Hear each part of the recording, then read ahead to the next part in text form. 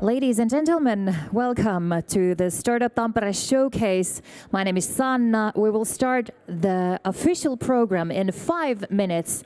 If you are here on the 5th floor, you have came here to hear the pitches of the first 5 tracks, please go and get your headphones just next to the coffee tables. You will need your headphones to be able to hear those pitches. So just to repeat, if you want to hear the pitches, you will need to have the headphones, because otherwise you won't be able to hear those pitches. So please go and collect your headphones from just next to the coffee table. Thank you.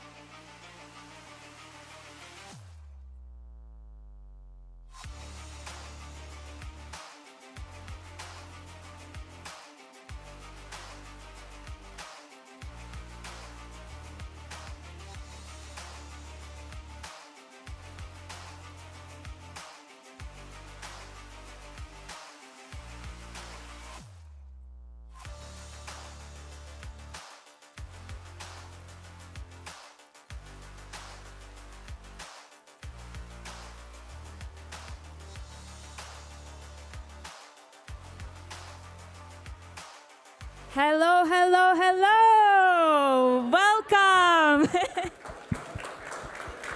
My name is Margarita. I'm head of startup services at Platform 6. You need to have headphones so that you could hear me better, maybe? Yes?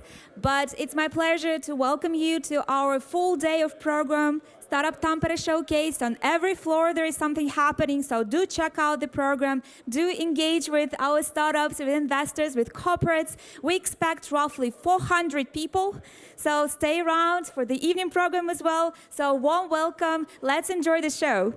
Thank you so much, Margarita. Let's give a great round of applause for her once more. Thank you so much, Margarita, for your warm welcome once again. Ladies and gentlemen, my name is Sanna Laitinen, and I am just thrilled to be your host today at this very exciting event. Today, we're gathered here to celebrate the entrepreneurial spirit and innovation that thrives here in the Tampere region. It is an honor to be a part of this event that showcases the incredible talent, right? And the groundbreaking ideas coming from our local startup ecosystem. The Startup.Tampere Showcase is an official side event of the Imagine the Metaverse. Over the next few hours or so, we will go on a journey through various tracks that highlight different sectors of innovation. We will have 5 tracks today, which are: first, urban tech, smart city and data; secondly, deep tech; thirdly, industrial and manufacturing innovation; fourthly, gaming, entertainment and interactive media; and then finally, ICT, enterprise software and AI. And today, ladies and gentlemen, we will have over 20 startups only here on the 5th floor stage, here presenting their ideas, ready to impress you with their passion and brilliant solutions. Each company will have 5 minutes time for their pitch, and then afterwards we will hear our experts' opinions and feedback for 3 minutes maximum. In between tracks, we will have a keynote speech, a panel discussion, and the startup services reverse pitching as well. So lots of interesting information, keynotes, panel discussions going on and will take place on this very floor in the next few hours. And not only will you have the opportunity to hear all this, but you will definitely also have time for networking, exploring the startup companies and our partners upstairs and in every floor. As Margarita just said, there will be an expo area as well upstairs, and actually downstairs on the ground floor, there will be another stage called the lounge stage with other programs as well. So please pay a visit downstairs as well. And whenever you feel that little hungry over there in your stomach or somewhere else, please feel free to stop by the Edun Herkkukeidas restaurant, which is located just next to Platform 6, just around the corner. All right? It serves lunch from 11 until 4 p.m. So I highly encourage you to make the most of this day. Engage with the startups, ask questions, exchange ideas, discover how you can contribute to their success. All right? Together, we can and we will strengthen the Tampere startup ecosystem and drive innovation to new heights. Before we dive into the tracks, I would like to thank each and everyone who's here today or who has been involved in this event. Thank you so much for being here today. Thank you so much for being involved. The main partners of the event, they are the City of Tampere, Tampere University and Business Finland, and with the supporting partners, Pirkanmaa Council of Tampere Region, Viaduct with Business Tampere, DIMEC with Latvian IT Cluster, Estonian IT Cluster, and Eskaltech. Thank you. So, now, ladies and gentlemen, let's begin our journey through the Startup.Tampere Showcase. Get ready to be inspired. Get ready to be amazed. Get ready to be captivated by the passion of our local startups. Let's get started, ladies and gentlemen. We will move on to our first track, which is urban tech, smart city, and data. end, we will have altogether 5 startups on the stage to give their pitches next. Now we have also 4 amazing experts here. Just next to our stage, we have Bart, we have Christopher, Ilkka, and Daniel. Could you please briefly introduce yourselves before we move into our pitches? We have got the mic over here. Have you got your headphones? Because now it is time to put those headphones on, as we will minimize the volumes from the speakers right now. Alrighty, please. So my name is Daniel. I'm representing Helen Ventures. We invest in energy tech for the most part, but also, kind of topics beyond that. So especially with renewable energy and things like that. And excited to hear the pitches today. Hello, my name is Ilkka Sillanpää. I'm coming from Pirkkala, so very close from here, and I'm coming from Corpun Siemen. We are investing to pre-seed and seed stage companies, and personally I'm investing to angel rounds. Nice to be here.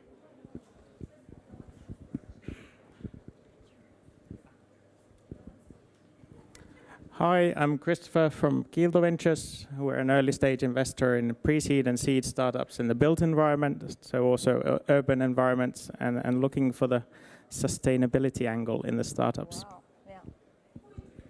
Hi, good morning. My name is Bart. I'm with TNO. I'm from Amsterdam, from the Netherlands. TNO is the largest applied research organization in the Netherlands. And I'm responsible for international innovation partnerships. And looking forward to really 5 great startup presentations. Indeed. Actually, we're all kind of looking forward to those. Now, let's welcome our first startup to the stage. Let's give a very, very warm welcome to our first speaker, Naya Daya. Welcome. Thank you. Okay, my name is Timo Järvinen, co-founder of Naya Daya Analytics. After many years of development, we are now in the phase of go-to-market at the moment, looking for new clients and partners worldwide. I'm going to show you our solution here, people risk analytics for M&A integrations or other kind of transformations. So the problem we are solving here, it's extremely expensive and common also. The many studies say that mergers and acquisitions tend to fail quite often, as Deloitte says here, quite often because of the people and culture-related reasons. And still it seems that those risks are not known as well as they should, and this is something where we can help. About the solution, the science-based and AI-based method and technology here, totally different from anything else on the market. The focus is on identifying and mitigating the people-related risks, especially like employee turnover, productivity collapse in M&A integrations. But the other side of the coin is social sustainability, building inclusive integrations. And first, a couple of words about the emotions, why we use them as a tool here.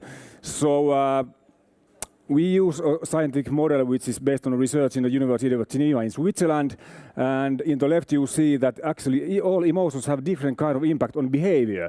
Then on the low there you see the traditional service scales like NPS or satisfaction, and they work only in one dimension and they don't understand the engagement at all. So actually you are like end up emphasizing satisfaction, which is an emotion not promoting the change at all. So, but emotions, they are different. It's easy to predict behavior through emotions, and as you see on the right, not only predict the behavior, but to influence like behavior and those risks in this context where we are working. So then about the solution and the process. Input means we are, well, of course, collecting data from employees, then we process the data on our analytics, and then we have 3 outputs there, like people risk levels, their root causes, and action recommendations. And you can repeat the same process always the same way 3 times during the integration process. And this is scalable, for example, even from 10 people to even thousands or tens of thousands of people. So really scalable model here we have. And this is the cloud application. what's special here, we need to ask only 3 questions to employees. Only 3. So this is totally different from anything traditional. Then about the outputs, you see the people risk level indicators there, and then the root cause analytics, which is showing you the concrete things behind emotions.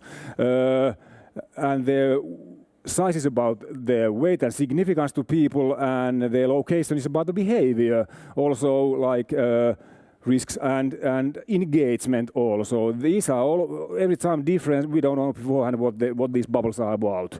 Always case by case situation. Then the output 3 there, I mean, we can get concrete action recommendations, and we can prioritize those risk factors and those protectors, then getting summary of actions and more detailed actions to mitigate those risks and to build the sustainable growth there.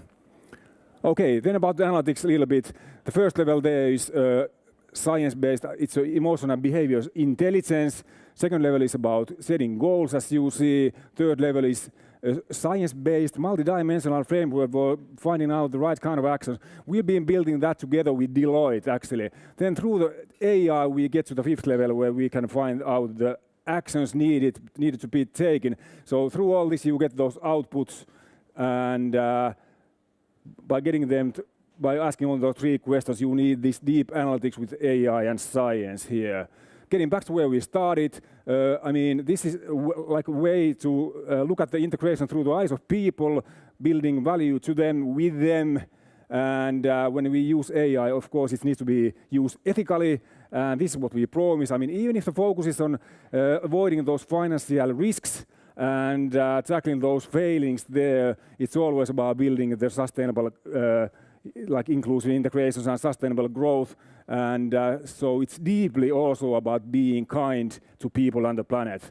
So we are, of course, interested in talking to new clients, new partners around the world. We have many discussions going on there, and already this has been used in practice like 2 years. So thank you very much. Thank you so much. Thank you. Thanks. That was sharp 5 minutes. Now it is time for the 3 minutes of the experts' opinions and feedback. Go ahead. So, I mean, it's a very short pitch, of course, but I mean, would you mind just opening a little bit more as to kind of how those 3 questions that you ask translate into these like emotional profiles? Sure. So these questions, first of all, they are about emotions, their intensities, and their root causes in this context of the integration. And when we we'll have a lot of information about how these emotions impact behavior in different kind of dimensions. Also, the scientific model behind this. Then we know those intensities and those root causes as a quantitative information. I mean, we combine all this information in our algorithm, and that's how we can build, for example, root cause analytics.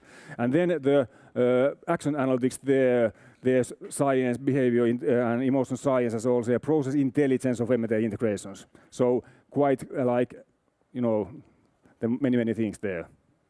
Very short follow-up about the segmentation. So like who exactly are you catering towards for the most part? I mean, is this like private equity funds or corporate buyers, or kind of who is the main target market? Yes.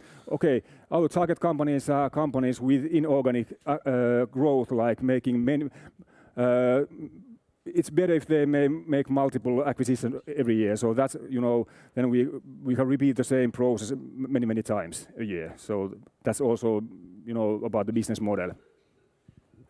Okay, I have a follow-up question there as well. First of all, I like your name. It's cool. Okay. Second one is, what is thanks. your IP position? Can you tell something about your unfair advantage and how that relates to what else is available? I mean, our IP things. Your intellectual property. Yes, of course.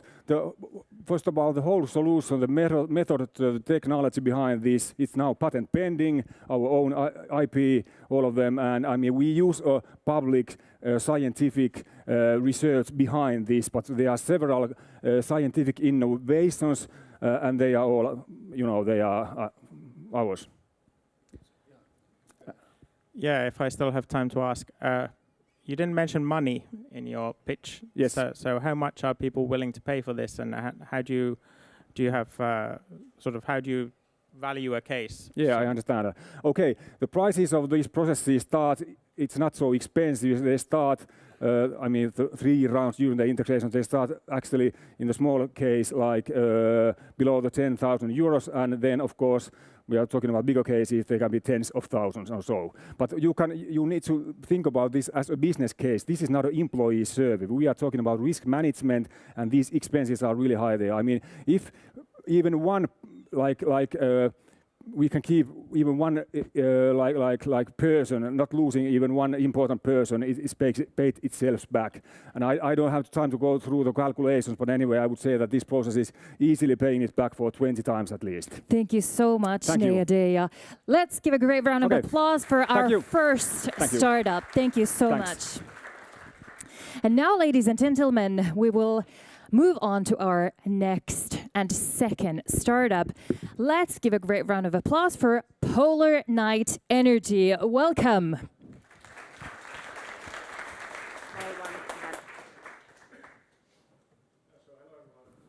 Good evening, I'm the CTO and co-founder at Polar Night Energy. And today I'll tell you about energy storages and, well, how we're building them and who we are. So our main goal is really to electrify industries, heating sector, and to provide heat and power without burning. So a quick recap on our story. Me and Tommi Eronen, we both studied here in Tampere in the Technical University, started discussing about, well, energy in general and energy storages in a coffee table discussion with a few others. We ended up foreseeing the fact that we will be having a lot of excess electricity. So back in the days, electricity was kind of number one energy commodity, but now, but we saw that with all the increasing wind and solar, we will be having at time electricity that is clean and the price is, well, zero or even negative. So electricity is at times it's rubbish. The concept itself, we have a large sand battery, which is a silo filled with our technology, and around the technology we pour in sand or sand-like materials. We've actually have worked towards several different options. We're now a team of 15 people looking to expand to about 25 during this year, and we give as output we give hot water, steam, hot air, and we are aiming to also provide electricity as well.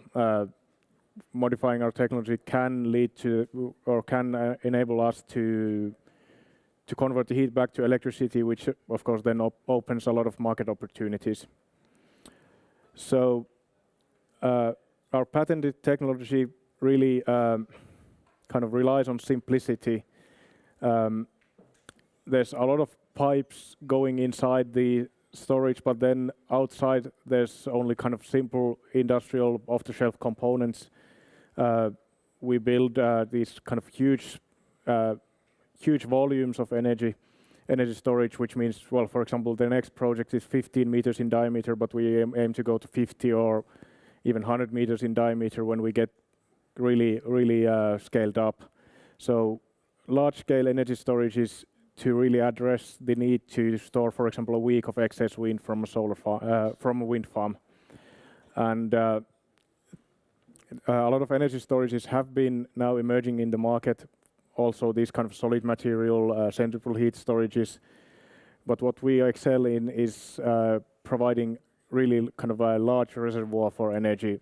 For example, compared to lithium-ion batteries, kind of the value of the energy is lower since we can't provide electricity back with a good efficiency immediately, but the volume is there, so that's the key factor here. And why energy storages are needed? Well, the kind of obvious answer is that because we want to build a lot of wind and solar, but the pace that wind and solar is growing, it's kind of breathtaking, and we still don't realize how much balancing power is needed. And well, not to balance with gas or something like that. We need to build energy storages of different kinds. And the forecast towards kind of electricity market is that the volatility is going up, but the average prices are going down. So there's a lot of business potential for energy storages. I'd like to say a few words about our next case, which is of course really exciting. We're now currently building an energy storage to Pornainen. It's 1 megawatt in in discharging power and 100 megawatt hours in capacity. And kind of to grasp a scale, I think Pornanen has about 5,000 inhabitants or something like that. But this will provide more than half of the annual energy of the entire district heating network. So kind of scaling up from that, we are looking to really have a large impact on the CO2 emissions of kind of municipal heating networks, and then also moving to industrial heat, since our high temperature energy storage can really cater to a lot of different needs in the industrial sector. And kind of the key is to reduce burning a lot, which reduces emissions a lot. We can get rid of oil easily in heating networks, and decrease wood chip combustion also. So Polar thanks. Night Energy, thank you so much. And now, time for our experts. Feedback and questions. Be my guest. Thank you. That was a great presentation. Can you tell something about your business model so far? Because I didn't get whether it's a build model only or it's an operate model. Yeah. So currently, well, kind of with district heating networks, it's been kind of a simple approach of storage sales, and then operation and especially grid balancing market participation. So we're offering also kind of operation and maintenance with our own algorithms to participate in grid balancing markets. But we are looking to move to storage as a service business model. But at this point, we've kept it as simple as possible. So does that include like brokerage services as well? Like energy broker that you kind of... Well, the aim is to provide heat or electricity as a service, which means that we would have the energy storage, well, in our balance sheet or maybe in the balance sheet of financial partner, and then provide heat to an industrial complex, for example. Yeah, maybe a follow-on question from that. How well do you know your sort of who will be your customers? So what are the identifying factors to who you will sell to next? Well, there's kind of two viewpoints. The engineer viewpoint is that anyone who needs heat in the range of 100 to 300 degrees Celsius, that's the first ones. But that includes, for example, food and beverage industry. That's a really good segment for us. Well, district heating networks are an obvious one. But then I think globally speaking, well, chemical industry, food and beverage, all of these kind of not so heavy industry as well. For example, steel factories, steel mills are challenging for us, but kind of medium scale heaviness in the industry. And these kind of like food and beverages, for example, what we're aiming to sell to now with high intensity.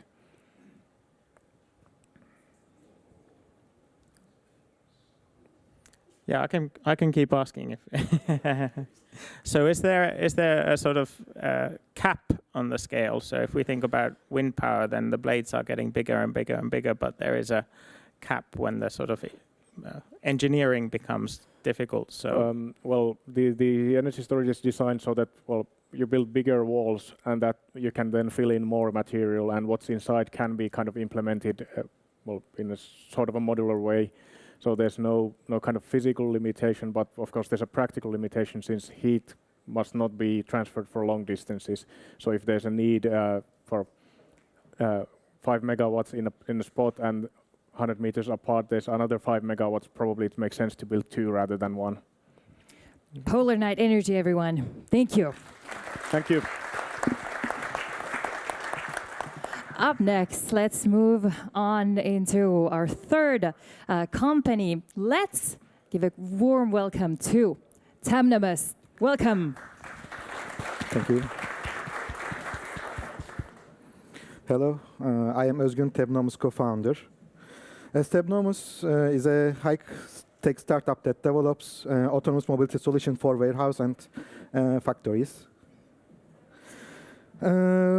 As Tamnamus team, we are an engineer team actually built on autonomy profession, our side. I am Özgün as a co-founder focusing on business development and project management. Batuhan works on site operation site, Faruk and Jansu. Mostly, how can I say integration? Mostly focus on autonomous driving solution and development site. Actually, as Tabnomus, we focus on three main problems in our target industries. First off, one of this low efficiency caused by human. Especially mass production sites in continuous and repeatability is vital. So human factors like using phone on the process or unplanned breaks or signals and other things affects badly the process. Second one, employment difficulty. Today, companies can't find easily qualified employee for the routine jobs, because new generation doesn't want to work in routine jobs. And third, maybe most important, real needs are not met. Today, almost all current autonomous vehicle solutions operate on horizontally, but there is no place in factories today, and there is a big pressure in their side for the working on narrow space. So real need in unmanned solution to work on narrow and high altitudes. In all of flights, we developed TEP Plus. TEP Plus is a modular autonomous operation kit. It consists of 3 modules: control, AI, and triggering. So you can use it for main usage: warehouse, factories, robotics, and cleaning sites. And TEP Plus, all of these areas proved its capabilities.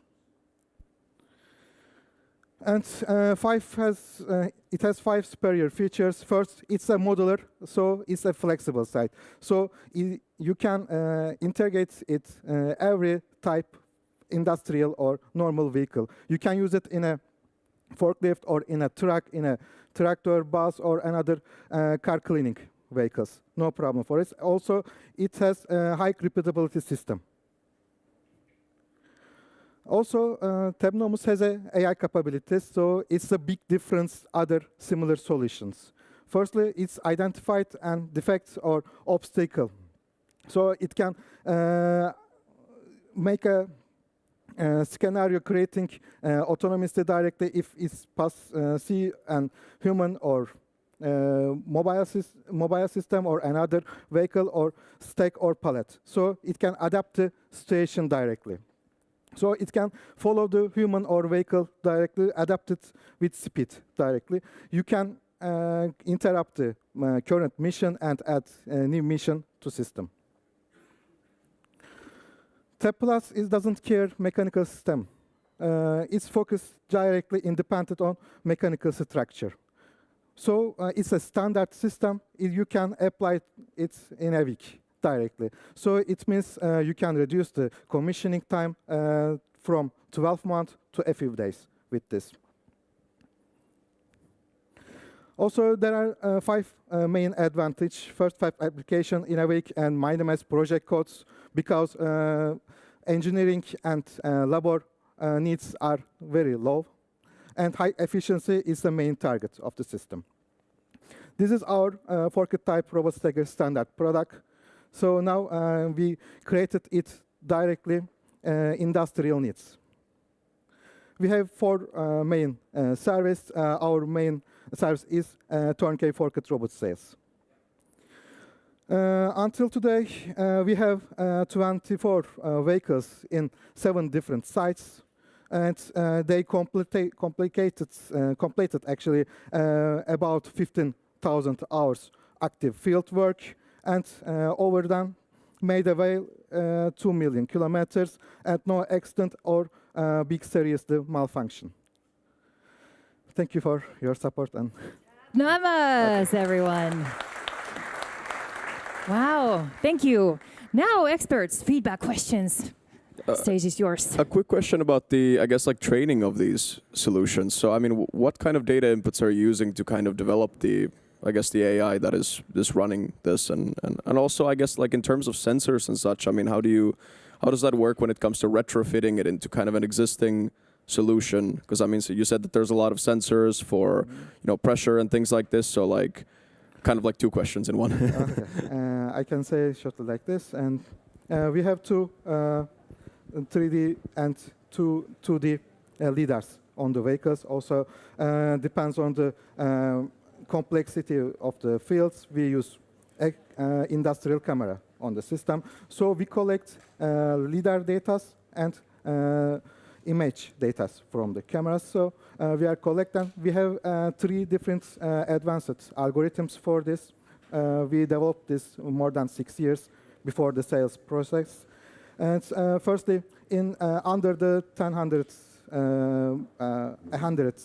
milliseconds, we solve this, and then we put it in the algorithm directly. We can use with this, how can I say, in the condition point-by-point attack scenarios. We detect action points for this and doing our job. Thank you for your great pitch. It was very interesting, and I was very exciting to hear about it.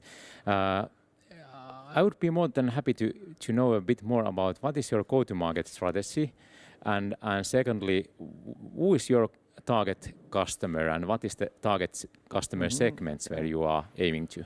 Actually, our target market is in Europe and MENA area, because these markets growing 14% yearly, according to 2022 marketing reports. Also, our target customers working 2 shifts or more and have 5 or more vehicles.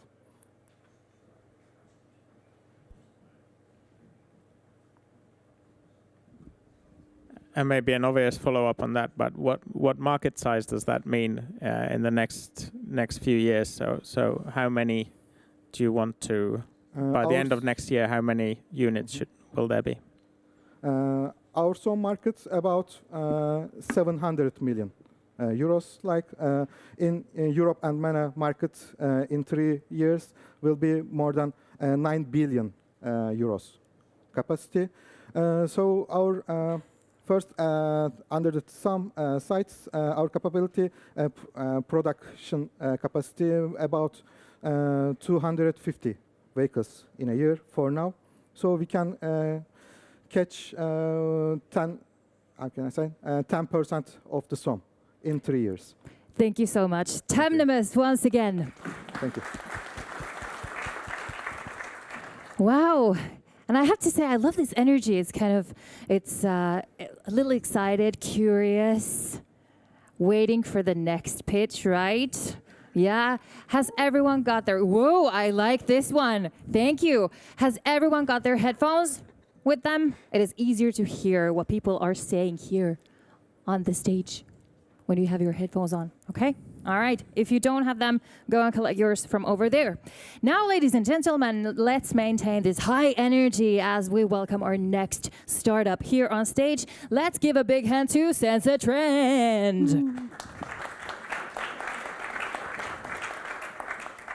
Yay, thank you so much. We are Sense Trend. We do smart apps for diabetes. And diabetes is, of course, a huge market with the treatment costs around $1 trillion nowadays and rising cost of population. But what's rising really fast nowadays is the digital solutions market. When we were established in 2014, the global market was just 4 million euros. And nowadays, it's around $1 billion. And keep in mind, that's still just 0.1% of the total treatment cost. Our main product is for diabetes remote monitoring. We connect with dozens of medical devices and then hundreds of wellness trackers, and we collect that data, help people understand what affects their glucose levels and how to make sense of that, and also help sharing that data to healthcare professionals. Our other product is Diabetes Care Plan, and that takes the established care practices and treatment protocols for diabetes and formalizes those into an app. So both the patient and the healthcare organization can see whether good treatment has been provided and which are the populations who are maybe left behind. We have 6 medical devices in total certified as with CE mark. And we've developed our own quality management system that is certified, and we do license that to other startups as well. So ask if there's interest in that. Our technology is based on the modern HIP HL7 fire standard, and thanks to that standard, we've been able to connect with Epic and Cerner and all of the biggest electronic health record systems in the world. And it's really crucial that the healthcare professionals get this information in the tools that they are using daily and not use a separate solution. And this is also an area where we cooperate with other startups and help them build these kind of integrations.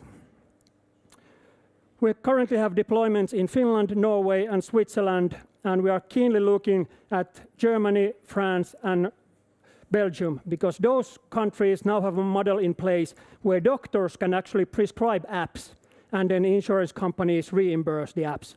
This has been a really big pain for us throughout the 10 years of existence. The healthcare systems haven't been able to reimburse these kind of solutions, but these markets are finally being born, and we are looking to those countries. And I've heard there's a lot of Dutch people here, so really happy to exchange some thoughts about the Netherlands and your model. So in Germany, for instance, an app might get 250 euros per 3 months, so around 1,000 euros per patient per year. And in France, there's a special category for remote monitoring apps, and that's really lucrative for us as well. Their monthly prices vary between 20 and 100 euros. We have been recognized for our human-centric approach to data. So in our solution, patients always control who gets access to their data, and they can donate that to research and so on. And we've also been recognized for being frugal, so we have AAA credit rating. That's pretty rare for a startup, I've understood. And happy to discuss this and any other topics. Thank you for your attention. Sense a trend, everyone. Wow, and there's a minute or so left still. Yes. Wow, that is impressive indeed. Okay, now it is time for questions and feedback from our experts. Stage is yours. Yeah, sorry. So can you tell a little bit more about your IP? What's your unfair advantage? What are you doing different from your competitors? Right. In healthcare, our unfair advantage mainly comes from this. So the quality management system, all of that. We do have a lot of expertise in integrating with the medical devices and the wellness trackers. We haven't bothered patenting all of that, but actually the quality system to set that up takes at minimum 3 years, and it's really hard for somebody. We could just publish everything in open source, but it's really hard for somebody to just copy that and set up a company because the bureaucratic processes are so long and expensive. That's our mood, I would say. And of course, in our team, everybody lives with type 1 diabetes themselves, so all this knowledge about the domain area is also a critical factor. Yeah, maybe related to that. So how are you managing the sort of challenge of having 2 different customers? So the person with diabetes and the doctor. Yeah. So how do you manage that? Excellent question. We manage that by prioritizing the patient with all the design decisions. We really want to make the solution as good to use for the patient as possible. However, we recognize that patients won't open up their wallets. It's really hard for them to pay for these. So the paying customer is the healthcare organization. But they are also, we hope, happy to pay when the customers actually benefit, the actual patients benefit from the solution. Yeah, maybe related to that. How hard is it to identify the decision makers in healthcare organizations who can actually say, yes, let's use sensor trend? It's quite easy. We need to convince the clinical profession. That's usually easy. Then the IT professionals, that's getting easier because we've done many of these integrations. And then the money part is always the trickiest. And for instance, in Finland, we had this healthcare reform, so now it's all messed up, but really it goes many layers up. The whole healthcare system is tough. And that's why we see a lot of promise in these models in Germany, France, Belgium, where the doctor can actually prescribe an app, and that would make it so much easier for us. And then it would eventually come up App Store model, where we just publish apps and they would start prescribing those. 30 Great seconds. question. Very quick final question. So, I mean, I'm assuming that the solution isn't really intended to kind of replace like the intraday monitoring that is done kind of on a continuous basis, but to be more of a like extended data aggregation where you can kind of look at this like from a future perspective and like health trends and stuff like this. And so am I correct in assuming that? Yeah, we are not replacing these continuous glucose monitors. We integrate with them and enrich the data that they produce and help it make it more meaningful for the patient and for the healthcare organization. Sense a trend. Thank you. I love it when the experts ask, how are you going to do this impossible thing? And then they just answer, oh, we already did it. It's not that hard. Oh, that's some startup culture there. Okay, thank you so much again. Sense a trend. And now, ladies and gentlemen, it is the time to introduce our final startup of this first track. Let's give a warm welcome to Apukuski.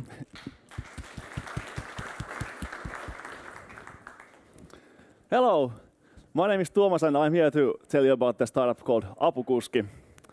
Like many great stories, this one also started with love, as our CEO Arttu fell in love with his girlfriend and they moved in together. But they encountered a problem because there is no easy option to get your big furniture, your sofas, your washing machines to the apartment other than renting a van yourself or once again asking that one friend who already has a van. But there's still demand for it, but for the traditional moving companies usually don't do it because estimating the time that goes on to carrying the items, it's very, very labor intensive and difficult. So the moving companies usually give you just like a minimum billing time for 2 or 3 hours, and bigger transportation companies, they frankly won't even try. And there are many platforms where you can request the quotes for your movings and transportations, but they won't solve the core problem, which is making it easier. But we have a solution for that, and it's called Apukuski app. So where you can get the fixed price for your delivery, and it's also good for the moving companies and transportation companies when they can get some filling for their calendars for the empty slots. When people fill in the data in the app, all the movable furniture, the addresses, and so app calculates how long it takes to carry the items and what size vehicle is needed, and you can get the exact price, and also for it works pretty quickly if you need for same day delivery. We have partners for that, so we can make it happen quickly. Where people use us for regular moves, when people order items from Tori.fi or furniture stores, or to move existing furniture to recycling. We have already a few partners around Finland in big cities, and still a few of our own vehicles on the platform because we have been piloting the idea with our own vehicles, but the idea is to move to completely as a software company and get rid of our own fleet. And as you can see from the NPS score, the customer reviews have been amazing and heartwarming, and we have had many returning customers. And so we make it easy for transport or move from anything from anywhere, and we make it easy and to happen even on the same day. Thank you. Apukuski, thank you so much. You were early too, but it's now time for our experts' opinions, feedback, and questions. Go ahead.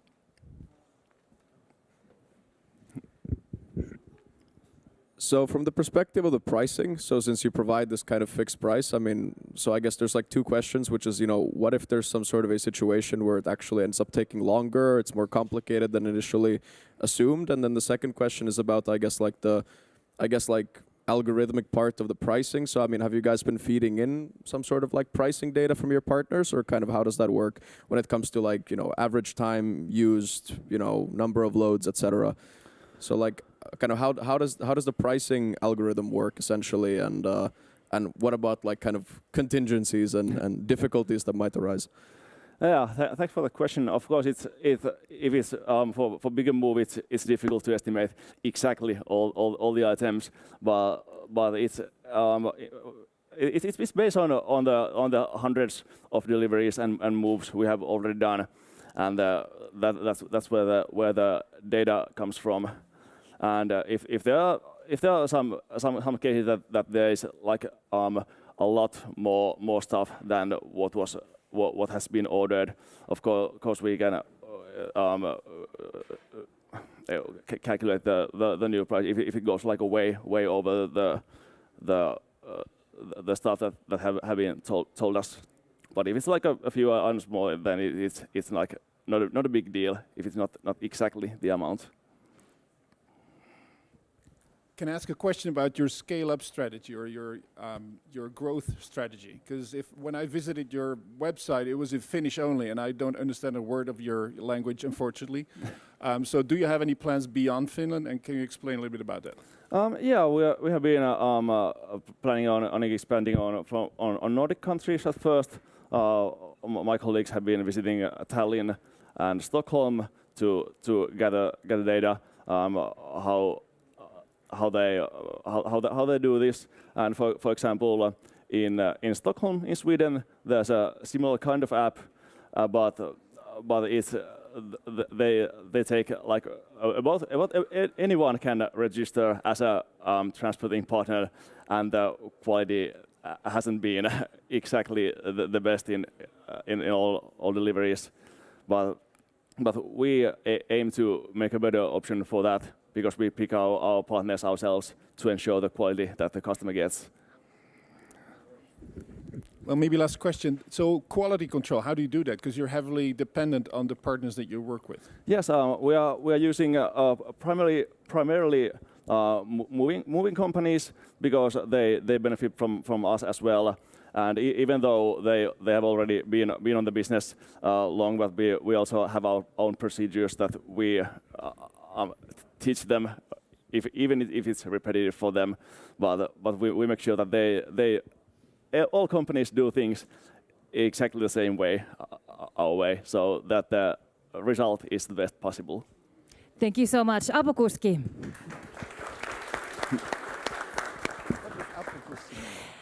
Thank you for all of our startups of this first track, and a special thanks, of course, to our experts as well here on the couch on first row. Thank you for being here today. This is, ladies and gentlemen, the end of track 1. There will still be 4 tracks to come during this day. Now we will have a short break here, but please do remember that all of these floors are open to visit. There's another stage on the ground floor as well. And if you pay a visit to some other floor, please remember to leave your headphones on the table, okay? Let's meet back here at 11. Thank you. And upstairs as well, we have our partners there, so please pay a visit there as well. Thank you.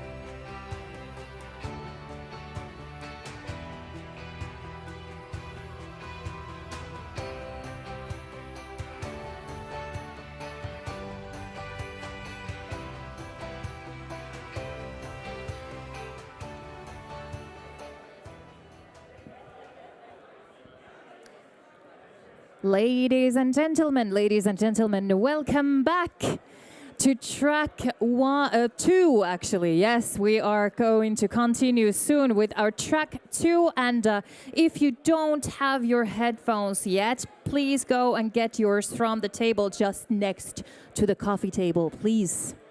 All right, once again, my name is Sanna Laitinen. I'm so happy to see all of you here today. So happy to see you mingle and chit-chat and go like, hi, my name is Introduce Yourself Network.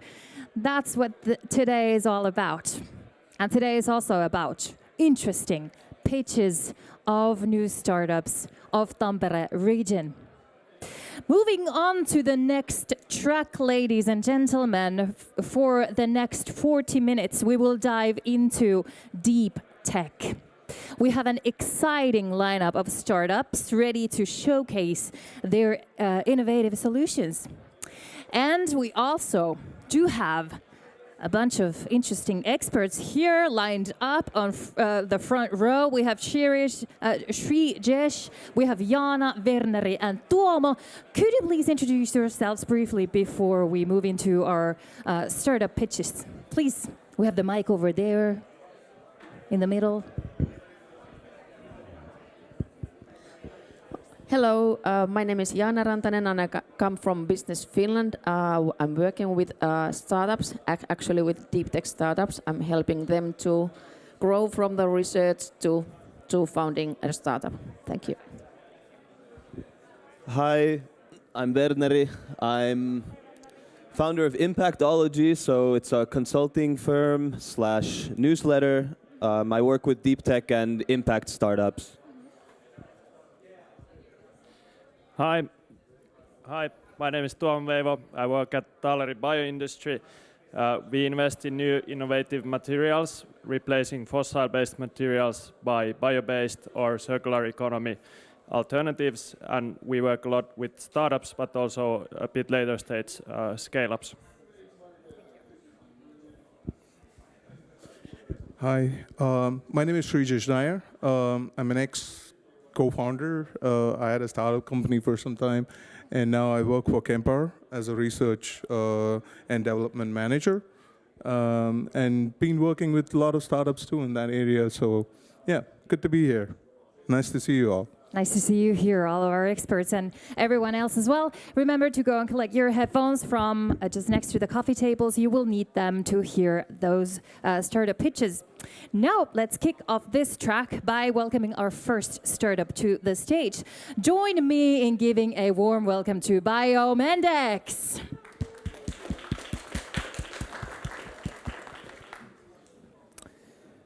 Ladies and gents, nice to be here. I'm Pasi Kankaanpää, CEO of Biomendex, a bone grafting company based in Tampere, Finland. Today I'm going to present you why we exist and how we are going to change the bone grafting practices. The commercial markets for bone grafts are huge and growing, but there's a hidden potential underneath these market figures. Due to the poor usability of the existing materials, 2/3 of the surgeons do not want to use the commercial bone grafts. Hence, the market is actually much, much bigger. The solution: use adapters the way you use the autografts. That's the motto. For the first time, the surgeons can adapt the bone graft rather than adapting the structure or the operation. So they don't need to learn anything new. They can use this material as intuitively as possible. Our material is based on the commonly used materials used for decades clinically, so the safety is proven. We have only mixed these into one composite utilizing state-of-the-art technology. It is the first and only synthetic bone graft that the surgeons can now squeeze, shape, pack, and cut during the operation. We are tackling 2 different market segments. The clinical market segment is our Northern Star. That's where we want to go to. There is a lot of boundaries from the regulatory point of view.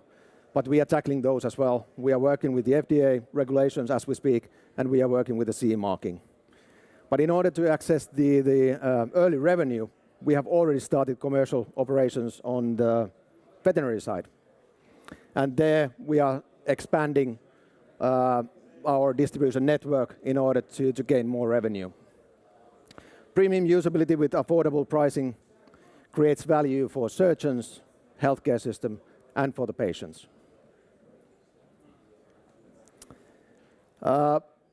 Over the past 2 years, we have always tripled our annual revenue, and we are going to do the same this year as well.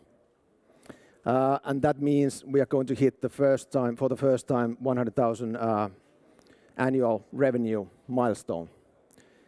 At the same time, we are getting prepared for the clinical market entry in US. We anticipate to get the FDA clearance by the end of 25, and that's why we are already at the moment preparing for that market entry. From traction point of view, our adapters technology is IP protected. We have 5 granted patents already and 2 pending ones. So that's a kind of a clear message that our material, our invention is unique. But the uniqueness has also been proven by the veterinary use. So to date, our adapters vet has been used in over 1,400 operations successfully without any complaints. In addition to that, we have run clinical trials on humans. The first one is now in the analysis phase, and the second one has just been started this spring. Then academic collaboration is going on. We have connections to Mayo Clinic, but we're also collecting other US entities, US universities to work with.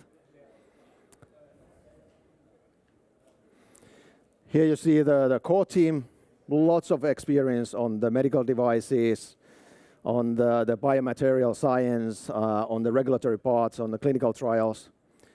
And this dream team is also then backed up by the very experienced board of directors, as well as some key shareholders who will bring into the package the knowledge, the legal knowledge, the commercial knowledge, as well as the clinical knowledge. The next step there will be to build up the commercial operations in US to be prepared for the market entry there, late 25. We are looking for the 5 million additional invest, and what we are going to do with that, we are going to build up the commercial operations in US as a first thing, and secondly, we will be scaling up our production. Biomendex, thank you so much. And now, dear participants, we will give 3 minutes time for our experts for feedback and questions. Go ahead. All right, maybe I'll start. So first of all, thank you for a very good presentation, and you had some nice financial projections there as well, ambitious, but that's how it should be. But what do you think about the sort of scalability of the technology and how that affects the profitability? I don't think you had anything about the sort of profit margins in the presentation, so would be interesting to hear more about that side. The profitability point is really good. We can manufacture that in scale. So what we have at the moment, we can scale it up by adding reactors and so on and so forth. So it's easy to scale up from the material production point of view. From margin point of view, let's put it that way, the margins are healthy. Even though if in the veterinary field we are going through the distribution model at the moment and giving quite hefty discounts for the distributors, the margins that stay in the house are still very good. You may have, thanks first of all for a great presentation. It seems like you're onto something. Could you please expand a little bit more on what the clinicians and doctors are using at the moment and how your product is bringing them cost benefits? So at the moment, the commercially available products, basically they are either sandy type of materials, they don't stay in the affected site, or they are hard bricks. You can't alter the fit form anymore during the operation. You have to alter the defected site in order to fit the material there. Our material is elastic. It has lots of ceramics inside, but it's elastic, and you can cut it, you can shape it during the operation. So you don't have to make any additional cuts to the patient or collect the autograft, so bone from the patient itself. But you can just adjust that material to your needs during the operation. Okay, thank you. As already said, thank you for the good presentation. One fast question. Mention your biggest threats going to markets. Biggest threats, perhaps the big boys. The competitors, some of the competitors utilizing these old technologies, they have huge muscles. So that's perhaps the biggest threat. But you have got huge muscles as well. I do. Thank you so much, Biomedics. Thanks. Thank you for the start of the second track, and thank you for experts as well. Now it is time to move on to our next startup. Let's welcome Quotient.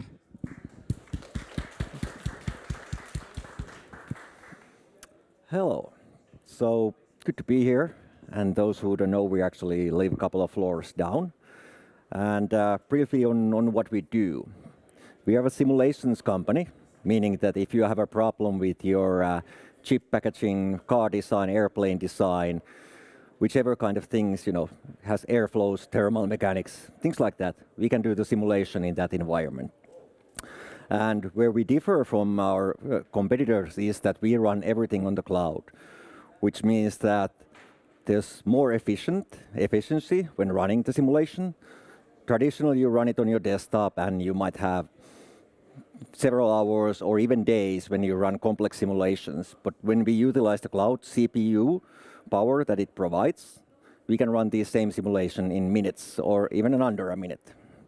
That means you have more efficient simulation time and more productivity from organizational perspective. And like everything, we started this company because of pain. There was a pain of, too long simulation, too complex simulations. And we wanted to be more efficient, also more affordable, creating efficiency all around. So that's where we, discovered that, none of the competitors are doing properly the cloud infrastructure, and we can utilize that. We also have our own IP and own technology, which means that we have a great competitive edge whenever it comes to, simulation. Of course, the companies that we are battling against are way bigger. They are multi-billion companies, so we are definitely underdog. But we still believe we can move faster and be more creative and, creating better working environment for all engineers alike. What we also have on top of our classical physics is the quantum side of things. And with quantum technology, there's a huge upside once we have a relevant hardware available. 100 qubit plus quantum computer can outpace any supercomputer you have now. So let's say you have an airplane model. You cannot simulate the whole airplane fully. You need to do it in bits and pieces. But with quantum computing technology, you will have massive edge on computational power against classical computers. So there, you can simulate the whole airplane aerodynamics flow in one go. And that, for instance, if you're Airbus, Boeing, whoever, you can save hundreds of millions of euros in time and in efficiency when doing this simulation. But of course, the quantum is still, mostly on R&D phase, and we are still waiting for the computers to arrive, but we are keen to have those. So, like I said, our secret sauce is the efficiency that we create. And of course, the accuracy that our models provide. Because when you're simulating, for instance, thermal packaging of a chip, it's very, very minute. You have nanometers of layers in there. So calculation and accuracy is the key, so that your cell phone or let's say your mobile phone won't blow up. The way we see the market going, and actually what the studies show, that the simulation market is growing exponentially for the, let's say, next few years, and then it starts to even out. But anyways, the market is going to be huge. It's already huge. And the key players, of course, are the big ones you see over there, but we are not sort of like afraid of them at all, because we have the edge against them. Few of them are running things on cloud, which means that when you run on-prem, you are limited by your server and computing power. While you run on cloud, you have potentially infinite computing power whenever you do these simulations. And of course, the quantum thing is where our multipliers in the future comes, because we have our own IP portfolio there, 6 patents already. And all of those patents are very unique in a sense that if someone wants to do extraordinary things in quantum simulation and algorithmic world, we have those patents for ourselves, and they're also already approved. So that's also a good advantage we have. And here's the 4 founding members, and then a couple of other guys, plus 25 people altogether. Out of 25 people, 16 are PhD, so many of us are underqualified over here, only have master's degree and such. Thank you, Quotient.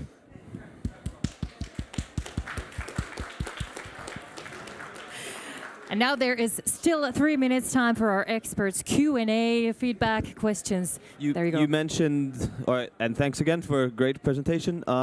You mentioned the pain points. I think this is really important for a startup to focus on. So can you expand a little bit more on those and how you're solving them for the customer?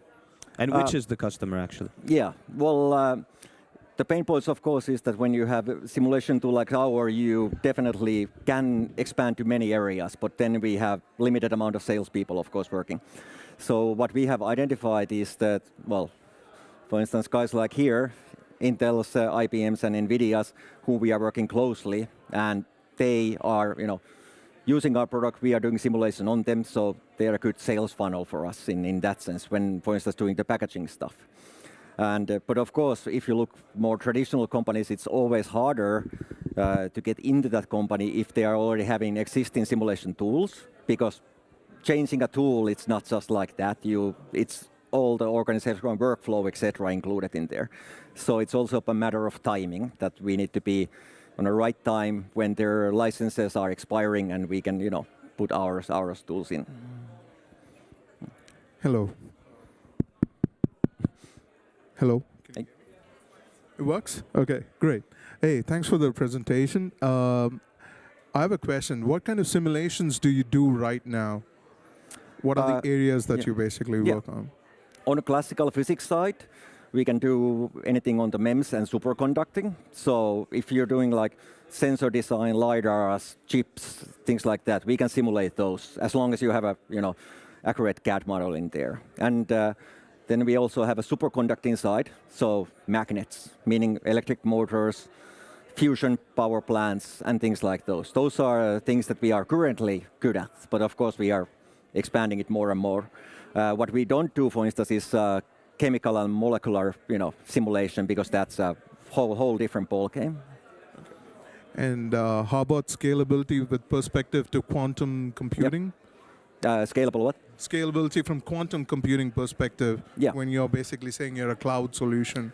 Yeah, from quantum computing perspective, when we add each qubit to the, let's say 100 qubit to 101 qubit, the computational power grows exponentially. So, the advancements that the CPU power or QPU power in that sense have is where definitely we are betting at. But it's not only about the qubits in that sense, because you need to reduce the noise within the qubit so that you have accurate results, and that's what the hardware people are definitely now trying to figure out.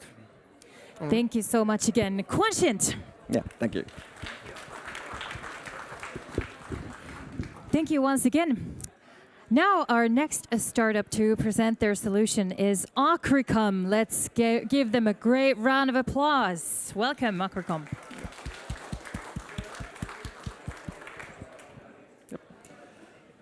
Hello everyone, my name is Jarno Reuna. I'm here on behalf of Acricom, whose name is an acronym coming from the words Optical Coatings Research and Innovation Company, and that pretty much summarizes what our company is about.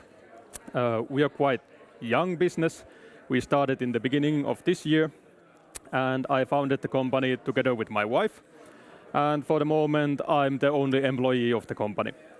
Our background is at Tampere University, where I did my master's and PhD related to the optical coatings, and worked as a laboratory engineer servicing the thin film equipment placed in Tampere University. And we're expertised in photonics manufacturing and optical coatings. And what we are about, mainly optical coatings and other thin films, let's say metals and such. And we are a solution provider. And our main customers are other photonics companies or other sectors of industry who apply photonics in any process they really need it. And our target would be a local coatings powerhouse in Tampere. So what we aim for is our own premises with the thin film systems and characterization equipment. And what are optical coatings? They are, in practice, very thin films that are used to manipulate light. Let's say mirrors, anti-reflection coatings, block filters, pass filters, depending on what properties of light you want to use in your application. And manufacturing optical coatings require precision and high-end vacuum systems and deep know-how. And this is something that Acricom aims to provide for our customers. And where are optical coatings needed? They are used practically in every photonics application. And to name a few, firstly, there are the lasers, which are kind of an obvious application for optical coatings. So there are many types of lenses, and the lasers might itself include optical coatings. Then there is telecommunications, where more and more transfer of any information is done by light. So optical fibers, they might need optical coatings, depending on how they are coupled. Then there is the semiconductor industry that is a heavy user for many types of optical coatings. And solar cells need anti-reflection coatings, and the satellite image is here to showcase that different kind of applications demand different types of sustainability from the coatings. And most of us have eyeglasses. They have anti-reflection coatings, and there are coming those smart glasses which also use optical coatings in waveguides and anti-reflection. And then there are the standard optics, let's say lenses, sensors and such.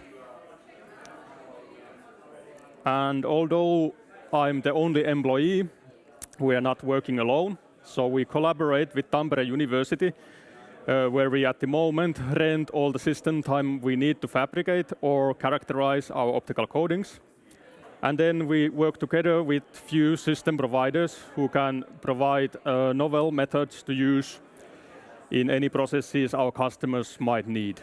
So depending on what is the need of any of our customers, we should be able to provide a solution based on the collaborations we have at the moment.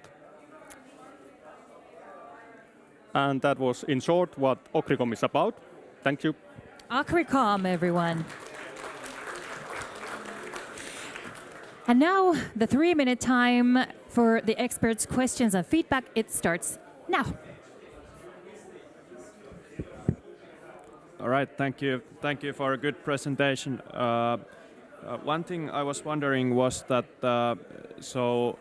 do you have some patents or like key innovation within the optical coatings, or is it Not mostly for the based moment. for just your general expertise in the field? And it's the general expertise I've accumulated during my work at the university. There are some plans for generating IP, but they are, let's say, future projects from now on. Okay. Perhaps a quick follow-up then. You mentioned a lot of different sectors where these coatings can be used.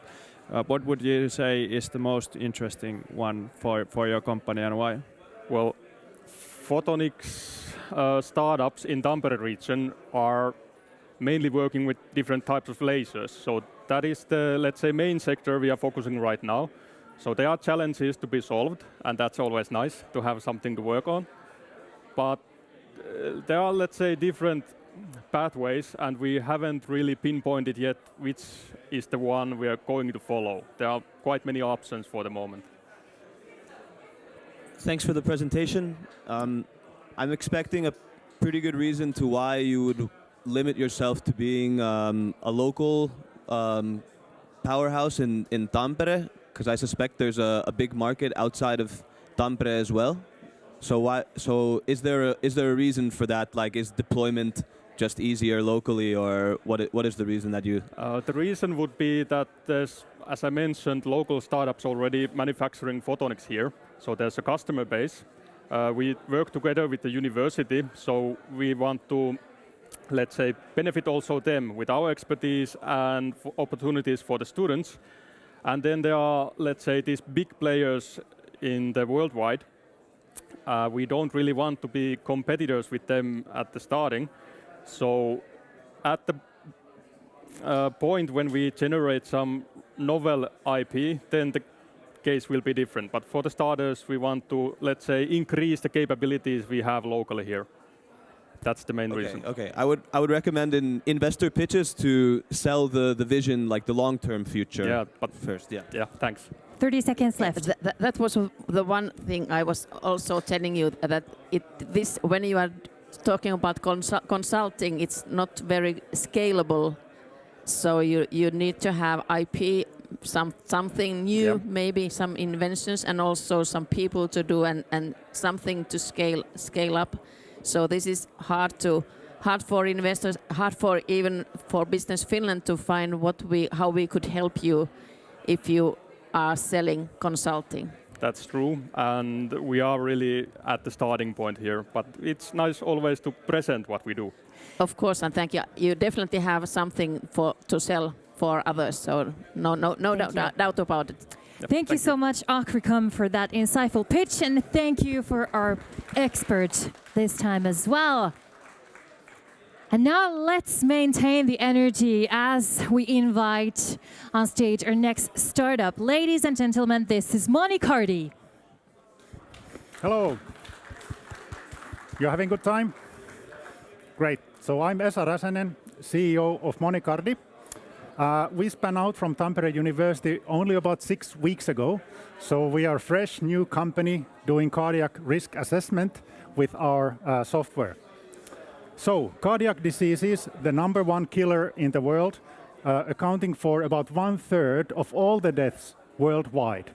On the other hand, we are measuring ourselves all the time, even with heart rate. How many of you have some heart rate device like a watch or ring? Yeah, I have two. Yeah, and this is very useful. We get nice information about how we are recovering from exercise, how we sleep, and so forth. And this is all great. But unfortunately, there's still a long way to go up to clinical accuracy, up to real predictions about cardiac risk. We know that Apple Watch is doing great here, able to detect atrial fibrillation, but only during the episodes, not predicting atrial fibrillation or other diseases. And this is exactly where we jump in with our software and algorithms that we have developed for the past 10 years, starting from quantum physics, in fact. So we are physicists. And we can really take the heart rate variability assessment to a completely new level. And we have now validated this technology clinically. And we have a very strong patent portfolio as well. And our software works in every device, watches, rings, clothing, any device able to measure heart rate, and there are plenty of them. Now, we know it's going to take a long time before we really get into devices with risk assessment because of regulations and all these aspects. But there's an interesting twist with our software. We are also able to assess metabolic thresholds like aerobic threshold and anaerobic threshold in sports. And this is where Suunto, a Finnish company, were doing wearables, got very interested, and we are now partnering with them, and we are able to determine the training zones with a completely new accuracy. There will be a new product launch coming up. I cannot tell you any more details, but it's going to be a game changer in exercise assessment. And also, we are then able to scale up to other main players in the future, and the market is really huge. But our ultimate goal is really in health, cardiac risk assessment. This is our main goal, not only in business, but also in research, and for me personally, in my life. So in my family, there are many cardiac diseases, and I really want to make the world a better place in order to predict those events with our technology. So, luckily, we already have a start also in that part. So here you can see what we are able to do. Besides trivial atrial fibrillation, also congestive heart failure, long QT syndrome, and most importantly, overall risk assessment, the prediction of sudden cardiac death. And there's a major paper coming out these days, and this research was featured already last year in Helsingin Sanomat, the main Finnish newspaper. And this is super important now to get into practical use. The market is enormous. Also in this part, it's about double the size of the fitness market. And we have our first partner, Cardiolex. It's a Swedish digital ECG company. And their technology is in use in 2/3 of all the hospitals in Sweden. And they invited us to join their booth in Lund in a conference starting today. So this evening I'm traveling to Lund and then joining with Cardiolex on the booth to market our technology, and we start our collaboration. And also here we have a plan to scale up to other major players in the future. Here's the timeline. So we are now starting with fitness. That's easy, no regulations. And in the longer term, we enter the medical markets. And at the same time, of course, we have to develop our case, our company, and so forth. This is the team. So essentially, at this point, we are just 3 physics nerds with a lawyer. But we are looking to find a CEO to work with us. And so we are hiring. If you know somebody or if you're interested, please just contact us. And we have excellent business advisors and medical advisors on board. Thank you. Mani Kardi. Wow. You're a busy guy, huh? Alrighty, 3 minutes time for the experts. Questions and feedback starting now. Thanks for a good pitch. Could you tell us a bit about the pricing model and how you plan to price it with customers? Yeah, at this point we have a licensing model with Suunto. I don't disclose the details, but we are starting with licensing business, and then in the longer term we are developing our own software, and then it really depends on the market, the pricing, whether it's fitness, wellness, or medical. So we are starting with fitness, so it could be like a subscription-based model.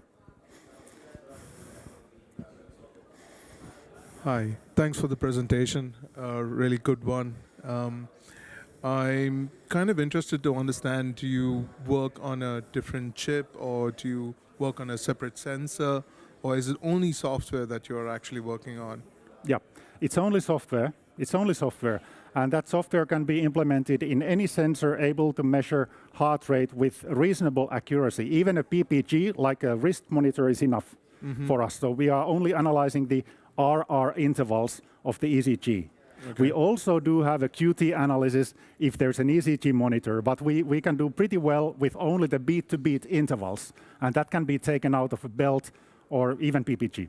Yeah, so your objective is also to predict, the failures in the future. So exactly. And with 1 minute rest measurement of the heart rate, we get a better confidence than what they are able to do in a clinical exercise test in a hospital condition. So this is now in this paper that is coming out these days, where we have cardiologists and 4,000 subjects in this study. So it's okay. Yeah, really great. Thank you. Yeah, thanks for a great presentation. Very interesting innovation. What about because you said that in order to go to the clinical side, there's a lot of regulation and so forth. But what if you only just for the consumers going in the fitness side also implemented like a feature that would tell like, hey, maybe you should go and see a doctor or that sort of thing. Is that also heavily regulated or? Yeah, let's put it this way. There's a gray area where you can operate in order to give recommendations, but we want to be very careful with this. We don't want to overpromise or scare people too much. So we are really starting with pure wellness, fitness, and then slowly examining the possibilities to give warnings. But to do it properly, we should team up with the hardware manufacturer who already has regulations in place, and then they can just revalidate with our software. So this is the easiest. All right, thanks. Mani Cardi, thank you so much. Thank you. Thank you again for the fantastic pitch. Now, let's welcome our final startup of this track, ladies and gentlemen, Cell Life. Welcome. Thank you. Hello everyone, I'm Amos Heikkilä from Cell Life. Sorry. So, Cell Life is a company based on research. We have done over 10 years of research, and it's a Tampere University spin-out. We have a team of over 10 persons, and 3 of those are PhDs. We have strong business background, and as well a strong technical background. We have one IP family behind us. Then we have also in the team 1 person who has done a successful exit. And I'm not in the photo, because I'm the most recent employee of Cell Life, but I'm happy to be on the stage. So currently, every other second, a new electrical vehicle runs out of the production line. And the battery market is estimated to grow over 5 times in lithium-ion battery market. It's estimated to grow over 5 times in next 10 years to over $350 billion. But the battery production quality is very bad. At the moment, it's causing over 70% of the total waste, battery waste in the market, in the world. That's crazy. And with the current methods, the manufacturers, they are able to measure only 1% of the produced cells every day. That's very little, as you can understand. With our technology, you're able to measure all the cells, 100% of the cells you have produced every day. Our gigafactory in Finland, in Europe, has revenue of over 2.4 billion euros. And the amount of scrap, in average, is 30%. So scrap is the waste produced by, caused by the production line errors. So it's 30%, which is already 720 million euros. And in Europe, that's over 27 billion euros. What if we could reduce the amount by 20%, which is totally possible with our technology? We could already generate savings of over 5.5 billion euros. How could we do it? Cell Life has the fastest and most accurate battery diagnostic solution in the market. It's as fast as the best production line testers and as accurate as the laboratory-grade measurement tools. In just 2 seconds, we are able to get over 2,000 data points. And everything is on cloud, so you get all the data to cloud, and with our AI and other algorithms, you get the most relevant insights for you, your use case, and you can improve the production line quality and enhance the quality and generate savings. At this moment, we are our business model is diagnostic services for different stakeholders in battery industry as a service model. And we have over 10 market-leading customers in different parts of battery manufacturing value chain, and we have been able to turn our first pilot projects into paying customers. And I'm happy to announce that today we just closed our 2 million seed round led by Ventec. And And already next autumn we are opening our Series A round. So if you are interested, contact me and I will lead you to the correct person. I'm not the one deciding on that. Thank you. Wow. Sellife, thank you again for the wonderful pitch. Now 3-minute time for our experts. Stage is yours. Thank you. Excellent pitch from you. What about the IP? Do you have any protection on your technology? Yeah, we have our IP family, so patents we have. Okay. And who are your competitors? Are there any? Actually, any? Of course there is, but our solution is, let's say, there is one market example.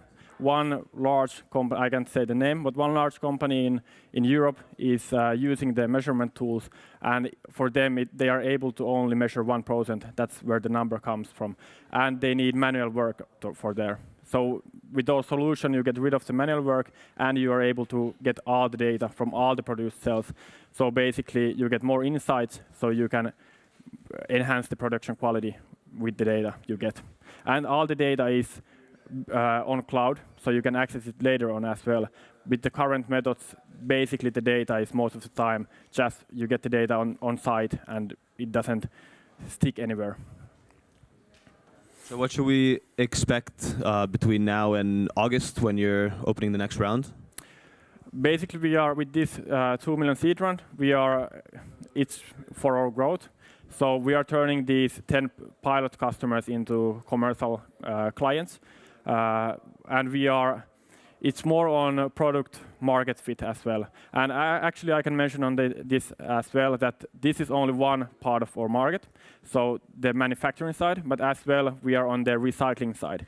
So with our solution, when there is batteries on the stage of their end of life, we can test it and actually see that okay, it's still good quality and you can still use. Actually, only company I can mention, we are doing collaboration with the Finnish Defense Forces right now. So it's a huge client for us. Congratulations on your seed round. Thank you. I still didn't quite understand your measurement technology that you have. So how are you doing it with, lots of batteries? Is it still point to point? You still have to measure one cell at a time, or can you do that with multiple cells, or how does it work? That wasn't clear. It's at this moment it's basically cell by cell, but we are actually with our technology you are able to measure whole battery and you get the insights cell by cell. So it's going to be quicker to do. But I'm not too much. I don't have too much knowledge about the technical side as well. But the latest part is going to be like on chip level measurement. So, but I'm happy to lead you to the technical guys on that side. I have been, yeah. Thank you. Thank you so much. This is Sellife. Thank you.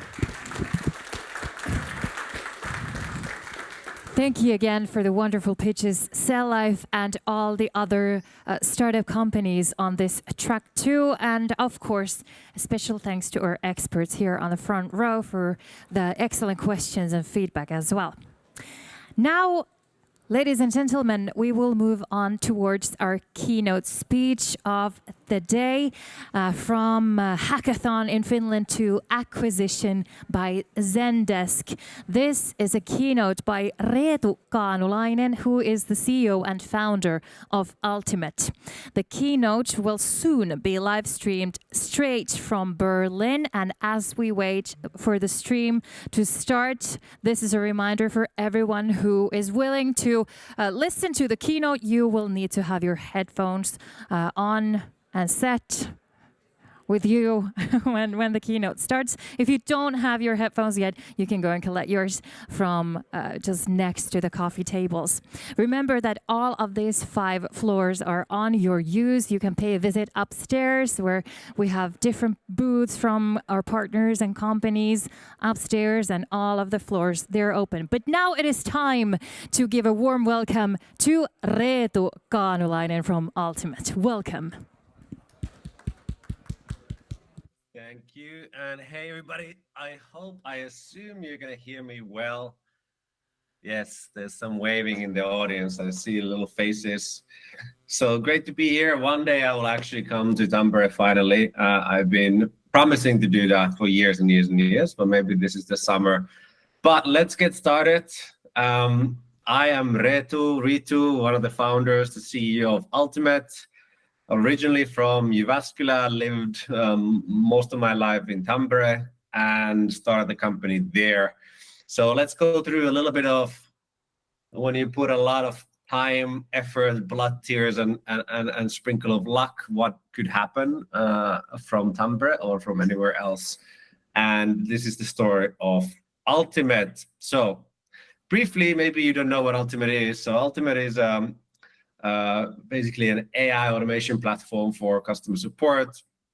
The company was founded in 2016 in Tampere. There was actually a company we had before called Culinar, even earlier from that, 2014. So it's been 10 years in the making. People always say that you have such great timing right now. The AI is so hot. So it took us about 10 years to get here. So it's timing is everything, but you have to be there on the market to catch the timing. So briefly on the story, where did we start and how did we end up where we are today?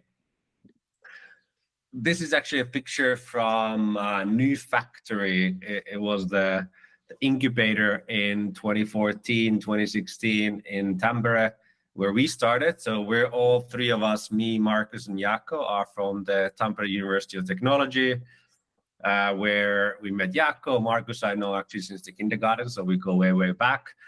But we started our first company in Tampere in 2014, and new factory was the kind of the incubator where we spent most of our time trying to figure out how to build something that would actually make a difference for people's lives.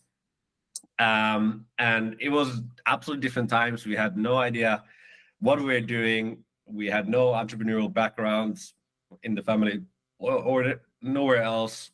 There was no training, nothing. We just kind of we're all technical. We like to build stuff. We like to solve problems. Maybe we were a bit naive and young, but we decided that let's give it a go. And in the beginning, although the idea was completely different, the kind of the mindset for us was, hey, we're students, we have no money. Let's try it for 6 months and let's see what happens. And then after 6 months, we're like, okay, there's some traction. This is cool. I think there's something to it. This is what you always tell yourself. We said, let's give it another 6 months. And that took us 10 years then in these 6-month cycles. But it all kind of started in a hackathon in 2016. So we had a previous company called Culinar. We work in the restaurant industry. It wasn't really taking off. I think we had a cool product, but we had a lot of learnings. We built something before we validated there's actually a need for it, or that there's actually, let's say, a painkiller need for it. So it's a bit of a vitamin product. And we also learned that we weren't the best founder market fit for this particular approach. So then on a Thursday, I remember I was in a new factory. It was at the at our little booth in new factory. We got a call from Messuhack, and they said that, hey, there's a hackathon starting tomorrow, and there's 10 teams, but one canceled. So could you guys come in and replace the team who canceled? And we weren't really excited about this kind of invitation, but we thought, well, why not? Like, it's free food, some beers. You go to Helsinki for a weekend. So we went there, and they kind of wanted us to pitch the Culinar online ordering app back then, but we were so sick and tired of it, so we decided not to do that. And what we actually did, we listened what problems they had. So one problem the exhibition center had was when you're organizing the exhibitions like Slush and others, you're really responsible of support. And it's really hard to scale support up and down when it comes to humans, because at Slush you might need a lot of support before, during, and after, but maybe there's a little book fair the weekend after that you have to scale it down. And when it comes to people, you can't really fire them that quickly. You can't really train them that quickly. So that was a really big issue that they had. So back then, that was 2016, bots started to become a little bit a thing. So we built a little demo for them. How about we would build this conversational AI agent for you that could handle the support. And they loved it. We won the hackathon. We won 3,000 euros from it. We didn't take it seriously. So we just went home. We bought a GPU, NVIDIA GPU. Back then you couldn't get a cloud GPUs because we wanted to work on AI. Jaakko had his master's on machine learning. But then they called us and said, hey, this is actually something we would really, really want. Could you build this to us? So then we said, okay, so this is a good validation moment. So let's send the worst sales deck in the world. I'm still bad at decks, as you can see. But we put together a bit of a sales deck, said we need 60,000, 6 months, and give us the IP, you get to use the product. And they kind of said yes. We negotiated the commercials, but that was the most revenue we've ever made in basically one call. So that was already, we felt like we were onto something. And then we started building. And we built together with the exhibition center of Helsinki. And first of all, we learned how naive we were. We basically promised this kind of ChatGPT, open domain, conversational agent can talk about everything in Finnish in 6 months. And it didn't really work out that well. So it took us much longer for us to build it, but we got something. And then we did a few other kind of interesting, silly stuff during that. So this is kind of comes down to that we got really excited about the technology. We were excited about building AI. We actually built this generative bot back in the day where we trained a neural network to read Kalevala, if you know the Finnish epic Kalevala, and then generate the second version of that. And it actually learned the structure really well. And then we created a Twitter bot that posted, I think, once a day, a new little poem from the Kalevala version 2, the AI Kalevala. And it was back in 2016. We just posted that on Reddit Finland. It got on the front page. And then a couple of newspapers picked it up. I think Ilta-Sanomat and a few others. And then we got some press out of it. It was completely unplanned again. And then we had a few bigger companies pinging us. I think there was Finnair, there was Telia, there was SAP pinged us saying, you guys are these weird Finnish guys doing Finnish AI in Finland. This is interesting. Could you come and show to us what you've done? Like, what is the technology you built? Because there's something interesting about this. And I remember going to, for example, Finnair's boardroom. They had a giant table there, a lot of execs, and they wanted us to demo the product. And we didn't really have a product. We just had the algorithm that Jaakko built. We were running on Azure free credits. So I think it had like 150 euros a month on Azure. And the only way for me to demo it was to open the Azure console log and just ping the console for a query. So like, let's write like, where's your whatever, I want to cancel my flight and finish. And then I got the log response of this is the classification of the AI model. And this is the answer it would have given if this would be an actual product. But they loved it. Then it was cool for them to see how the behind the scenes, the brains of the machine works. And it worked really well in Finnish. And there was another company back then that they were actually evaluating at the same time called Digital Genius. That is a team of 80 people. They raised 30 million. And we came with our 3-person team and without a product, just the algorithm. But they said, hey, they can't do Finnish, but you guys can do Finnish. So we would love to work with you. Could you integrate this piece of algorithm that you built into our Salesforce and help us automate our customer support? And that's kind of how it all started. So really this kind of step-by-step with customers. We didn't have a big plan. I know VCs, they want your vision, your go-to-market, your market sizing and everything. We're just kind of fiddling with cool technology. And then there was a pull from the market. And then we built together with the customers. So for example, working with Finnair meant that we had to integrate it into their CRM. So we didn't build a bot that sits in the corner of your website. We actually built a system that lives in the CRM itself. And that became a big niche, but also a USP of Ultimate. We call ourselves a headless platform. So if you have Salesforce, you have Zendesk, you can integrate us into it really easily. And then we start automating everything related to your support. But again, this came from the customers. Then we applied to Techstars. So that's another long story, but basically SAP pinged us in Finland saying, we built a lot of our contact center here in Finland. I would love to work with you guys to build the integration to SAP, which we did. And then they said, we're organizing a textile accelerator in Berlin. You guys should apply because you're clearly good at tech, but you have no idea on the business side. So you need help there. So we applied. Then eventually we got in and flew to Berlin for 3 months. And textiles really, let's say, a transformational time with us. So at that point, we had maybe about 200,000 in revenue, but they're really kind of pilots, project with customers. Back now, I could say to learn how the product should be built, but that back then we were just desperate and we just wanted to work with a bunch of customers, so there wasn't really a plan. But then at Techstars, they really pushed us that you guys need to build a scalable product on top of this. So you have a cool algorithm. The language piece is really interesting. There's a niche here that you can fill, but you're lacking the product. You're lacking the kind of the scalability that can take over the world. So we built that over the next 3 months. And we also saw how the other teams worked. So it was really kind of addictive seeing how all the other Techstars teams, they're working really hard. They're really excited. They're making a lot of progress. I didn't realize you can make so much progress in a day or 2 days.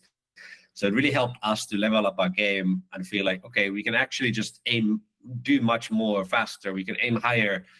We can go for the big American companies instead of trying to catch the Finnish companies.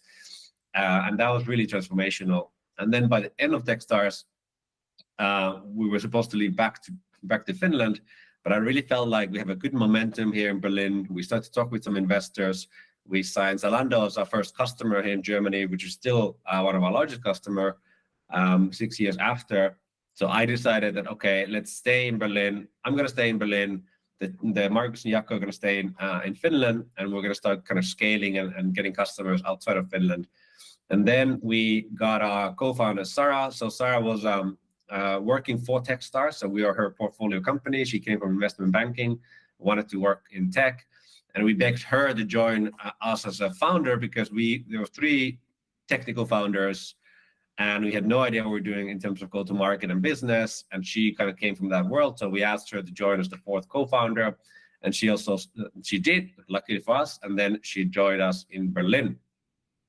Then it was a lot of kind of team building, trying to figure out what do we do with this company, this product. We pivoted so many times when it comes to the product approach. I always say it's like this accordion, the instrument you play. So you have an idea, you get a customer, you say, okay, this is it. Then another customer comes in, they have a bit of a different set of features they need. And then you can kind of try to accommodate as much as you can just to kind of capture the market. You end up into this kind of Frankenstein of a product and go-to-market approach until you realize, okay, this is too much, this doesn't scale. We need to start cutting stuff. We need to start focusing more. So then you start to focus and then that gets you the next level of growth. And then again, it starts to go back and forth. So it's this constant exercise of learning what is the niche we should fill and what is the go-to-market motion, what is the product we should build by building a lot, and then cutting quite brutally into that more focused, scalable motion.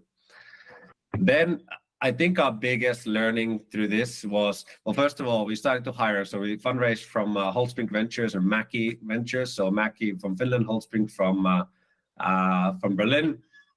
And we started to hire a lot of people, talented people. And we always hired, we said, you can join Helsinki or Berlin. But unfortunately, 99% wanted to join Berlin, even if they didn't come from Germany. But I think the key here was that one thing we did really, really well was that we hired really good people. This is all like big credit to Sarah. Like she kept the bar really high. We needed the best of the best, and we were pitching them really hard. And we said we're going to be the best, and we hired a really diverse, talented team. So in Berlin, in the end, we were about 100 people in Berlin with over 45 different nationalities, all over the world. So we had a bunch of our sales team came from the US. We hired them. They flew in from San Francisco, moved to Berlin just to work for Ultimate. Although we were just a really small Finnish company, but we were really pushing for the talent to join us. And this was really a make or break for us, because us founders, we have no idea how to scale a global company, how to sell globally, how to kind of pitch against other startups. So finding people who are motivated and ambitious and feel like they want to prove themselves, that was the big thing for us. Then with that talent, we were able to grow in Germany, in Europe, and then we raised 20 million Series A from Omers Ventures from Canada and Felicis Ventures from Silicon Valley. And again, this came from, for us to be able to do that meant that our customer had to really love the product, love us. Every time our the VCs had due diligence having customer calls, they heard the same thing, that these guys, they're onto something, they work really hard, the product works really well. I think we could have grown much faster at that time if we would be smarter, but at least our customers loved the product, and our net dollar retention was about over 200%, so they doubled their spend after 12 months using Ultimate. So that was really the key. So we didn't have a leaky bucket, and that was the key for us. So as long as our customers are happy and the product is working well, and it was a painkiller, we always have time to figure out go-to-market and time to figure out everything else. Then we grew the team a lot. So we went to, I think we grew up to 150 people. We had offices, or have offices in Finland, in Berlin, where it's kind of the main R&D office, in London, and then we also hired a bunch of people in the US. We did a lot of mistakes when it comes to people, when it comes to hiring, when it comes to culture. US, we tried to go a couple of times. We hired them. We had to fire the whole team at one point because it just didn't work out. We were burning so much. I'm not going to go into the market crash and everything that happened a couple of years ago, which was really, really brutal time for startups and for us too. But I think throughout the years, the main thing that kept us going was that our customers loved the product. They always said, like, we need this, do not take this away from us. So we always had time to figure out the go-to-market. We raised some more money from our existing VCs. We were about to raise Series B. We already got term sheets for Series B, but that was during the market crash. So we decided that let's hold on for, let's say, another year to see where the market ends up, because the valuations really dropped and AI wasn't hyped back then. And I'm really glad we did. So we didn't take any new VCs. We took some more money in to keep us going. And then, of course, the perfect timing struck us. So ChatGPT came in. I remember the November before ChatGPT, like the beginning of the November, I think we got like 8 inbounds. And when you're at the size of a company like ours, 8 inbounds a month is horrible situation to be in. But then post ChatGPT, it just exploded. So in January, we did our all-time record for inbounds. In February, we broke that record. In March, we doubled that record. And it was really like a hockey stick growth of demand after ChatGPT. So that was 2023. And the funny thing is that when things start to go really, really well, first of all, everybody comes to you and says, wow, you have such a good product. You have such great timing. Like, you can see the future. But we couldn't see the future. We're just working really hard and trying not to die. And it took us 8 years to get to that ChatGPT moment. And it absolutely could not have happened. Like, we were really lucky that happened. But in the end, we always believe that if we can figure out the product, we can make the technology work, our customers are telling that this is the inevitable thing will happen in support. So it's really just a getting the tech to work challenge for us. And then to kind of wrap this up, I know I'm almost over time. For us to get to then the exit, we already worked with Zendesk really closely because of the original headless approach. So as we integrate to Salesforce, we always integrated to Zendesk too. And we started to get traction from the Zendesk customer base. It was a good mid-market customer base. Our product worked really well there. And then you have this momentum. So when your product works well in one platform, you get customers, you get references, and then you win more customers. And there's some flywheel happening in the Zendesk ecosystem.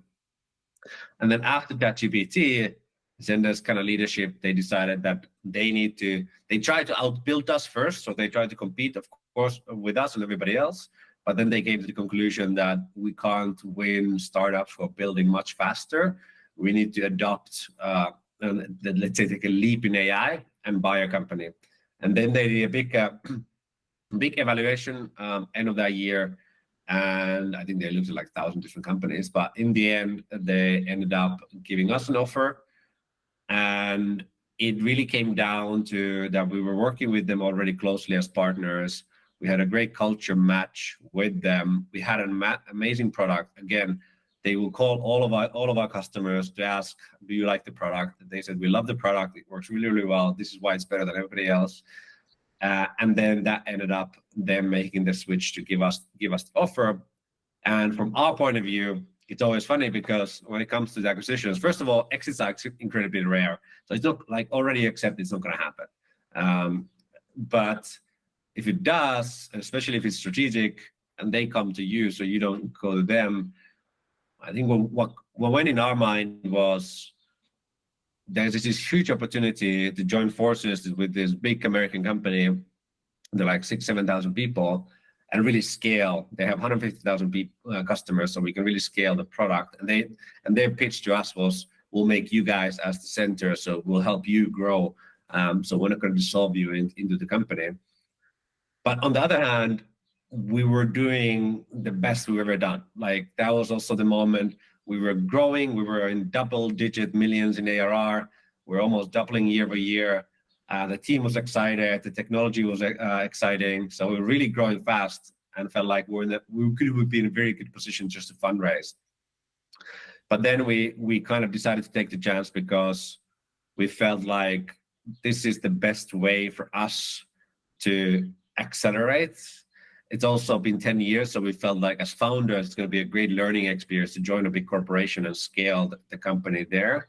So then we pulled the trigger end of last year. So we officially closed the deal in March, the 15th of March this year, where Zendesk acquired Ultimate completely and kind of now made us lead their charge when it comes to AI and bots. And now it's been 3 months now post acquisition. It's our first job. We started after Tampere University of Technology, and now we're working on. What an interesting keynote it was. Thank you again, Reetu Kainulainen. Now, unfortunately, it is the time indeed to move on towards our next track. So thank you once more, Reetu Kainulainen. And now, ladies and gentlemen, it is time for track 3. We will enjoy during the next 30 minutes some pitches from the industrial and manufacturing innovation track. So please feel free to find your seats with your headphones on so that you can hear and sense the pitches and the startups as well as possible. And of course, we've got the experts sitting here on the couches, Marko, Teija, and Ria. Could you please first introduce yourselves very briefly before we move into the pitchings? The mic is right over here. Okay, hello all. My name is Teija Nousiainen and I come from the Nordea Startup and Growth. There I work as a deal flow manager, so basically I help the startups and the investors to meet. And really happy to be here today.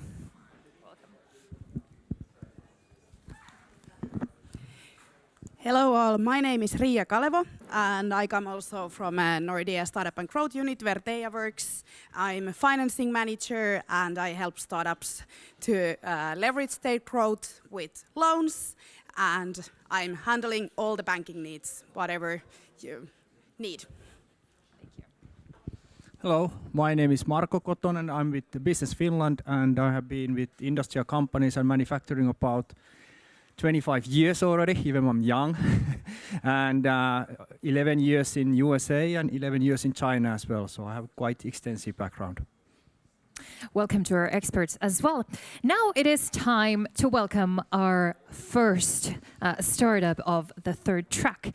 This is Resonics, everyone. Hello, everyone. It's a pleasure to be here. I'm Fabian Oberndorfer and the CTO and co-founder of Resonics. So what we're doing is we're revolutionizing quality control.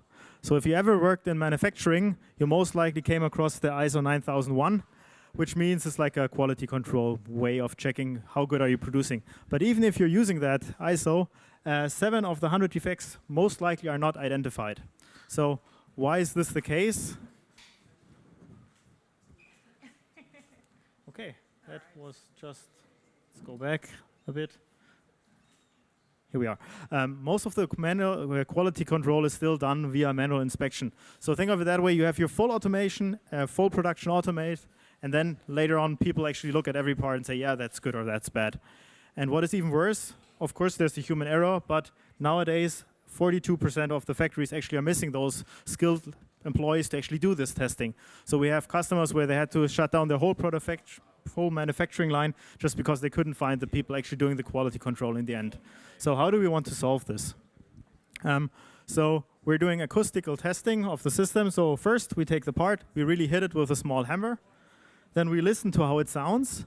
And then we use machine learning to actually detect, is this sound actually how this part should sound or not?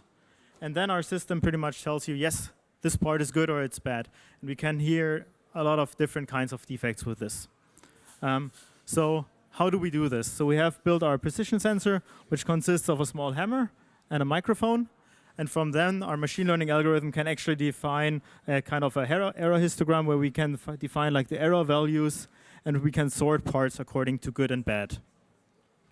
So if we're now looking at what type of defects can we actually detect, so we can detect, for example, in metal parts, we can see pores, we can see cavities, but we also can see the slightest and the smallest cracks. To get a bit more like the visual, let's first go what we actually do. We have a test bench and we have an inline system. So the test bench pretty much is you just buy it out of the box, you plug it in, you can put your part in there, and then you can start testing the system, put it in there, get it like ringing, and then according to that, our machine learning algorithm can say, yes, that's good or bad. Still, an operator needs to put the part in there, and also the training takes place manually. What most of our customers actually want to have is an integrated system, fully automated in their manufacturing line, which is also then has a MES and ERP connection. So everything is fully automated and pretty much sorts out the bad parts automatically. To give this a bit of a picture, how it actually looks like, we have here, for example, for one customer, we built a test bench for a leakage test where we have 6 of our sensors, and there we detect pores down to 0.1 millimeters. And we most likely would find smaller ones, but they didn't have any bad parts which had smaller ones, so that's what we have. And we used 200 reference good parts to actually train the algorithm initially to get to this result. Another customer of ours has forged engine rods in this case. There we used 10 sensors and actually found cracks down to 50 microns. There we used 400 reference parts. So what are actually our benefits? So finally, you can actually do 100% quality control. You cannot only have like 1 part or 2 per 100 you're using, but you have the 100% quality control going on. It takes less than 4 seconds to get all the results you need. And comparing to humans, actually taking a look at every part, you save up to 80% of the cost. But what is also very important to our customers is that the whole infrastructure doesn't need any cloud connectivity. It just completely works standalone local infrastructure and therefore cannot be hacked. Because the worst thing that could happen is someone hacks your quality assurance system and just says the good parts are not bad and the bad part are good. That's the worst thing that can happen to your brand. So now a bit about us and maybe why you ask yourself why I'm not going about market size and so on. So we just closed our 2.65 million seed round. We grew the team from last year from 4 employees to 20 employees, and we have more than 10 systems in use currently across Europe. So thank you very much, and now I'm up for questions. Thank you. Resonix. They are indeed up for questions. The 3-minute time for the questions and answers starts now. Thank you for the good presentation. Super interesting. I was thinking like, what's the competitive situation? Is there similar companies doing the same stuff or? So most of the companies focus on like machine vision, where they do the same thing with cameras, but not all of the defects can be actually seen with this camera system. So that's the one side of the competition. And the other side is there is actually a lot of acoustic testing going on, but no one yet uses machine learning to do it. So pretty much quite often you have an acoustic system where someone does that, but then you have a very trained engineer looking then at the graphs, and from the graphs then needs to derive, okay, that could be good, that could be bad. So you need very skilled and trained labor currently. And this combination of anomaly detection from machine learning plus the acoustic testing is there. I think there are like 3 companies, one in US, one in Asia, and one in Europe currently existing.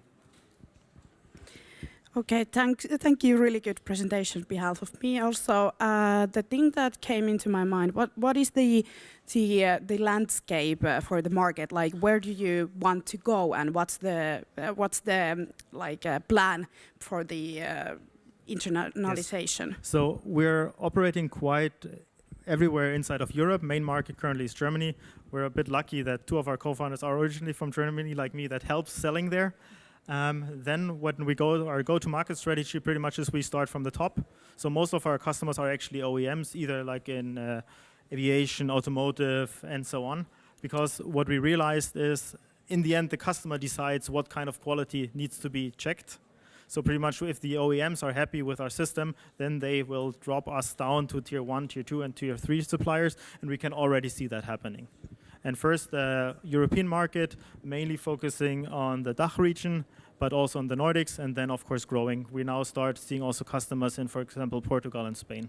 But then I would say earliest in 2 years, we actually then consider going maybe to the Asian market or also to the US market. Thank you for the interesting presentation. And to get the full benefit from the quality control and inspection, it should be done as early as possible. So are you able to detect the parts already before machining or after machining? So we on purpose start at the end of line for now, because there we can actually get labeled data. So one of the issues with the system is you need to train the algorithm first to be able to say if it's good or bad. And then we actually also there trip down more and more to the beginning. So when we know if the final part is good or bad, we can actually correlate with an earlier testing station at the same line if there are any correlations, and then we can find the same defect already earlier. So at one customer, we actually did this process already, and there we can do it directly after casting. And currently they have to do the testing after electroplating, which is like completely at the end of the value chain. Resonics, everyone. Thank you so much again. Now let's welcome our next startup. And actually, he said to me just behind the curtain, just right now, that prepare to be amazed. So ladies and gentlemen, prepare to be amazed. This is Block Solutions. Hello to all of you. Yeah, let's start by watching a movie from Saudi Arabia.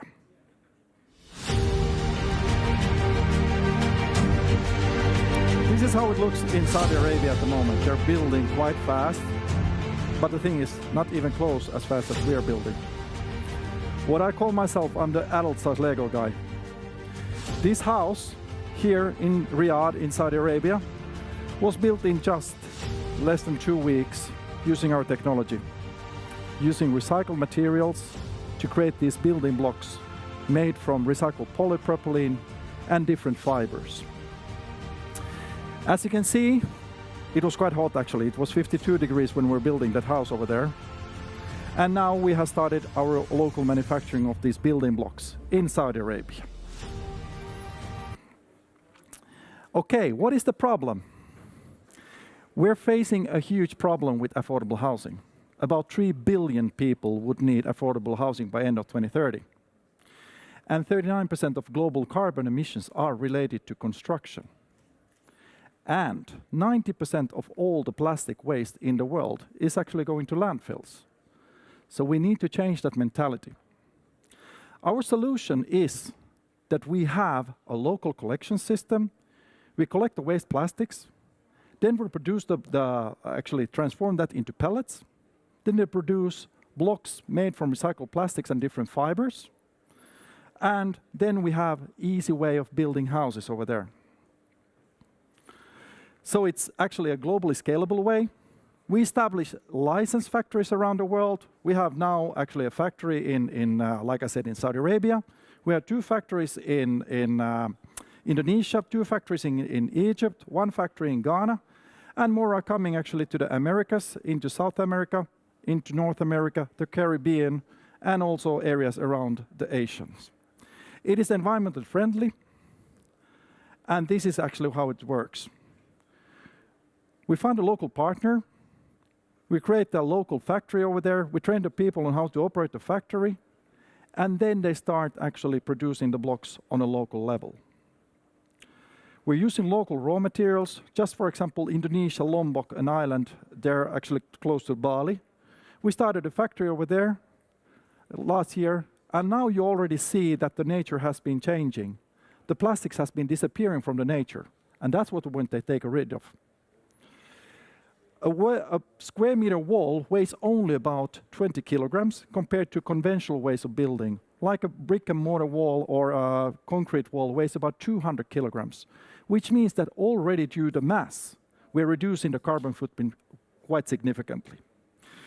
And for example, this block is made from 50% recycled plastics and 50% recycled fiber, so wood fiber. We can also recycle old car tires, clothes, with a mixture ratio about 50-50. We have patent for the system, global patents. As a startup, we didn't have too much money to spend on patents, but let's say for the crucial markets, we applied for them, and we were granted also. And for example, just to give you some benchmarks, we built so far about 100 schools just alone on the island of Lombok who lost their schools in an earthquake in 2018. And now we're rebuilding with the factory over there and with the raw material gotten from that island. So it's really fast. A finished house can be built in just 8 weeks. Actually, the Saudi house was built in 2 weeks, but just for a mock-up. It means that when you're using adult-size Legos, less mistakes, less expensive. 10 times lighter, 90% reduction of carbon emissions, and one factory can produce up to 2,400 homes per year. 350,000 blocks, etc., 4,000 metric tons of recycled waste. This is how a factory looks like. Okay, let's not take that. Different kind of blocks that we have, 5 different kinds. And these are some of our projects around the world. School can be built in 6 days. These are houses in Saudi Arabia, Namibia, Indonesia, Egypt, etc. This is our team. We're only 7 people at the moment. Globally, of course, we have more, but they are more factory related. And of course, we do have support from the Finnish government also for our endeavors. Thank you so much. Block Solutions. Thank you for the very impressive speech. Anyone amazed? Yeah, lots of hands raising. Okay, the 3 minutes time for questions and feedback starts now. Thank you. Yes, I was amazed. It was really nice pitch. The thing that I was thinking is how is the pricing model when you think about the countries that you are working in? How is the pricing in there? Well, let's say we started building a house 8 o'clock in the morning, and a group of 6 people moved into the house at 8 o'clock in the evening. The house price was $5,000. So, but of course, there's a huge variation between different markets. This was in Indonesia. In Saudi Arabia, the same house would have costed them maybe 15,000 euros or something like that. So the price varies. It varies actually on the, let's say, labor cost and raw material cost. That's the main issue. Yes, thank you. Thank you.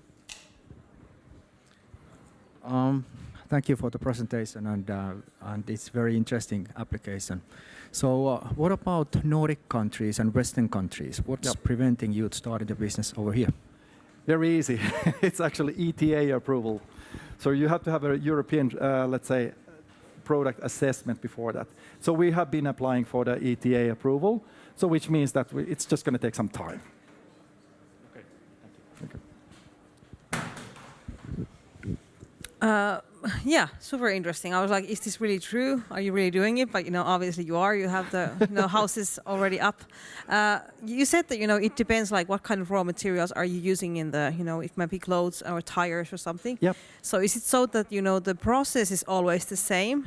The process is always the same, yes. But it depends about like what raw material you get from the market. Or Always when we enter a new market, we investigate what's available in the market, which actually usually would be discarded not properly.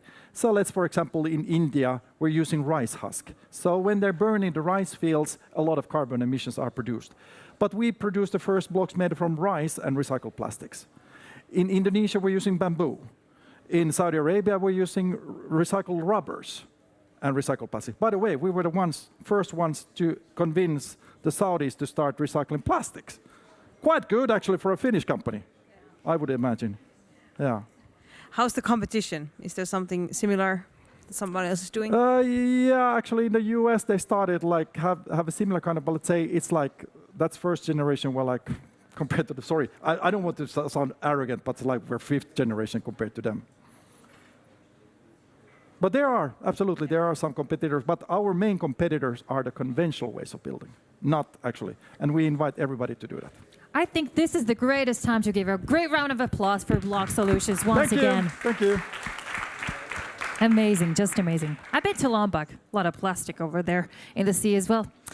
All right, ladies and gentlemen, last but not least on this track, we have Iki Carbon. Welcome them on stage. Thank you. Nice to be here.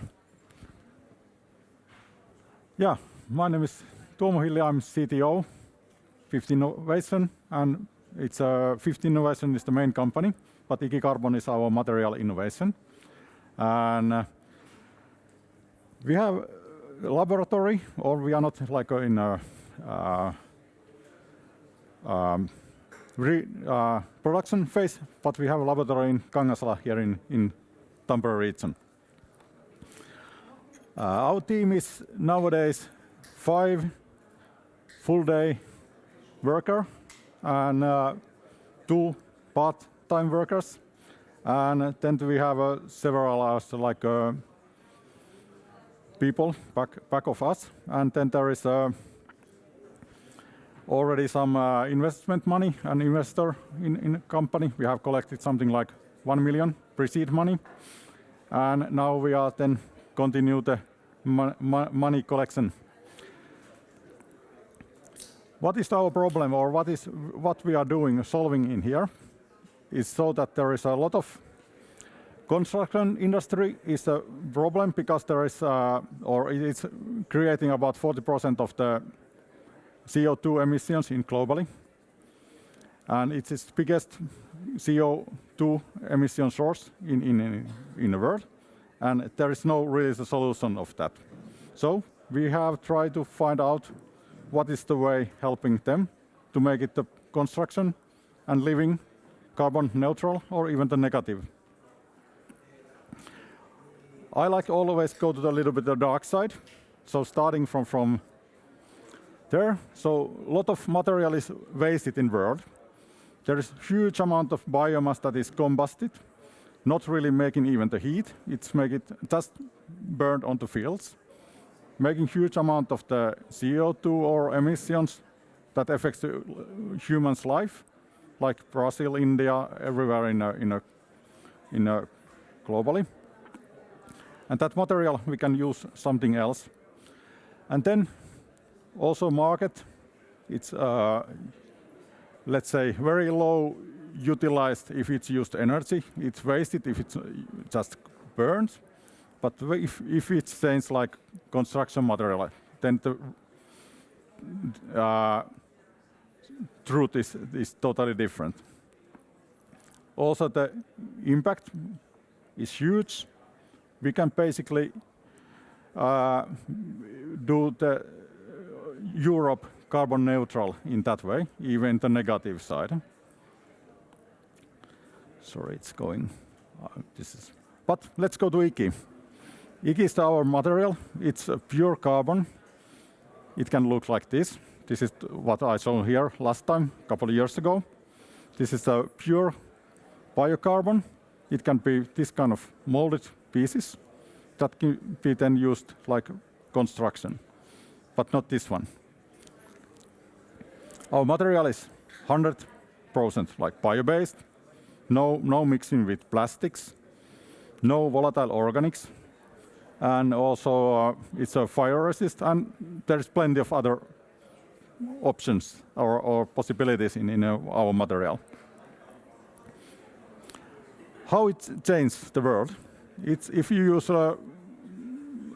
normal clay bricks, the effect in like a square meter of wall, even here is a lot of bricks in this area. It means that you are emitting or making CO2 emissions 31 kilograms.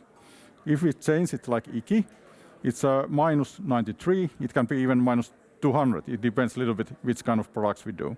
But we can totally change the construction. It's nowadays a source of carbon emission, but we can change it like a carbon storage. Here is the market. It's a little bit too much, but this is something I can show. This is the first building. It has been built here in Tampere region. This is one 6-block building in Hiedaranta. It won the competition about the how to make these buildings like carbon neutral or negatives, and this will be the 26 we should do this building, or it's like a facade material on that. You can find it from Tampere beach, like here at Tampere. Oh, sorry, it's a lot of. But let's say our material. It is like a, sorry, I take 1 minute more. Oh, no, we don't have 1 minute more. We're actually gonna have to say thank you. But I guess that IKI Carbon, we have got a lot of questions. We've got still 3 minutes for the questions, feedback, and of course the answers. So yes. Let's give a great round of applause for IKI Carbon once again. Sorry, yeah. And now it is time for our experts' questions. So what is preventing you from growing? Pardon? What are your finances and how fast are you growing right now? Are you in production yet? Full production? No, I told it we have a big laboratory scale. Next year we are going to build a pilot unit in Kangasala. And 28 is planned to have a first like commercial size of or industrial size of the production unit. What is your cost level compared to conventional? We are quite close to the same level. Of course, it's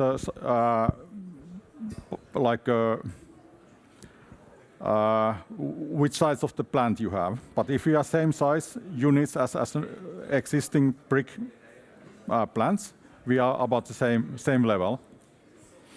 Without carbon credits, because if the carbon credits limit is even high, we can produce this almost free.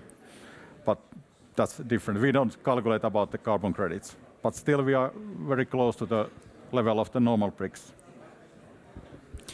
I saw in the slides, I saw Innovestor and Timo Soininen. Is there any more investors coming? Is there any round we have at the moment already open? about, I can remember, 15-20 angel investors in our company. And we, as I mentioned, we have collected about 1 million like pre-seed money, and now we are looking to next step is like 4 to 6 million about next autumn, but it's still about. And yesterday we have also. That's the reason why I'm here. Is that the other team was in Brussels. We had AEC pitching there. We have final step in AEC also at the moment. So there is 2.5 million grants then possible. Okay, really good presentation. And you're like planning on building your own production line? Yes, or? first units we have to show how to do it, how to scale up. But after that, I think we should go to the licensing because we can't grow that fast that we can save the world ourselves. Yeah. What about the customers? Are they like construction companies, or who are the ones that you are selling to? There is customers. I think most of those will be, and we have already discussions with some concrete element doing, and they can also make those concrete elements like carbon negative by using our material there. So they are very interested to utilize that, and that's of course we have to start like piece by piece, but and so on. Yeah. Iki Carbon, thank you so much. Okay. And I am sure that all of the conversations, they will continue off stage, right? How did that feel? Yeah. Being on stage here. Yeah. Everything good? Yes. Still alive. Perfect. Still alive, yes. I'm just technology, not a speaker. Thank you so much, Iki Carbon, Yeah. and thank you for all of the startups of this track. Thank you, of course, to our experts of this special track as well. Ladies and gentlemen, we will soon, in a few minutes, continue with the program. And this next program will be about the startup services reverse pitching for the next 20 minutes. We will be starting in 5 minutes, that is in 12:40. Thank you.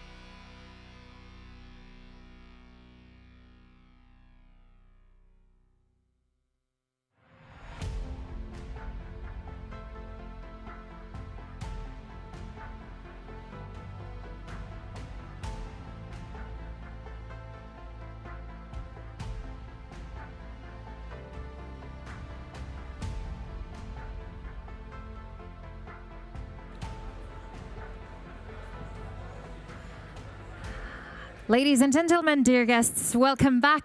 Now it is time for our Startup Services reverse pitching session.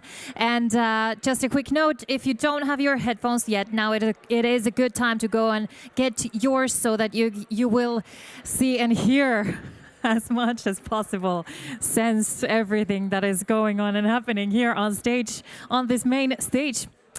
The pitching session will be taking place here on the 5th floor, and it will be going on for the next 20 minutes. We will have several key players in the startup ecosystem ready to present what they have to offer. Ladies and gentlemen, I hope you have your headphones ready, because now it is time to welcome our representatives from the first round from the accelerator and mentoring programs. Now let's give a warm welcome first to Red Brick Accelerator. Hello everyone, my name is Marita Kamula and I'm representing Red Brick today. We are the leading early stage startup accelerator in Tampere region, growing startups all the way to first customers and first investments. We have two types of programs. We have our pre-accelerator program, which is ideal level focus, and they last 3 weeks. Then we have our accelerator program, which is 8 weeks, and we have a company level focus there. And both programs are fully online. Therefore, pre-seed startups, teams from Finland and abroad can apply. And the best part, this is completely free for the startups. Our main criteria, you have to have a scalable idea, some sort of prototype, mock-up or demo, and we are looking for teams, so at least 2 people. And we are also expecting commitment and dedication. And what we offer, we have top-notch quality mentors, coaches, industry experts. You gain access to angel and VC investors. You gain access and connections to startup communities such as this Platform 6. And you will get access to other founders, of course. And we are opening our next application round next week already. So head out to our website, redbrick.fi. And you will find all the necessary information there. And we will also put our application link there later next week. And also remember to follow us on Instagram and LinkedIn to get the latest updates. And we are also representing upstairs, so come and say hi. And if you have any questions, feel free to ask. Yes, thank you. Red Brick Accelerator. Moving on with our accelerator and mentoring programs, ladies and gentlemen, let's give a warm welcome to Nordic Startup Ventures.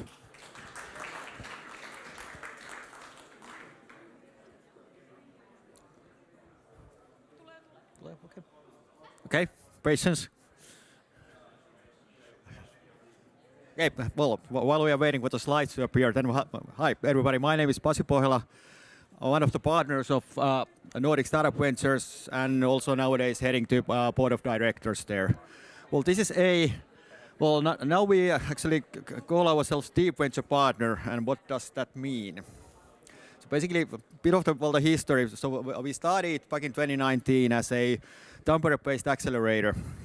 But now all the things we are doing is more really one-on-one basis, so that we are running customized acceleration, business development programs for, let's say, different kind of companies, mostly startups, but we do have actually now one program targeting at scale-up companies as well.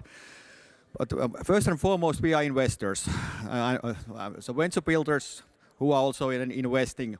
Well, maybe not all the companies that we have been working with. We have now nine companies in the portfolio.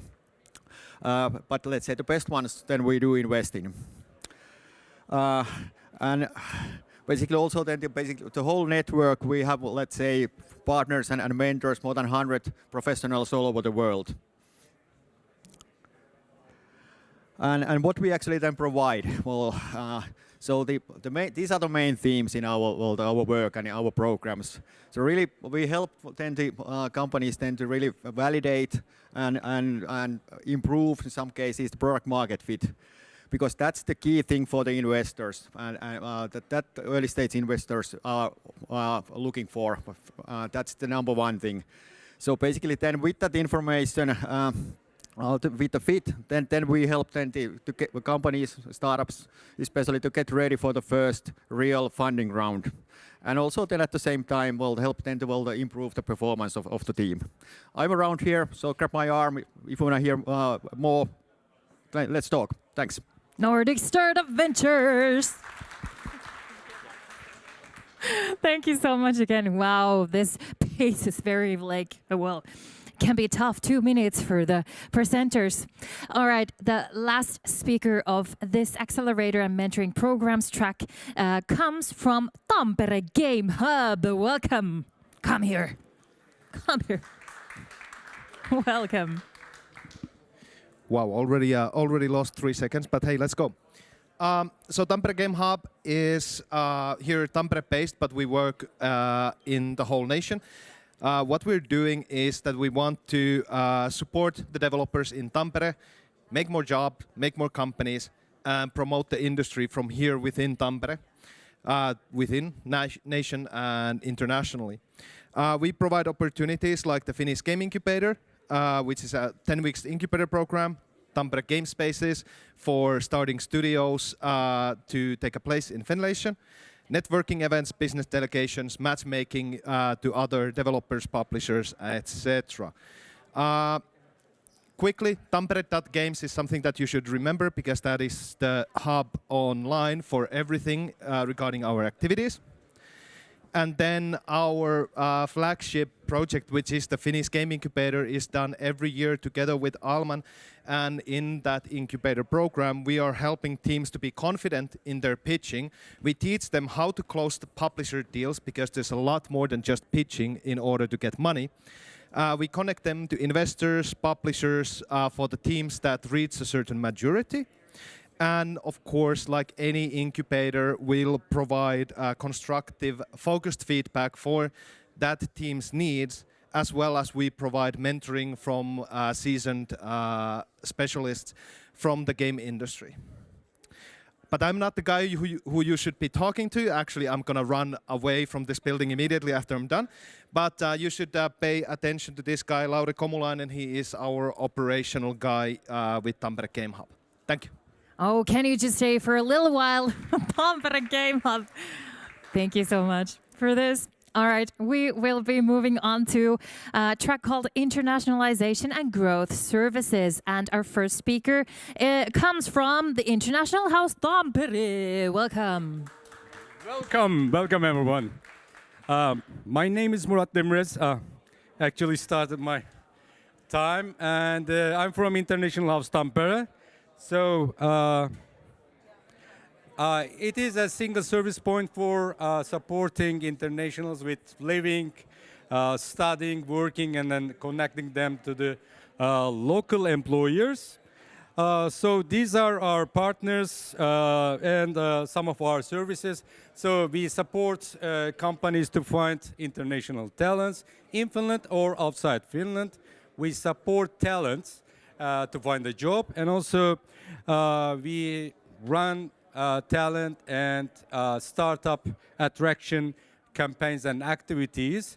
So also we support soft lending services in Tampere. Please find us, and we help international entrepreneurs to find their way. And these are some of our examples of our services and events. Startup.Tampere kit for international startups. You can find necessary information there. And relocation guide is for the ones who are thinking about moving to Tampere. And we can have an online session for you with me, guidance to entrepreneurship services. We have events for talents, job fair Tampere and welcome to Tampere event. And also this is a really nice time for us because 5 startups are from different countries, from India, Latvia, and Turkey and Brazil, together with us for the 5 days to experience Tampere and I think fell in love with Tampere ecosystem. Thank you very much, guys. International House Tampere. Thank you so much. Yeah. Oh, just bring it to the next speaker. Yeah. All right. Moving on inside the internationalization and growth services, we will hear some words from Dimek. Welcome. Hello. Does this work? Is this working? Okay, lovely. There are two very important moments in your startup's life, especially the first 5 years. There is the go-to-market, and then there is the scale-up phase. And interestingly enough, there's a lot of support programs that'll be there for the go-to-market, where they like test your idea, try out what the audience wants, and all of that. But once you actually start making money is when the game begins. So you really need support at that moment. And there's not a lot of folks that are giving that. But we have Eskaltech. It's an Interreg co-funded project. It's an EU-funded project that has 3 partners in it: ITL Estonia, Latvian IT cluster, and then there is Dimek from Finland. What we want to do is that we want to help companies get the right support in the form of trainings, networking, going to events, getting even like investor meetings, everything that you might need to actually reach your scale-up goals. I don't want to go into the details of what a scale-up is because I don't think I have time, but I'll let you know that we're looking at ICT, e-governance, smart mobility, and smart manufacturing companies that are already making money but want to make more. And based on the research that we've done and we've spoken to the companies, what do they actually require? We've come up with 5 modules that include sales and marketing, product management, and basically innovation, internationalization, people, because people want to hire and that's kind of hard. And then there's financial management. What does this mean for the companies? Very quickly, I'm going to tell you that the companies will be taking part in a situation where we pay for 80% of anything and they pay for 20. So that means that if I take you to an event, you would have to pay 20% of the entire cost, which means that the travel, the hotel, the tickets to the event, etc. And very quickly, we've gotten really good feedback. And I would really like you to come talk to us because we have lots of folks here. Oh, it's tough. I tried my best. But we're upstairs. Come talk to us. They will be upstairs. Dimek, thank you so much. That is tough. I mean, 2 minutes, that's tough for a pitch. All right, that is that for internationalization and growth services. And we will be moving on to innovation ecosystems. And our first speaker comes from Business Finland. Welcome. Good afternoon. Let's try again. Good afternoon. So I'm with Business Finland, and you probably know already the organization, so I'm not going to go to details. Anyhow, our task is to create the happiest startup nation. We are already in the happiest country, so we are trying to do that. Then I'm going to show you a little bit of magnitude of our work. So we are actually funding. Last year we gave grants about 700 million, and there you are going to get this presentation, so you will see the numbers. Then we have built 3 different service paths for the 3 different type of the startups.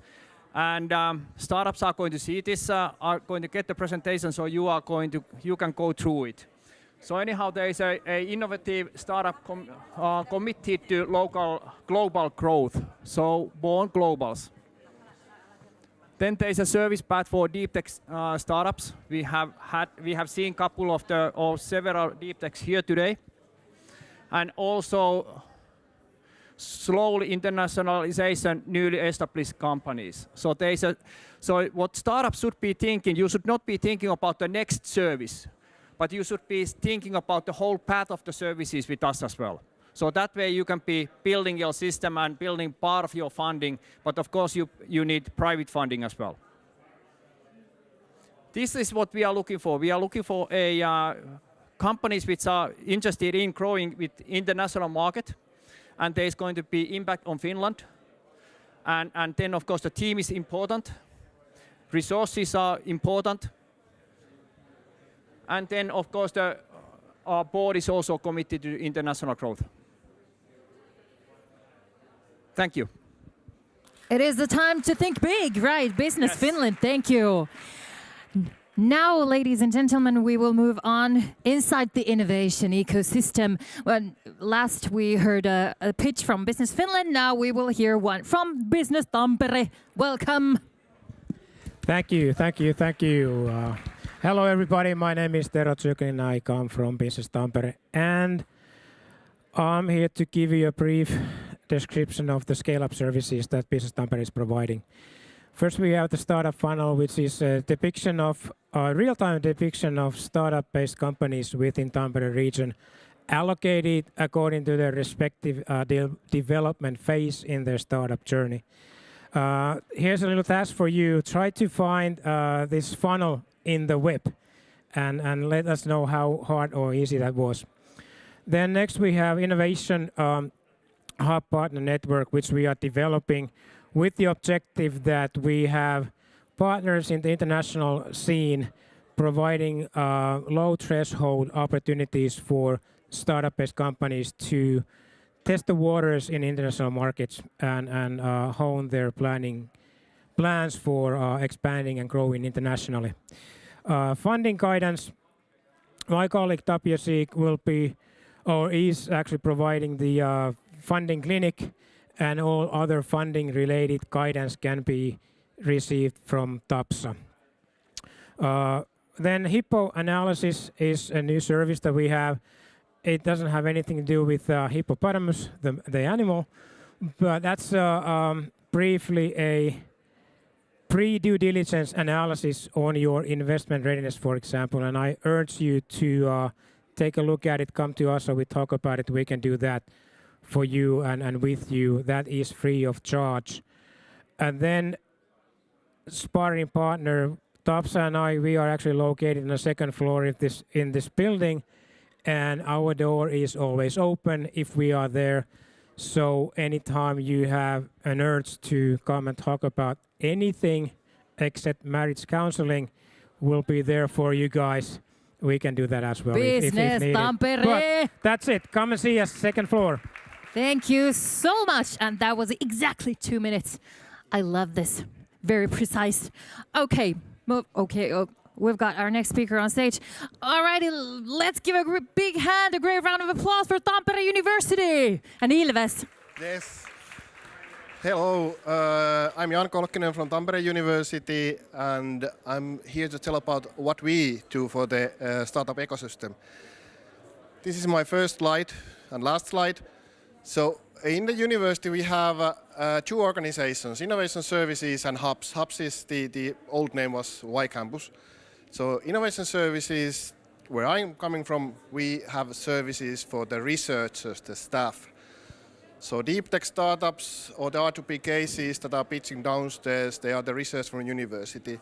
And for the researchers, we have funding support to apply funding from Business Finland. We have inventions, patent protection, and different coachings.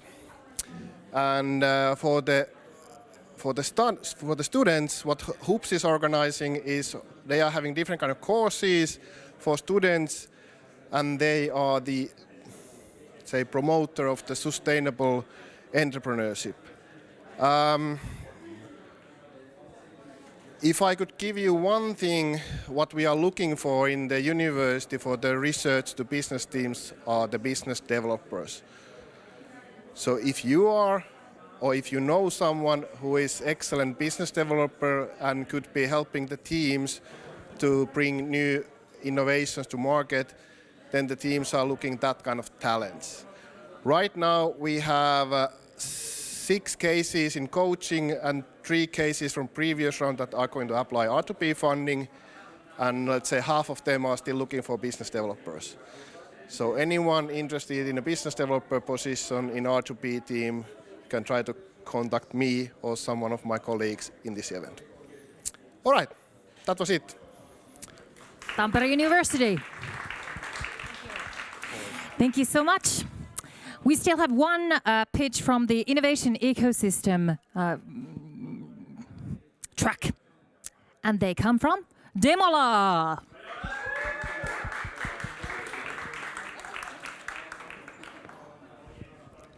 Hello everybody. It's Jonas Kemppainen from Demola speaking. What we are, Demola Global hands-on innovation company, and we work globally. We have two services that I'm going to present to you today. They are the Demola projects we've been doing for 15 years. They are the very early startup or work funnel service, where we work together within student teams that have projects from different stakeholders, corporations, SMEs, public organizations. And we're trying to create these sparks of innovation to the work to understand the future, the problems, the opportunities. And also the pre-startup program, where we go to the very early stage of the startups, before they even know that they want to be startups, where they can figure out if their service or product could be something interesting in the future, and they can go into accelerators to actually work on them. Where we've been doing this, we've been having students from 1,400 universities around the globe. So we've been dealing with very different kind of people, and all teams always, they are interdisciplinary and multicultural. How it works, 8 weeks of hands-on work. We work together with them, and we provide them experiences on interdisciplinary teamwork. You get to work with different kind of people in the team. You get professional facilitation and co-creation from us, my colleagues, and also industry connections, talking with the actual industry, not being there as some sort of intern doing some low-range stuff, but actually bringing in what they know, what they can learn, what they can do. Discovering skills, showing what they got, hands-on future work experience, all kind of good things. We are alumni ourselves, we know it's really good. And the pre-startup services. This is something where you can come with your idea, after which we support you and provide very honest feedback if you want to actually be part of the startup ecosystems around the world. In Tampere pre-startup program, running right now and running also in the autumn. Thank you. Demola! Woo! I still had some questions about the plant, but maybe we'll discuss that later. All right, moving on to entrepreneurial communities. Last but not least, Tribe representing the entrepreneurial communities. Let's hear what they have to offer. Welcome. Hello, thank you. Hi, my name is Katarina, and I'm here to present Startup.Tampere. Welcome to the space where we are right now in Platform 6, open community space, where we organize events, encourage collaboration, and offer networks. Sorry. There we go. Why do we exist? There we go, sorry, need to figure it out. So we are trying to unite everybody in the Tampere ecosystem, of course Finland as well, by bringing driven individuals to become startups and organizations together. Sorry, we unite. We are organizing networking events and also give the space for people to organize in here. And main program is Tribe Fellowship, which you can join in a couple of ways. So for example, if you want an imaginary key to the space, networking, and people, you can join Community Circle. Or if you have a little bit more straight idea about startup, but not really sure, you can join through Startup Catalyst. Startup Catalyst is about 6 months program. It's for early stage startups and growing entrepreneurs. It happens here in open space by peer support, networking, being with like-minded individuals, and on Discord server, which is online community, basically. In that, we actually have a synergy bot that helps you automate the reflection on your startup journey, which gives you analytics and reflection, basically. And this is how you can stay in touch and join us. I hope I'll see you eventually in this space or online. And have a good one. Thanks. Tribe Tampere. Thank you so much. And thank you for the cheering. I love this energy over here. All right, and thank you for all of the presenters on this track. Wow, okay, breathtaking. Try yourself talking without breathing in 2 minutes. Wow, or during 2 minutes.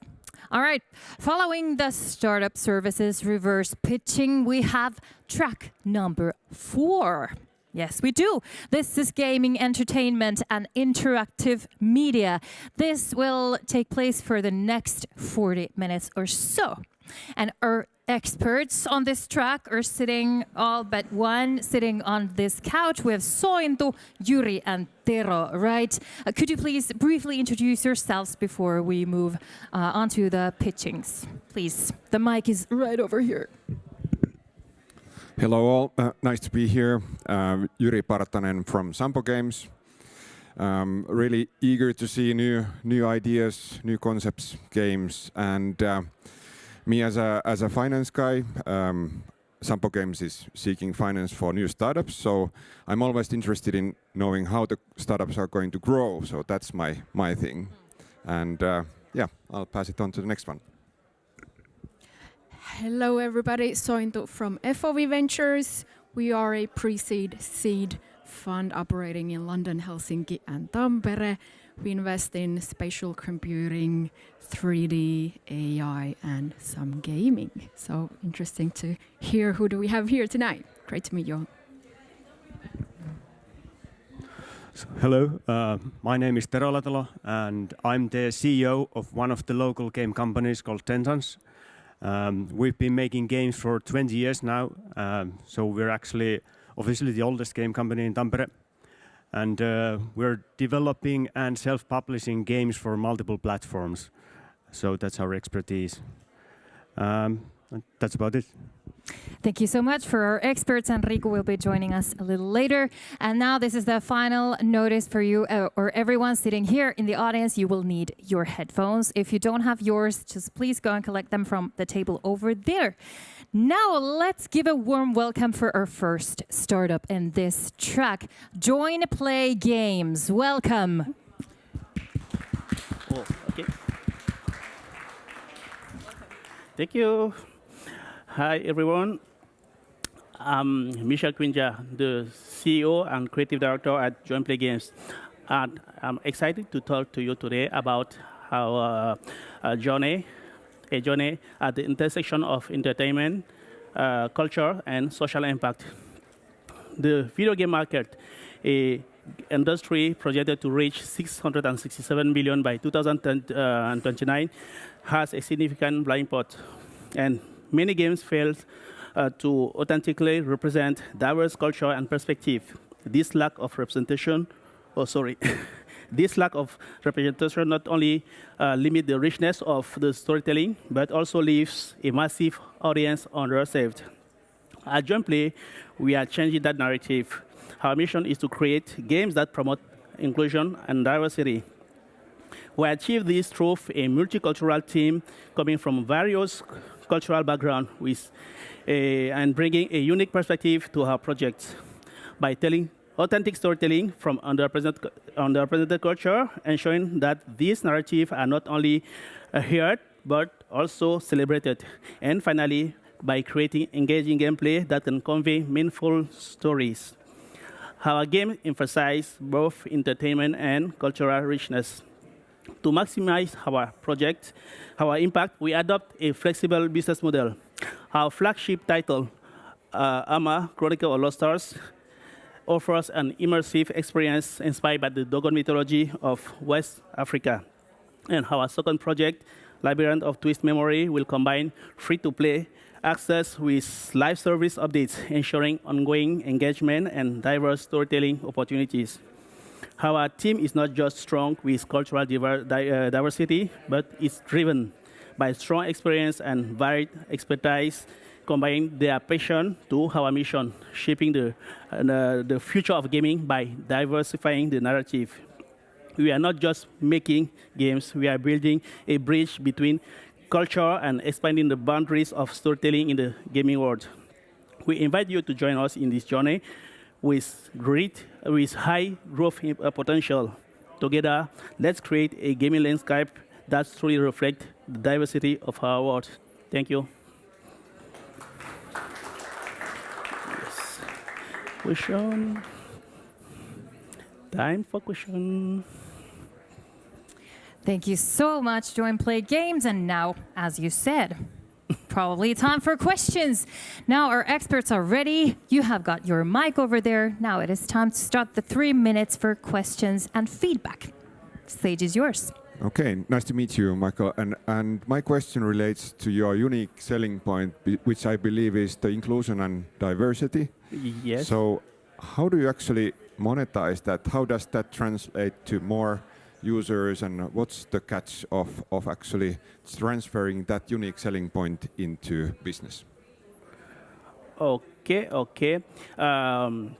We are ourselves a huge gamers, and we notice that in the global marketplace there are a lack of a game that promote diversity, that promote underrepresented culture. And I'm from a underrepresented background, and for me, it's a mission to try to use storytelling from where I come and from other underrepresented place to populate and to bring more content in the gaming landscape. And we are now working with our experts that help us to make the research about the market, to find if we really have a problem, we really have a solution, a problem to solve. And we took like 3 years to dive and to make those research, and we finally come with that point that yes, we have a market to fill. We have a gap to fill. Okay. Hi, great topic, close to my heart, so congrats. What does the numbers look like now in terms of traction? I'm guessing Amma is out and people can play, or Sorry? how many players do you have, downloads? Okay. We just launched our company 2 years ago, and currently we are working on our debut title. Yeah, and we took 2 years to do research and development, and we work with company like Epic Game, like Humble Games, who receive our pitch and find that yes, we are really tapping in is a session where there's a need to fill. So with their feedback, they start funding us because they trust in what we are doing. So when will the game be out? Sorry? When will the game Yes, be by 2026 for the first one. Okay, thank you. Join Play Games, everyone. Thank you. Oh, that was stressful. Thank you so much for the first pitch of this track. Next up, we have a startup who some might know already. Please welcome Crowdsourcer.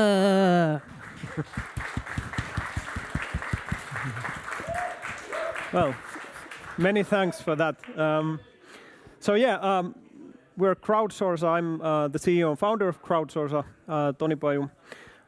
I founded the company in 2019, originally based on the idea that you can detect road condition defects from videos with AI.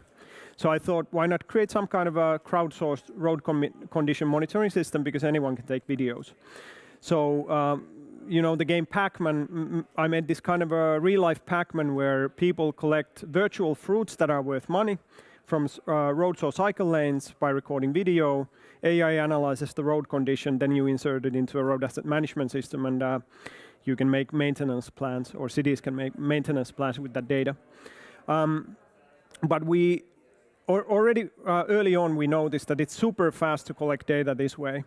Our speed record is all the cycle lanes of Helsinki condition surveyed in 90 minutes, which is incredibly fast. If you know how long it typically takes, it would be months with any other method. So we started thinking, what else could we use this solution for? And I have a background in environmental engineering. I knew a bit about invasive species, that they're a problem. So they cause large economic damage every year, and cities really don't have resources for repelling them. When lupins start growing from the ground, it's a fairly short time window before they produce seeds, so you need a lot of people in a very short time window to actually take care of the problem. So we made this kind of a concept where people search and destroy invasive species for money. And the business model is fairly simple. We have a certain per square meter price for the cities. They pay us that. Certain fraction of that price is allocated for the rewards. We organize the mission through the Crowdsourcer app, and then pay people when they're searching and destroying. And one of the value promises for the user is that if you repel stuff today, you'll get the money to your bank account tomorrow. So it's a fairly instant gratification. We have over 50 cities in Finland. Actually, in Finland, it's the most widely used product for this kind of invasive or solution for invasive species repelling. We have 6 cities in Sweden. We have 3 in the UK. We also have 1 city in the US where we're going to start a project in July. We've had a lot of traction. So actually, this is from April. So now there's over 300 media stories. Yesterday we were on the front page of BBC, which is probably it's clearly the biggest kind of media attention that we've received. And in Finland last year, we tried with a little bit different concept, this invasive species repelling. We ended up doing 20 acres of repelling. And this year, we've already done 7 acres in Espoo alone. And we have about 40 cities in Finland who are using this invasive species thing this summer.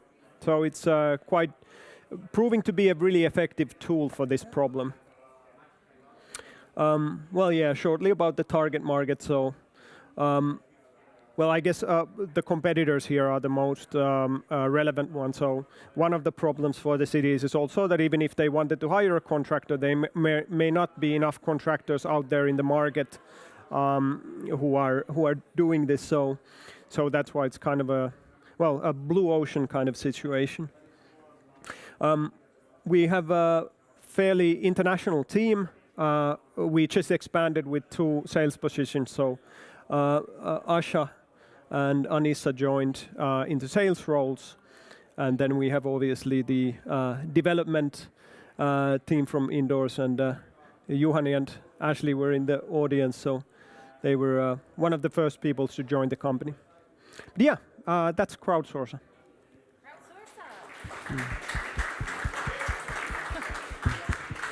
Thank you, Crowdsourcer, and welcome to Riku as well, our 4th expert here. Now it is time for the experts' questions and feedback. Stage is yours. 3 minutes starts now. Yeah, hello. So do you have any other goals besides invasive species? And another question, have you already solved how are you going to pay people actually money? Oh yeah, that's it. We've built the payment system so that we found out what it takes. You need to do the tax declarations, and we have kind of an automated system where we are able to pay people money straight into their bank accounts. Is it your own system, or are you using some third party? No, it's our own system. That's pretty valuable as itself. Yeah, it is. And for other goals, we're actually doing these infrastructure asset inventories. We did an accessibility survey this spring in Helsinki and Tallinn. So we're all the time looking for new use cases for the product. And the idea is that we're competing with the same product with different players in different markets to kind of get cost advantage. Yeah, very good idea. Thanks. Hi, congrats on the traction. Pretty cool. Thanks. So then my question comes to scaling. Mm-hmm. You have those cities as customers. I imagine that's a long sales process. Yeah. What is the biggest challenge in scaling at the moment? Well, it's the fact that we're selling to cities, and the length of the sales process doesn't matter because this is anyway seasonal. It doesn't matter if we sell it to them in September and they buy it in September because we're anyway going to be invoicing and delivering in the spring only. So one thing is when we move to more south, we can make it kind of less seasonal because the time frame where you can do this expands. And then we're looking to sell to the private sector. We actually had a call today with Morgan Stanley, and they're interested in a proposal. So we're organized this kind of competition to repel invasive species in-house for them as part of their kind of ESG goals. Oh, nice. Congrats. Thanks. Yes, hello. Nice to meet you, Tony. As a finance expert, I'm always interested in the details of how does it actually function, the monetization. So sure. I tried Crowdsourcer, and I think you may spend a lot of time in actually quality controlling the destruction of that plot of land of vegetation. So could you actually crowdsource that quality control part as well? Yeah, we were thinking about that, but for now, it might sound weird from outside, but it's actually not a bottleneck. So we are able to deliver 500,000 worth of projects in 1 month with the quality control team of 3. Okay, cool. Thank you again, Crowdsource. Thank you. Thanks. 3 minutes go by so fast, I know, but we have to move on to our next startup. Our next startup presenting their solution is Red Stage. Welcome to the stage, Red Stage. Pistä vaan pyörimään.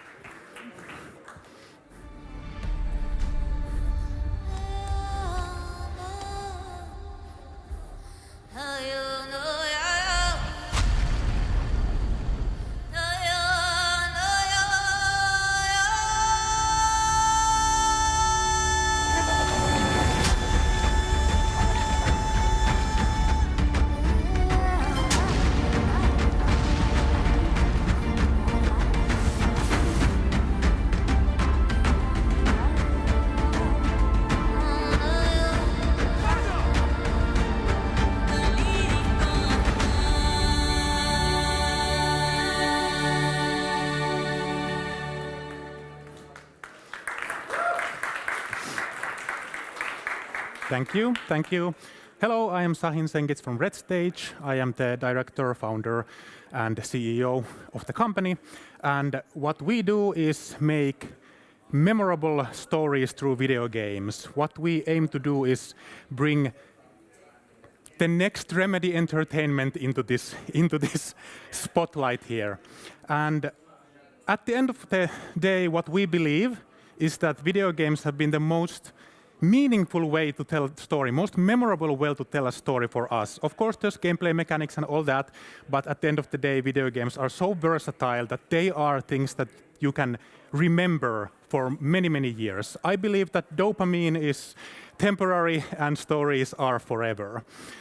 We make games in Unity. We have done all kinds of things on all platforms, and every now and then we also do TV because that's what we studied originally, and Yle always asks us back to do something. Skaapma is the world's first game that is based on Sami stories, indigenous Sami culture and themes, and we were very happy to be able to make many people, and especially many Sami people, happy to see the first game ever in Sami language, Northern Sami language.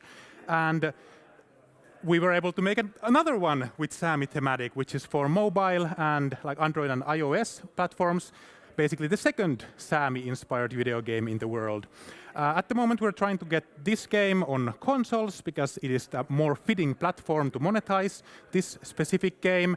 And on top of that, we are making a bunch of other things. For example, a game where the world is ending while cats are trying to bring joy to people through packages.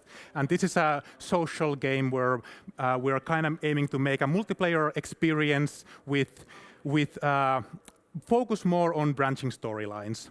We're also making our next premium IP that we're working on now, making a vertical slice at the moment, which is a drama horror game with some mental health related thematics. So, Red Stage has now grown along the years, not that big at the moment, but we are believing that we can become significantly bigger, and that is why we are looking for investors, we're looking for publishers, and I think we have done our groundwork perfectly. Well, I mean, throughout the years, 8 years now, I have talked with many investors and generally heard that narrative games are kind of not that interesting, mainly through the fact that they are not monetized exactly as well as some other types. But I wholeheartedly believe and will try to continue making narrative games throughout my life. And steady growth is probably what that will bring. And I'm hoping to find like-minded people. And you know what? I have a minute to go. Here's my cat. This is Jack. Jack is a Siamese cat. He has never made a video game. He has, in fact, never won any awards and is the happiest cat in the world. Jack is fantastic. He is actually not a real Siamese. He's a bootleg Siamese. We saved him from some people who were trying to multiply him into multiple bootleg Siamese, as in the old Siamese, not the current modern Siamese. But anyway, when I talk about retention and revenue, Jack always just says, "What?" and continues along his day. So at the end of the day, you can play the video. Please, you might not remember me. Remember Jack. Remember Jack, because one day he's not there with us anymore. One day you can't ask me to let you in my house to meet Jack. One day it might all end. So I want you all to remember Jack and maybe remember us. Tell us to your investor friends, or if you are here in this room interested in joining us in our party, this is what we do. Red stage.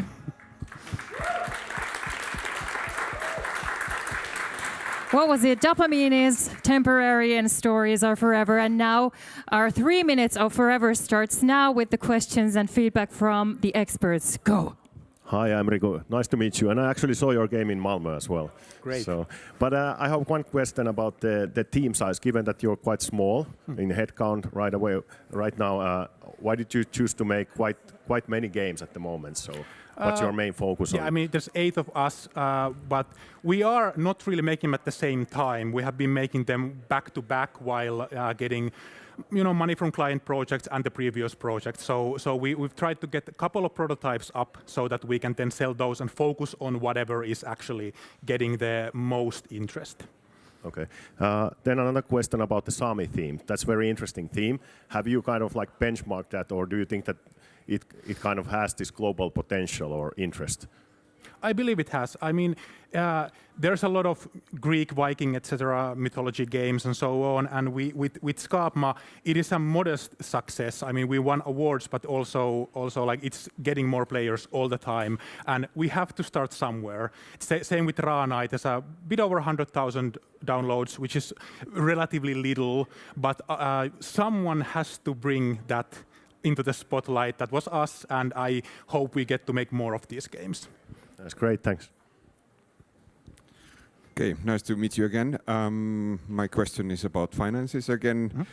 You are seeking for the financing now from VCs, but what kind of public funding are you looking for this year?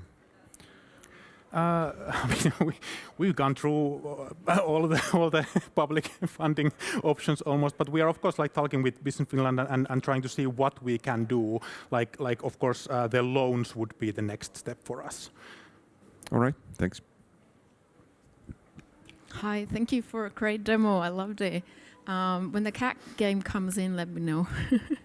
But I saw you said there was a mark on Series A. So can you repeat that? There was a mark on your slides that you are in Series A now. Is that kind of kickstarted already? Do you have commitments? What does Starting now. What has been the feedback from investors?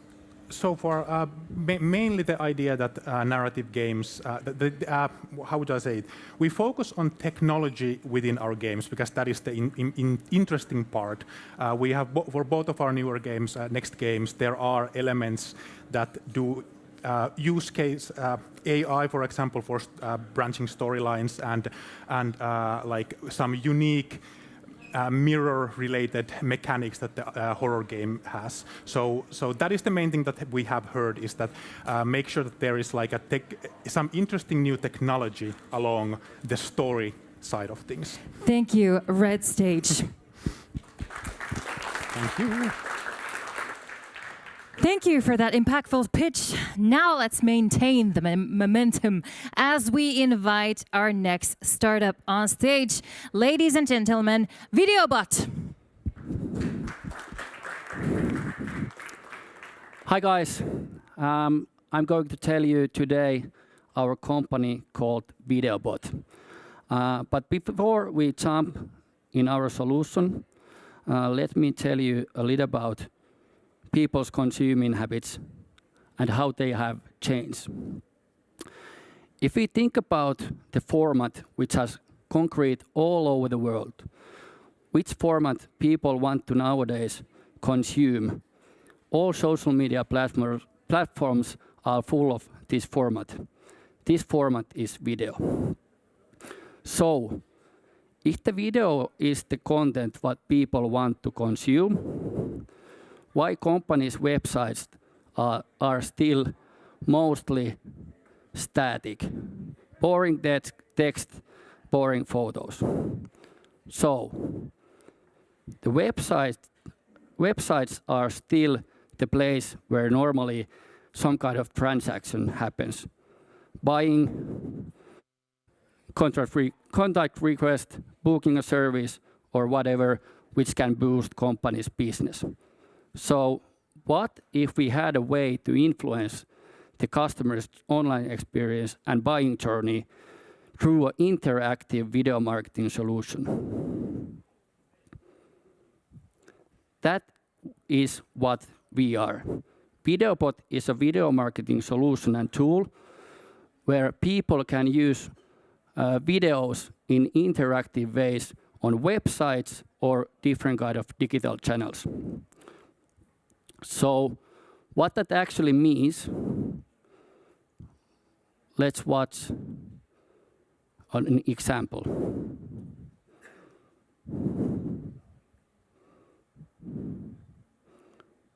Do I?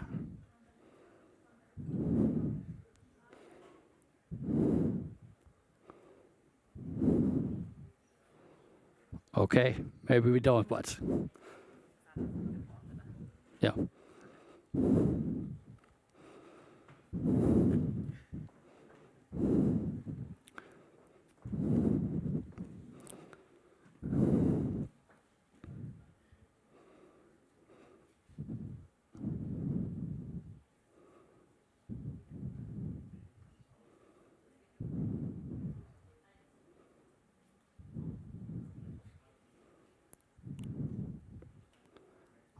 Okay, then we don't watch.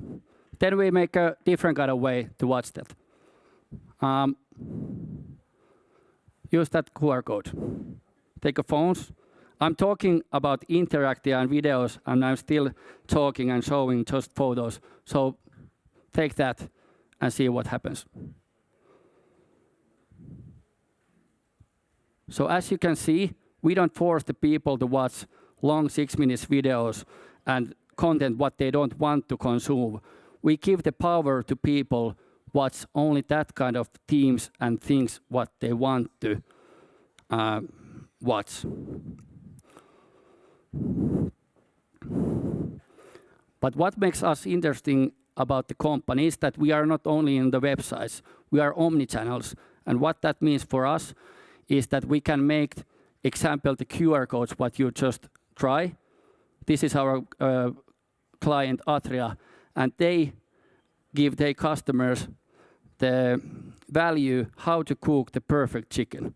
So they can bring their brand to the people's kitchens. This is our client Säästöpankki, who is using video bots on Ilta-Sanomat and Helsingin Sanomat display advertising. So no more boring banners. We can bring the humans interactive and videos also over there. And this is quite interesting also. This is the print advertise. So we can, with QR codes, bring the print advertise alive, which means that we can bring the brand, the feeling, and we can, example, showcase the car when I'm reading the newspapers on my living room or my kitchen. Why we know that this is the future and this works? In 18 months, we have had over 300 clients, 50 different countries. In Finland, which is our main home base, we got customers, example like Veikkaus, Elisa, Telia, etc. But what is interesting is that last month, inside our solution video bots were streamed million minutes. Sorry, 6.8 million minutes. And what that means, that's 13 years of time spent with different brands, different products, and different services. Thank you. But that was some heroic 30 seconds over there, but we got you. We brought you some 30 seconds back. It can be long, but then goes past so quickly. Okay, now it is time for the experts' feedback and questions, and I have been using the video, but okay, go. Okay, great. Yeah, hello. Hello. Have you considered doing any gamification of this, or is this just like a selection of videos, and or is there any game elements behind this? We have talked about that, but in right now we are focusing to make those video bots as smooth as possible, the different kind of paths and places where the customers want to use it right now. But the example in Slush, we make with QR codes like the game and advertise where you have to go different kind of places in Slush, and you get always new QR code where you got more information, and then you go further. Yeah, so you have a way of tracking these and... Yes. Okay, yeah. I don't want to, when I presentation, I don't want to talk about the data analytics, but every button, what the people is clicking, we can get the data analytics behind that. Hi, thank you. Hi. Great presentation. What is the actual mode, and especially in the era of AI, when I can, create from prompt basically anything?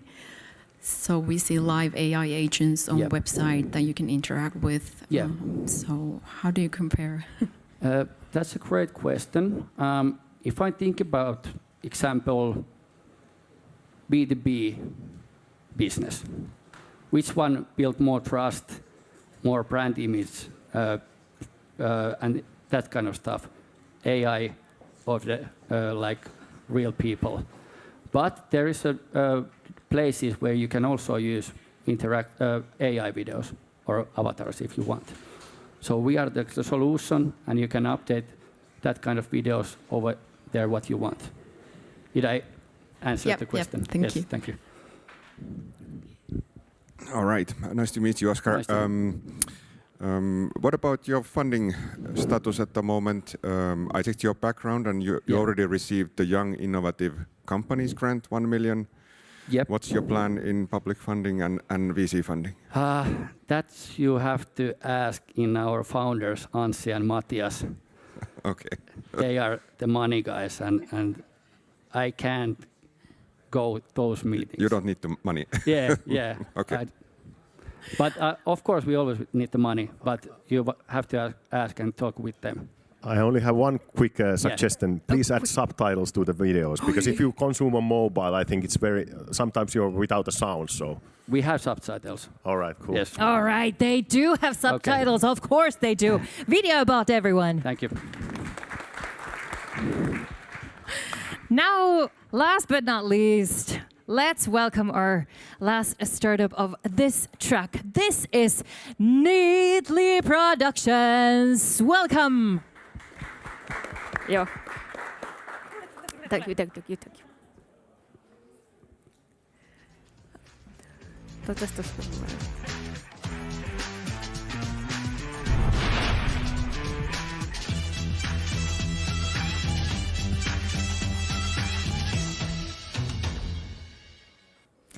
So yeah, hello everyone.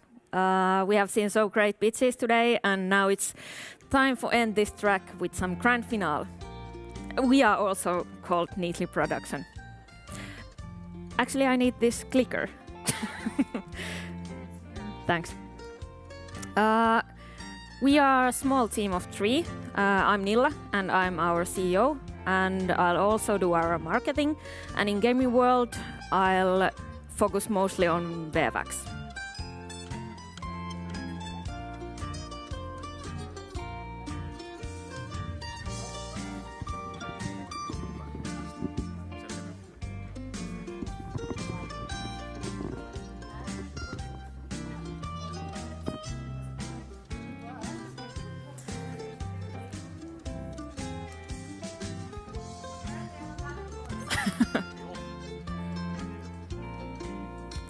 Yep.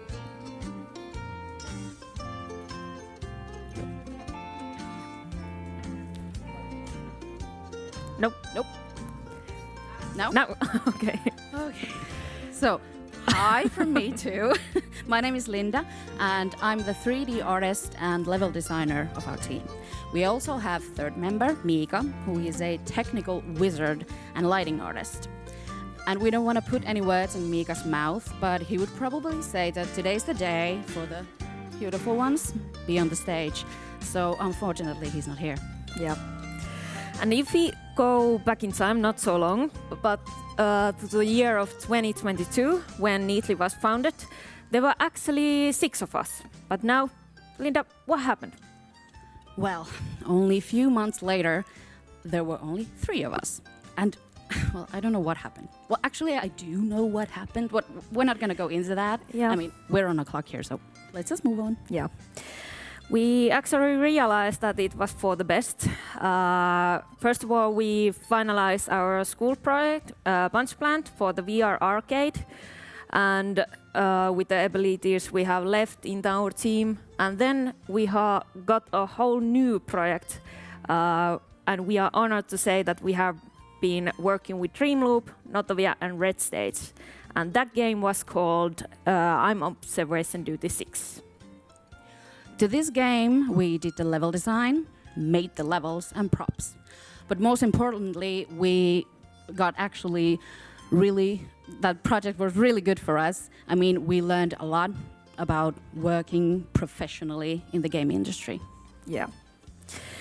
But when the dark fall came, there were actually some light for us. We got innovation funding from Business Finland with help from Altum, and Altum also got us a new contact, Virtual Dawn, who would help us fix technical problems and made some new content for the game called Punch Plant. Well, everyone knows what Punch Plant is, right?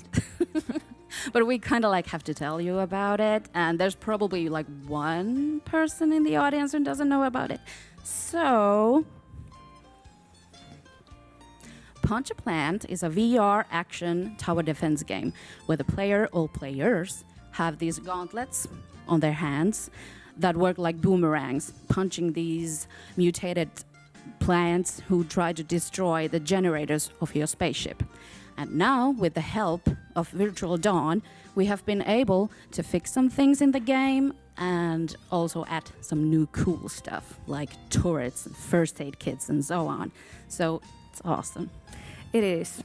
And in this moment, we are now in this point where we have this summertime for marketing our product, and also a little bit us, Neatly. And actually, you can wishlist our game now on Steam. It's fresh news. We got it live on Steam last Friday. So yeah, go and wishlist it. And go wishlist it. Yeah. But now, yeah. Thanks for listening. Thanks for watching. You were great. Thank you for telling me that my voice isn't working. Neatly production. Wow. That was some energetic pitch. Thank you so much. Now the 3 minutes of the experts' feedback and questions starts now. Go. Hi, great to see new studios forming. What does the future look like for you guys? So do you want to work more towards your own games, maybe growing the team, or do you want to work as a contractors, or what's kind of the focus point for the future? I'll say we'll see more contractors and see cooperation work, because it's more because own game is always own game. We don't know if this is going to be successful. So if Linda has something to add. Probably more client projects and all that. I mean, this is right now our baby, yes. Yeah.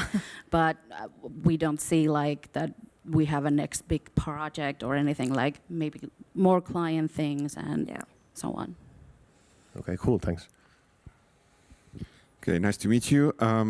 So you are focusing now on contract projects, outsourcing, getting money from that, right? Yeah. So is there plans for getting funding, VC funding or public funding? Actually, we are waiting for ICDA grant, and there is been some talk about this. What was the demo? The DigiDemo. Yeah, DigiDemo. Yeah, about this project also. Yeah. Okay, let's talk more later. Okay. Hi, great to see some ladies on stage. Nice. Yeah, how do you see the vision in 10 years? Where does Neatly Studio want to be? Well, we actually were thinking, like, what if they ask something like this? Yeah. And now we are here. Now we are here. Of course, like, successful company, we hope. But yeah, like, we want to, like, have this project go well and maybe in the future even grow up a bit. The Punch plant needs new levels and all that.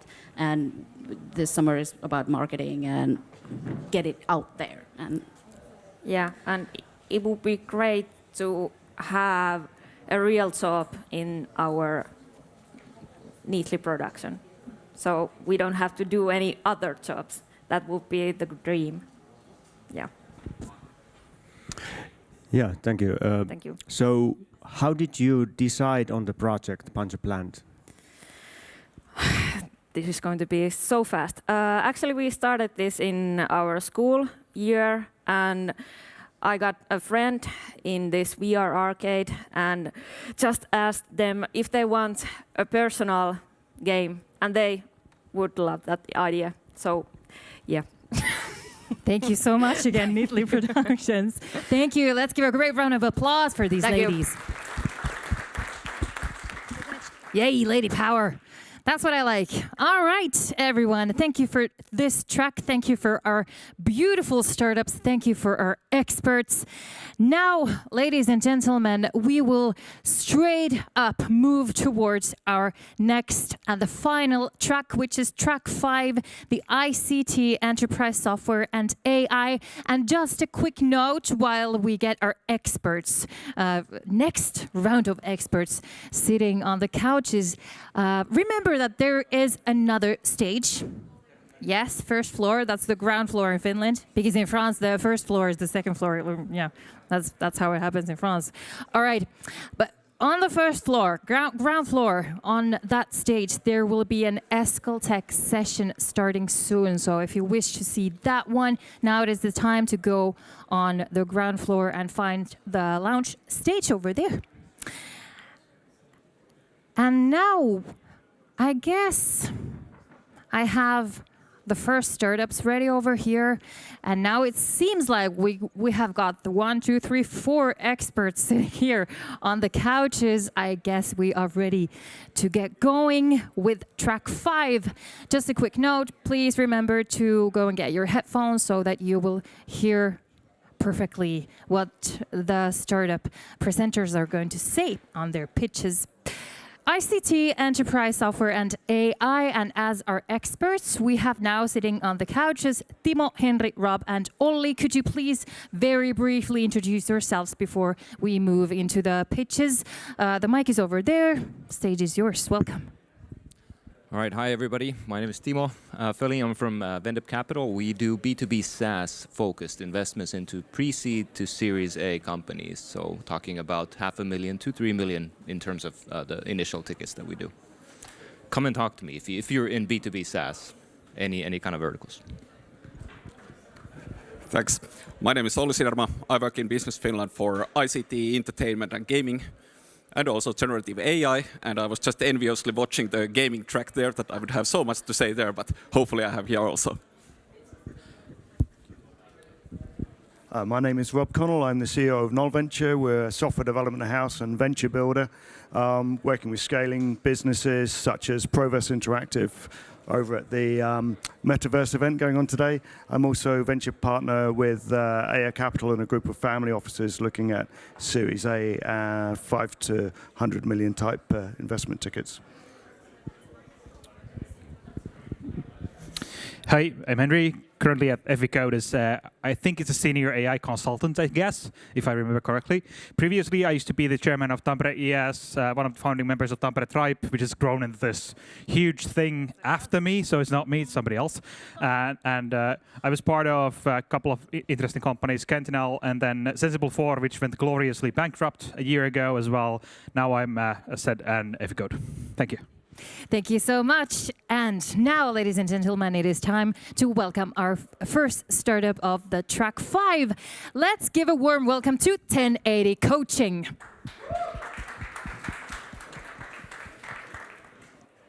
Okay, hello. My name is Markus. I'm one of the founders and CEO of 1080 Coaching. And within the next 5-ish minutes, you will learn how we are going to change the game for grassroots sports clubs, their coaches and players with our AI-powered coaching platform. Now, I think many of you probably think that why would someone start building software for sports, especially for grassroots? There's no money in there. Well, I'll tell you. I'm sure that you've heard that we have a huge crisis in our society. Lack of physical activity. Lack of physical activity among adults. And what is even more concerning is that kids are also not active enough.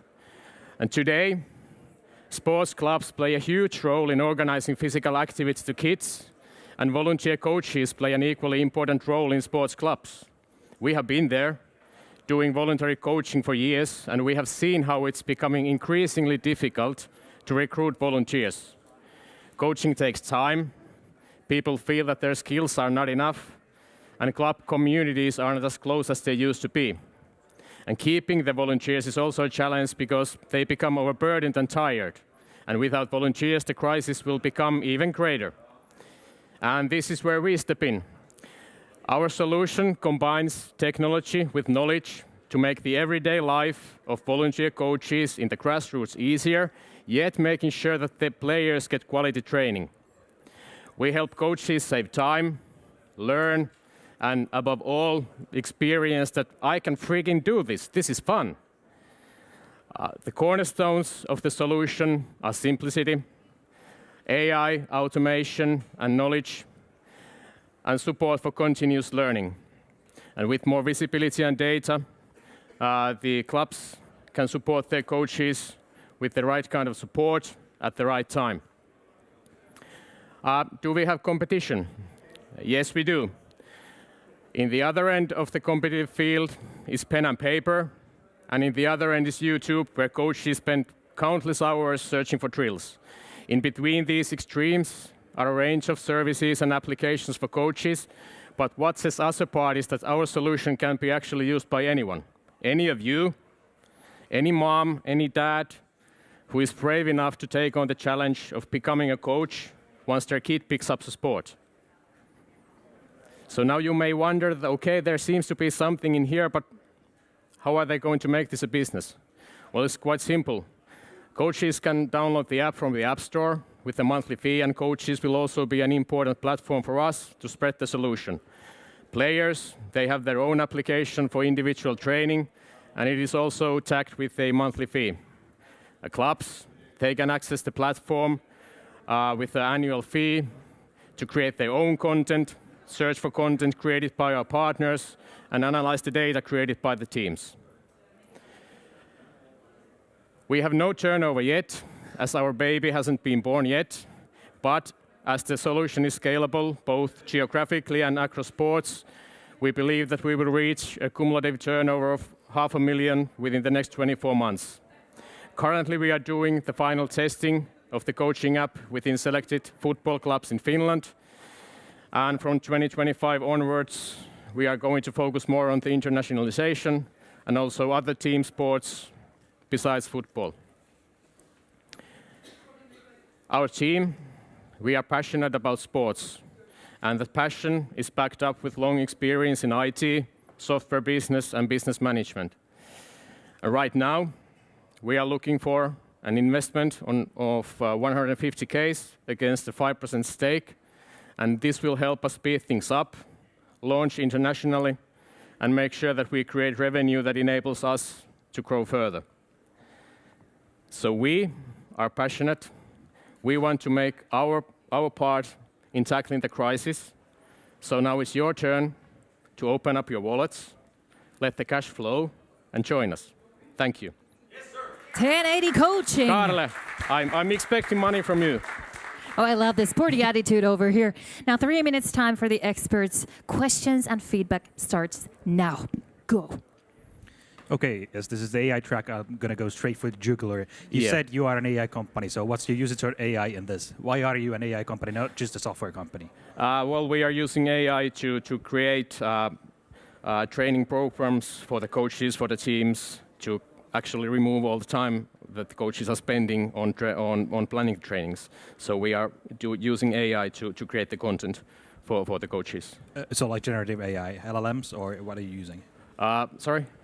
Like generative AI, so is it like LLMs, or what's the technology? Well, we haven't yet completely decided, but probably, yeah, generative AI. Can you explain to us if you've got any commercial traction yet, what the feedback has been from sports coaches and clubs that you've spoken to? And I know, look, there's thousands of volunteers in Finland and Sweden. It's very volunteer-based. I've seen a hockey app, sports coaching app, fail a few years ago. I employ one of the guys who used to work there, and I know one of the investors lost money on it as well. They couldn't get money out of the clubs. So I'm really looking to see what evidence you've got the clubs and the coaches are willing to pay for this. Yeah, well, our traction is currently building up. We are testing, we are piloting in several clubs. One of them in Tampere has green and yellow colors. You may figure out what it was. Yeah, financial traction we don't yet have because we haven't launched commercially, but the feedback that we've had from the coaches has been really positive. They like the app because it's really easy to use and it actually saves time, and that is the key when you're talking about volunteers who are struggling with the time. So yeah, the feedback has been really pretty positive.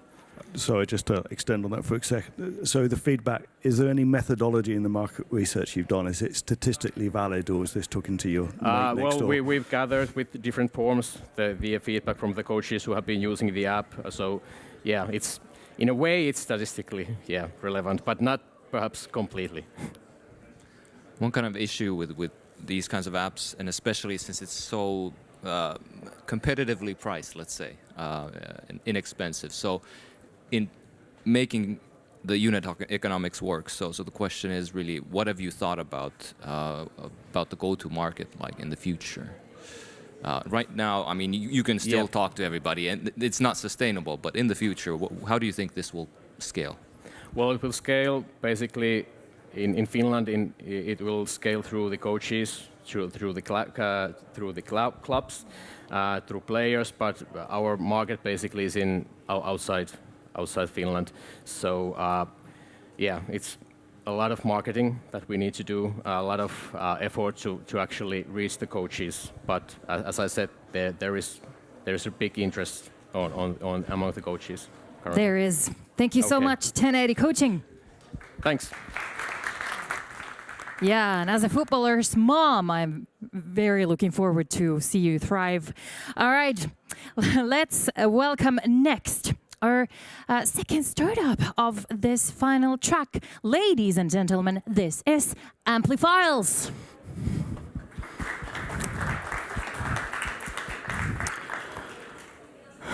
Hello everybody and good afternoon. My name is Tommi Keränen and I'm from Amplifiles. Everybody say selling is hard, but actually B2B buying is even harder. And we are about to change that.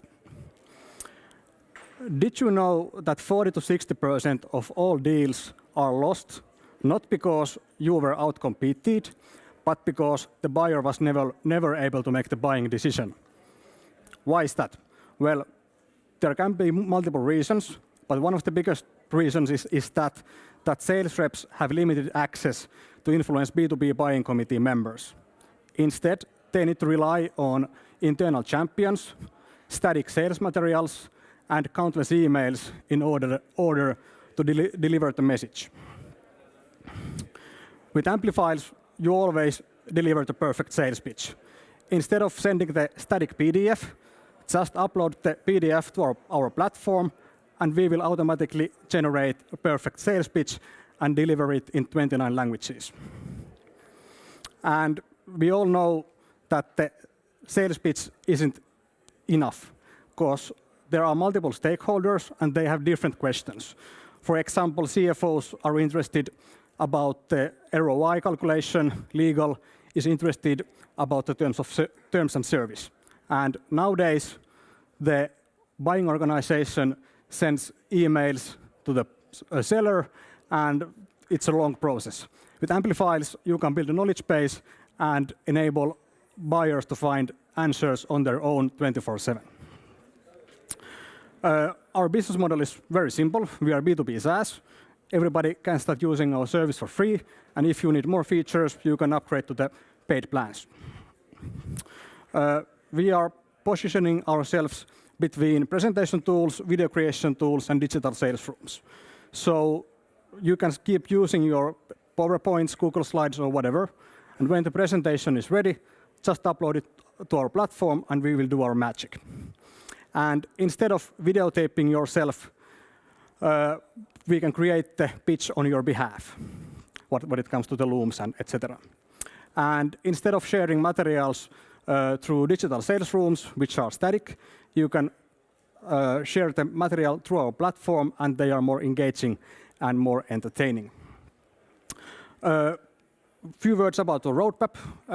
We started with Amplifiles beginning of this year, and we have just launched our MVP. And now we are onboarding early access customers to our platform. We are raising a pre-seed round beginning of next year, so if anybody is interested about that, come and talk to me after the pitch. This is our team. We are all experienced SaaS professionals. We have previously launched and grown one company, so we have some idea what we are actually doing. And we are looking people to join our team. In a near term, we are looking developers, and in a longer term, we are looking more developers, but also people to support our go-to-market strategy. Here are some testimonials. We have few pilot customers already on the platform. As mentioned, we are now accepting customers to our platform. So if interested, check out amplifiles.ai. And if you want to see Amplifiles in action, just scan the QR code.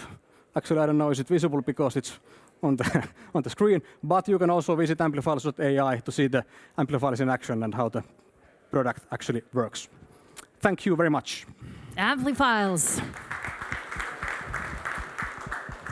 Thank you for the pitch. And now it is time for your questions and feedback, dear experts. 3 minutes. Time starts now. Stage is yours. Now you can hear me. Yeah, thanks. That was a nice pitch. So all the time I kept thinking it's kind of a broad value prop, but have you defined already, like, who are the ideal customers for this kind of software? Yeah, we are a bit still early, but our hypothesis is that the companies who are selling to enterprises. So basically, if our customer's customer is an enterprise, so they have multiple stakeholders who are participating in the decision-making process, I think that is our sweet spot. Okay. Yeah, I was just about to ask, why is your business model subscription-based? Like, usually if I have a PDF, I just want the video out of it, but probably that explains the reason that your end customer is finally some enterprise there. Is that correct? Yeah, that's kind of correct, and also that we are not just a video pitch, but the knowledge base and everything that you can build on top of that, so you can find the answers through the platform in a self-service way. Right.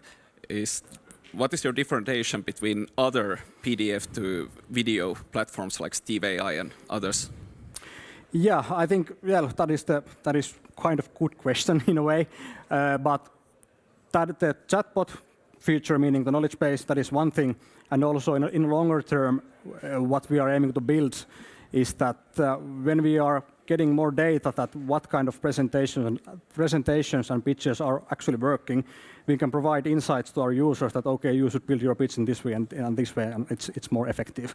So I think that is something that we are aiming in a longer term. Thank you. Look, I really like the concept. Getting buyers and sellers on the same page. But one question from me was, how do you address critical mass? There has to be enough propositions there for the buyers to subscribe. Well, I don't know actually, because if I understood it correctly, because like as a sales rep, you might have one big customer you want to serve. So it might be enough to start using our platform. But of course, the optimal use case would be that you are sending proposals and stuff in weekly basis or daily basis. That is, of course, the optimal case. But it can be also if you have only one big customer you want to win over. So in that sense, I think it could work on that way as well. Okay, final question. Who's actually the user or client that you have? Is it actually the sales rep from the selling company or the company that actually does the sales? If, as you're saying that you do business-to-business SaaS, then your pricing is super cheap if you're going to do that and the company buys the license. Yeah. The sales reps are our customers who are paying the fees, and of course, if the pricing point is too low, we are happy to raise that in the future. Oh yes, we are. Amplifiles, everyone. Thank you. Thank you once again, Amplifiles. Now our third startup of this fifth and final track is ready to conquer the stage. Ladies and gentlemen, this is Done Technologies.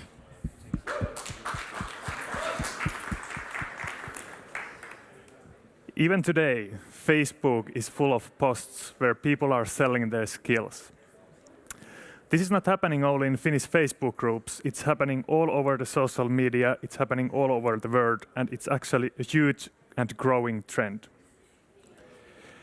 78% of the working population in the EU will work through the platforms until 2030, and this is estimation made by European Commission. My name is Tuomas Pystynen, and I'm the founder of Done Technologies. The problem is that there is a huge number of people who want to sell their skills, but they are not doing it because the current options are not very attractive due to bad reputation and lack of freedom. This leads to a situation where the sellers and buyers are not connected for the local services. Our solution for this problem is a marketplace for local services where people can easily sell and buy services. In our platform, you can start easily your business just with a few clicks. You decide the price, you decide the content of the service, and basically everything. Done is just facilitating the process. For the buyers, it's super convenient and easy to compare different service providers based on the price or the content of the service and select the suitable one for your need. Our business model consists of two main components. We take a commission fee and service fee from each completed transaction. The commission fee is 14.9% and the service fee is 3.9 euros.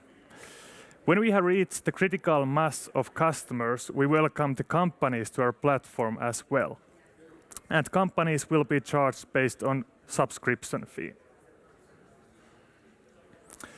The total addressable market size is 5 billion euros in the EU, which we are targeting to reach 500 million euros.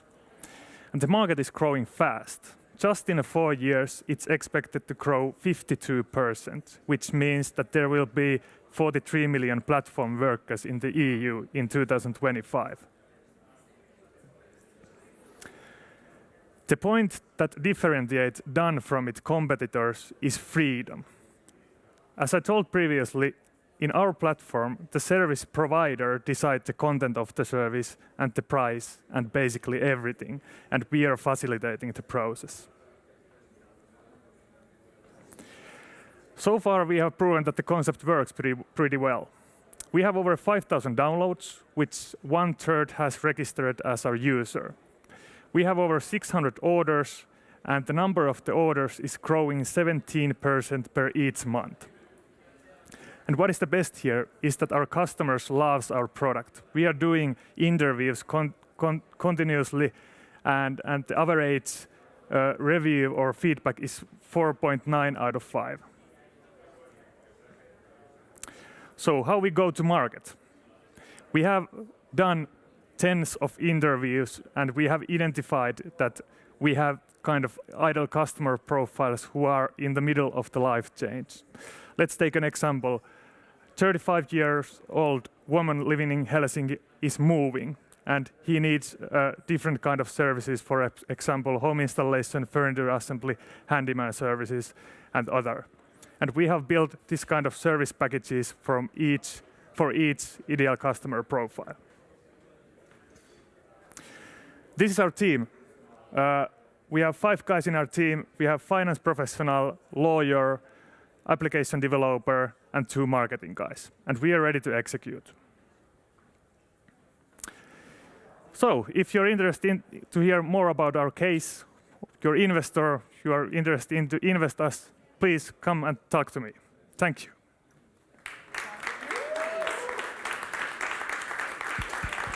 I love this atmosphere here, cheering everyone up. Yes, that's the spirit. Now, the 3 minutes of the experts' feedback and questions time starts now. Go. All right, thanks for the great pitch. I think all of us have seen quite a few similar platforms, and it's on our minds. So what really makes you guys different in how you are able to succeed, despite the marketing cost that you need to do and the local approach that you need to have, and despite kind of the trust issues that these kinds of platforms inherently have? Yeah, well, our focus is in local services. We have some similar cases, for example, Fiverr, which is working pretty well, but they are focusing services that are provided over the internet, and we are now doing the same, but for the local services. And our kind of competitive advantage is the freedom. We have seen that whatever marketing we are doing, we are getting sellers all the time to our platforms. And the freedom is the key there, because the sellers want to decide the price and the content of the service and everything, so that they are actually doing the work and earning the money for them. And yeah, that's basically the point. Thomas, we met at Slush, I don't know if you remember, and I gave a few feedback points, and one of those things I thought you could differentiate on is sole traders have problems with customers and customers who pay on time, etc. Have you taken that on board? Are you allowing the sellers to be able to rate the buyers? Sorry, can you repeat the question? The sellers who can rate the buyers. You have at the moment the rate, you can rate the seller, but you should be able to rate the buyer as well, right? Because if you're a small trader, often people don't pay on time, they don't turn up, they're not at home when you go to do something. Yeah. Yeah, it's like the Uber driver. If you've got a bad rating with Uber, then nobody's going to pick you up, right? Yeah. So far, it's only possible so that the buyer rates the seller. It's not another way around yet, but that's a very good point and idea to improve. Yeah. Thank you. Okay, you said the word freedom many times, but can you tell what do you mean by that freedom? I'm setting up a trap here, by the way. So what do you mean that I'm free to sell my services on the platform, whatever legally be? Mm-hmm. All right. By the freedom, we mean that if you want to sell your service, for example, some furniture assembly or whatever, you decide the price, you decide what you sell, you make the conversation between the customer and you.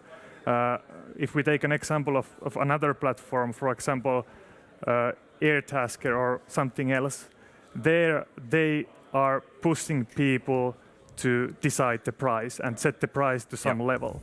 Yeah, and after this, one of the biggest local one-to-one markets is actually sex trade, and that's totally legal. But what's your stake on, for example, in that kind of gray area business? Sorry, I didn't hear. What's your take on, for example, in sex trade or any kind of gray area business that could be done through your app? Kind of gray area business, huh? Well, they're thinking about doing something illegal over there, I guess. I see. This discussion will take place or continue somewhere else, not on live stream, right? All right. Okay. Anyway, thank you, Don Technologies. Thank you. Thank you. Oh, that was impressive pitch. Thank you once again. Now let's maintain this excitement as we invite our last startup of this track on stage, ladies and gentlemen. This is Guidin. Thank you. So hello everyone, my name is Johanna Pystynen. I am the CEO of Guidin, and today telling you more about our change management tool. The problem that we are trying to solve is this. The modern leadership is nowadays mostly about leading changes. There are AI strategies, there are ERP projects, there are organizational restructurations, and there are a lot of changes happening all the time in organizations. In fact, 2016, there were about 2 changes per employee per year. Nowadays, the number is 10 changes per employee per year, and this amount is increasing rapidly. At the same time, we know from the studies that 70% of these changes fail. You know, they don't meet their targets, they don't meet their schedules, they don't meet their budgets. Organizations are losing a lot of money and time in these changes. So this is a big thing that have to be addressed in the future. Well, why do these changes fail? It's not because organizations wouldn't be able to plan these things. They are really good in planning different metrics, different targets. Everything looks usually good on the paper. But when the change goes forward, it's at the end about this. You know, it's about people, how they adapt to the change. Do they accept the change? Do they have different beliefs, or do they have different worries considering the change? And this is the challenging part of the change management. You know, there are a lot of fears underneath the surface. For example, what does this mean for me? Am I losing my status? Should I read between the lines something? What happens to my role? These are the hard part of the change management, and there are not proper tools to support this world. There are no tools to make this visible and proactively and systematically address support and communication to these problems. So we decided to create one. Here you see some of the pictures from our tool. We show the risks, the human side of the risks of the change for the companies. We show the root causes behind. We show the emotional spectrum. We try to identify where the organization should put now focus on so that they can move with the change towards the same, proceed with the change. We interviewed a lot of CFOs. We wanted to understand how we should actually show these results to them so that it is a strategical thing in their agenda, not an HR thing, but strategical thing in also business agenda. And we were really successful. 100% of our customers are willing to recommend us. They get the immediate benefits from the results. And we want to stress that we are not a general survey tool. All the metrics, all the calculations, all the visualizations, they are built on the main management change management theories. So it translates all the results and compares those results to the change management theories. So it's on-spot tool for the change management. Here you can see some of the customers. We are working with the CGI as a strategic partnership, also with other consulting companies, and all the time increasing our customer base. I show you one detail from our tool. This is an emotional spectrum that has been really eye-opening for many of our customers. We have actually demonstrated here a typical case where the leadership team is usually in this right corner from your angle. They are excited, they are motivated about the new strategy or new ERP project or whatever the change is, and they are communicating from this state of emotion to the people who might be in other state of emotion. For example, they are worried, they have fears, they have different beliefs towards the change, and it goes already to the sidetrack, the change management, because of this. So what we can do for the companies is to show this kind of information beforehand to help management teams to understand how they should communicate to the different groups, how they should support different groups in order to make the successful change to happen. We see this as a phenomenon that is increasing. We already see this in big corporations. They are building transformation teams inside the organizations. What big do, usually the small ones follow. So this will be, from our perspective, one of the biggest things in the management in the future. And actually, I show you this one. We are not anymore raising 400K. We just did it. We closed our round a couple of weeks ago. We get really interesting investors, old ones like Mikko Kuitunen and Kim Väisänen, but also new ones like Henry Neilert and Ali Omar and Pekka Ylitalo and Teemu Jokinen. So we also noticed that a lot of investors believe in this case. And of course, we want to grow in the future. We want to continue discussions with everyone who is interested in this theme. And now I see that my time is coming up. So yeah, that was my pitch. Thank you, everyone. Thank you so much, Gaiden. And congratulations, wow, what a start. Now, 3 minutes time for the questions and feedback from the experts starts now. Go. All right, so Business Finland logo, they're very behind our Business Finland change, or were we just sponsor? We have been discussing to support the Business Finland change. We would be happy to, but yeah, they have been just sponsoring. All right, considering how it went, we would have definitely needed you. Yeah. So does it give suggestions also for the manager in charge of the change? Yeah, we use AI behind it. So based on the results, the AI recommends the concrete steps how the management could support different groups. So yeah, it does. Right, I'll also ask the same trap question as before. Do you use an LLM or some kind of other system? Sorry, what? Do you use a language model there to give the idea, or? We do use some kind of well, I have to say, I'm not so technical, so I don't know, I'm not sure if you mean what kind of language models, but I know that we have some models that we use behind it. For example, how the comments and everything is like grouped and identified. So if you mean this one, then I can say yes. Yeah, close enough. Let's say so. Thank great. you. Do you have your kind of own framework on how you facilitate the change, or do you allow the customer to kind of implement their own, which they're used to working on, or which way does it go? We have own perspective to change management. We apply a couple of main change management theories, and then the recommendations we do using AI. We have a framework for that we use. So we have created own, but it uses the main theories of change management. Okay, so if the customer has something that they're used to using already, I mean, they kind of put that aside and take on what you guys are suggesting. Yes. Okay. Yeah, because they understand that because we are not a general survey tool that only shows the results, it actually transforms the results based on the change management theories and our framework. So they see it like a spot-on tool for the change management, not a survey tool. Do you see that limiting your market at all, or scalability? Not exactly. We thought that when we started, but actually we are not competing with the Pulse tools or employee experience tools. It's an add-on tool that they are willing to pay for because they see the benefits for the change. Do they have Pulse tools on the side as well? They usually do. Yes, they do.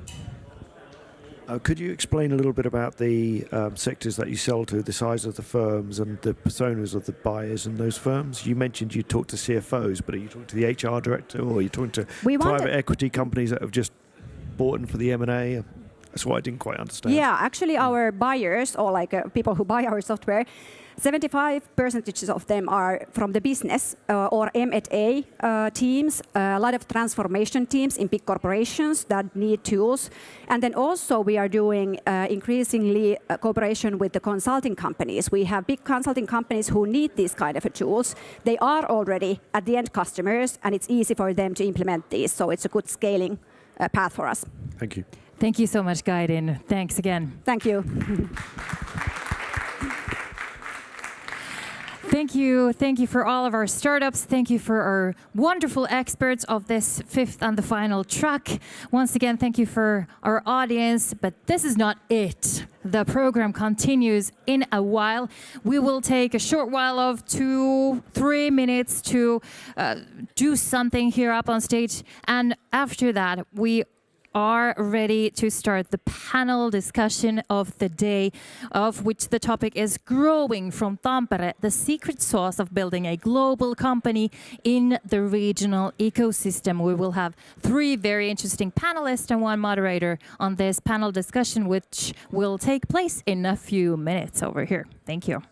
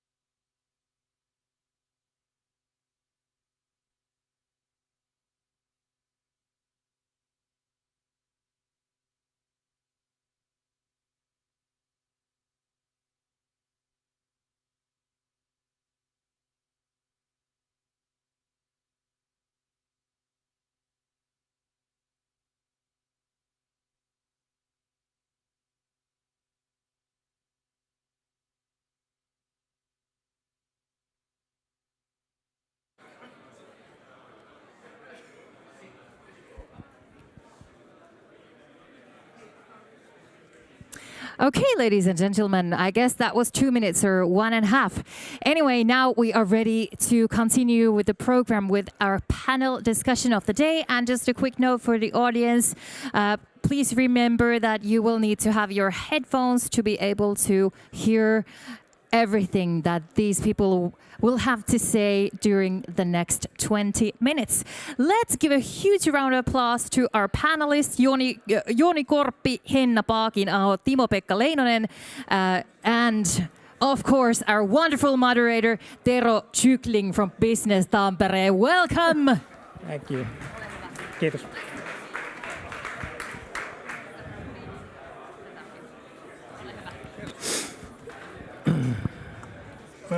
Tällainen mä näen teidät.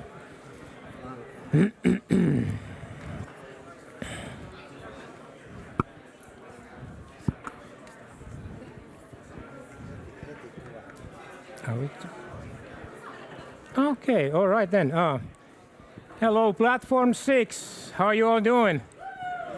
All right. And hello, everybody at Pirkkahalli or whatever it's called today at the Metaverse event. I guess we have better buses here than you guys have over there, but I don't know. Let's compare that afterwards. Anyhow, my name is Tero Chykling, as introduced. I'm from Business Tampere, and I will be moderating today this Growing from Tampere. What might be the secret sauce within this region? We have an extremely brilliant panel, local entrepreneurs here today, and I will briefly introduce them to you guys. And first, if we start with Henna Paakinaho. She has been instrumental for the commercialization of Adaptos and Adaptos Vet bone graft substitute innovation since 2011. And also she works for the Tampere University Innovation Services to support TUNI originating innovations for commercialization. And I just heard today that Biomendex is really achieving or entering the scale-up phase in their business, and that's really wonderful thing to hear for a local company here. Next we have Joni Korppi, co-founder and CEO of Treon. And Joni has accumulated 3 decades of experience in telecommunications, software engineering, and product management at Fujitsu, Nokia, and Microsoft. He has taken Treon from 7-member team to a successful over 30 professional and growing organization with offices currently also in the US and France. And all this in 8 years. So that's an accomplishment. Give him a round of applause for that. And the third member we have Timo-Pekka Leinonen, co-founder and CEO of Master English, and also co-founder and former CEO of WordDive. Probably familiar name to all of you guys there. Prior to WordDive and Master English, Timo-Pekka was working for Nokia for 19 years, held several management and leadership positions, and was globally responsible for network management system with a turnover on 4 million euros per year. So that's the panelists for today. And I do urge you guys to go and check their web pages to get more detail on what these guys are doing with their companies. There's some fabulous stuff that these companies are doing. So without any further ado, let's start the panel. And as the title of the panel says, Growing from Tampere. So let's dig in more detail that what makes Tampere such a special place. And let me start with you, Joni. Treon's business is in scalable IoT solutions, and you claim to reshape the industry, hence change the world for better. So that is a bold and ambitious statement in Tampere, Finland. That's something that you might be hearing in bigger cities like the Valley or London, but in Tampere. So why Tampere? Yes, thank you, Tero. I guess you can all hear me? Yeah, good. So first of all, of course, like this city was the home of Nokia and a lot of high tech. So after almost 25 years of Nokia, Microsoft, we were connecting people. You know, the whole smartphone era, invented a lot of that technology on a global scale. So once we founded our company, you know, we of course need to do big things. So we have the passion to kind of make a big impact globally. So we changed the connecting people to connecting things. Quite simple. There's a lot of more things to connect, and by that we can do, you know, a very big impact. And so basically we created all of our tech, our products, our business model for a kind of a, you know, large scale, massive scale market plan. So even as a small company, we can kind of make a big impact. Then the other point from Tampere is, of course, the history. This is a, you know, amazing city. A lot of international people, like I can see here. So that's obviously a key thing when you work on a global scale. You have to have, you know, a lot of non-Finns as well. So, you know, all of that part is very important. And also thinking about the heritage, there's a lot of cool stories about Tampere, especially going towards like the industrialization, the founding of the city in the 1779. You know, the Swedish king, we have the Russians here, we have the Scots or Irish, so this will always be international.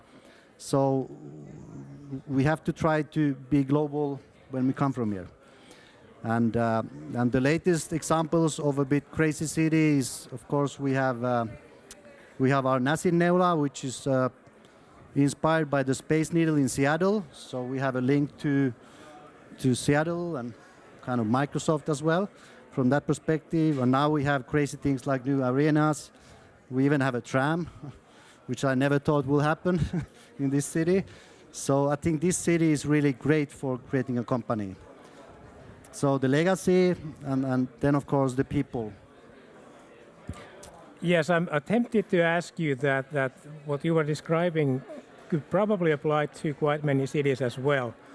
But is there something with the mentality of people in Tampere, maybe coming from the innovative culture of Nokia times or Microsoft times, or is there some kind of we talk about the secret sauce that, is it about the people or is it about something else that you might characterize?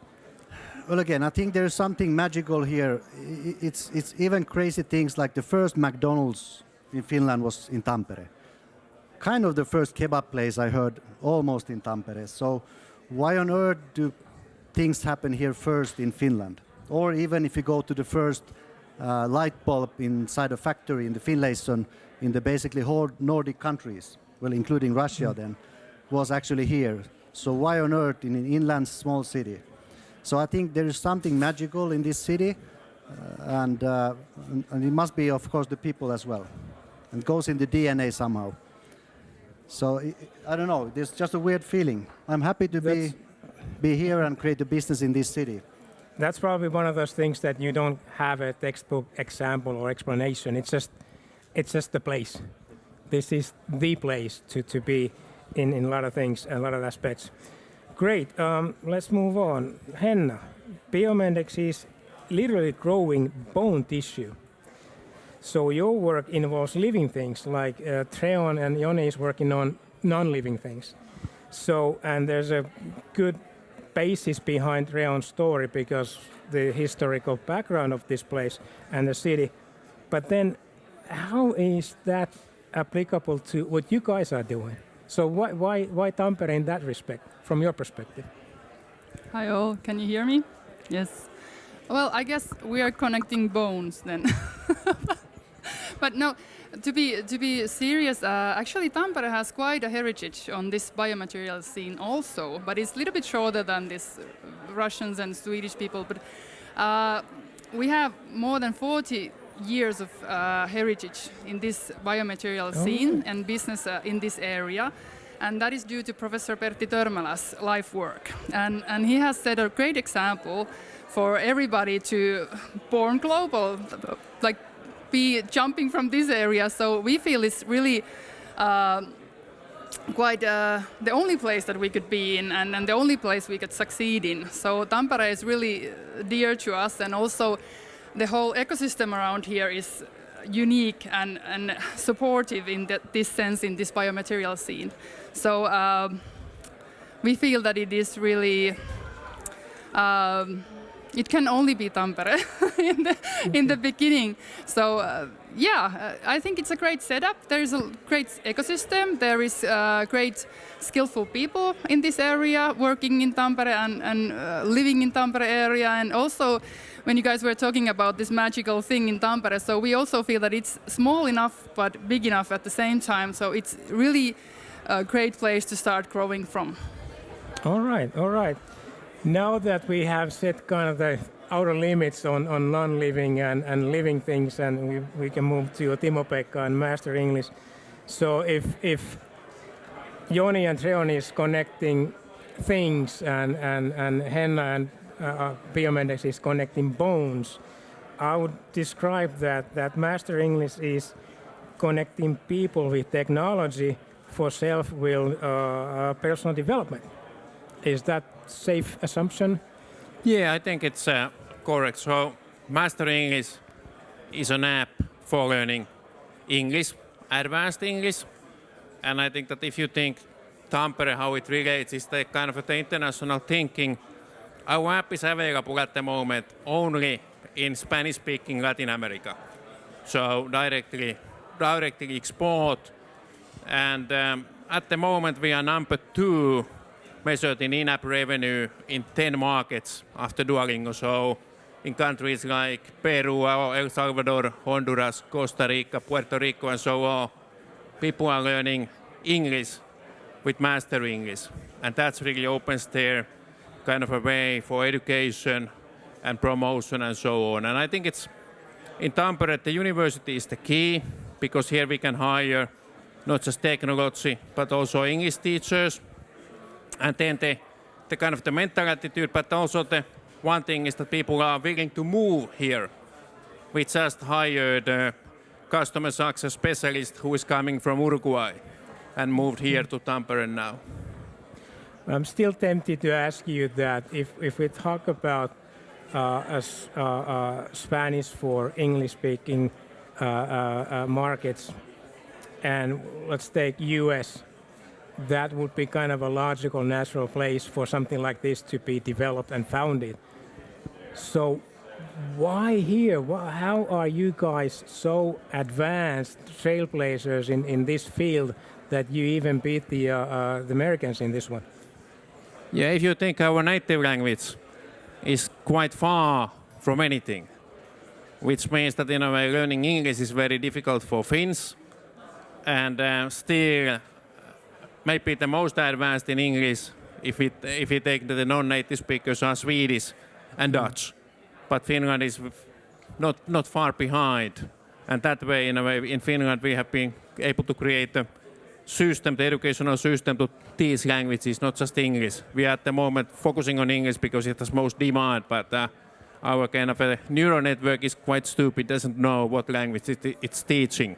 So we can later expand to other languages. But I think it's at the background that it's so damn difficult for Finns to learn other languages, and we have been able to, we must create kind of a ways to learn. Okay. It seems like there's this unexplainable magic in Tampere that creates this Tampere hype, or whatever you want to call it. But it's also an indication that location per se doesn't matter in this case. It's really where you feel that you are more at home to start building your company. So there are no limitations for success dependent on your place of origin. So that's good encouragement for any startup entrepreneur that you are in the right place to start your entrepreneurship and start your company. Then the next thing is that, well, how do you get out of Tampere and how do you get to the markets, which we will actually get in a later phase in this panel. And also, I have to say that talking with other city reps from Helsinki, Turku and Oulu, for example, they have also realized that there's something different in Tampere. And they actually quite literally said that they are a bit of an envious to how things move and what happens in Tampere. And they've been trying to ask also that what is the secret sauce that you guys are using there, and can we use some of that as well? But that's probably not going to happen anyway. So, well, anyway, let's shift gears and dive into actual experiences that have made impact on these respective companies on their growth journey. And let's now start with Henna. What would you say that what would be the one thing that has been a significant event, decision, thing that has have a great impact on Biomendex? If I have to choose one, then I would go for customer understanding. Because if we did one thing right, this was it. We really understood the surgeons from early days on. And Biomendex was, in the very beginning, we wanted to give the surgeon the freedom to operate. So that meant that we wanted enable them to do their job as they wish. So in that sense that we didn't want to have like engineers telling surgeons that this is how you should use our product. But rather it was so intuitive and adaptable so that they can use it however they wish to. So they can choose how to heal the patient.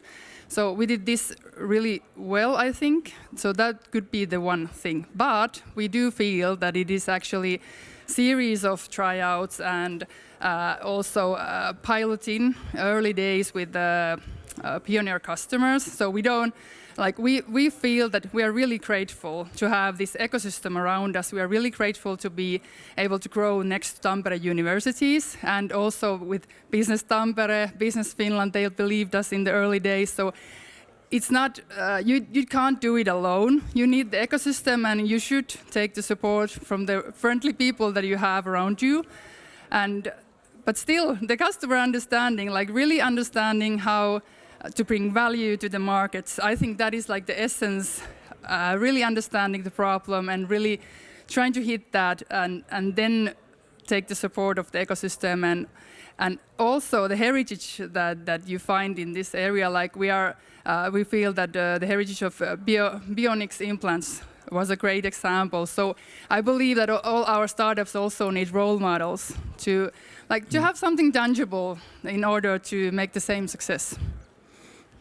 Thank you. The customer focus is really Startup 101 item, but so many lose the focus while getting operational.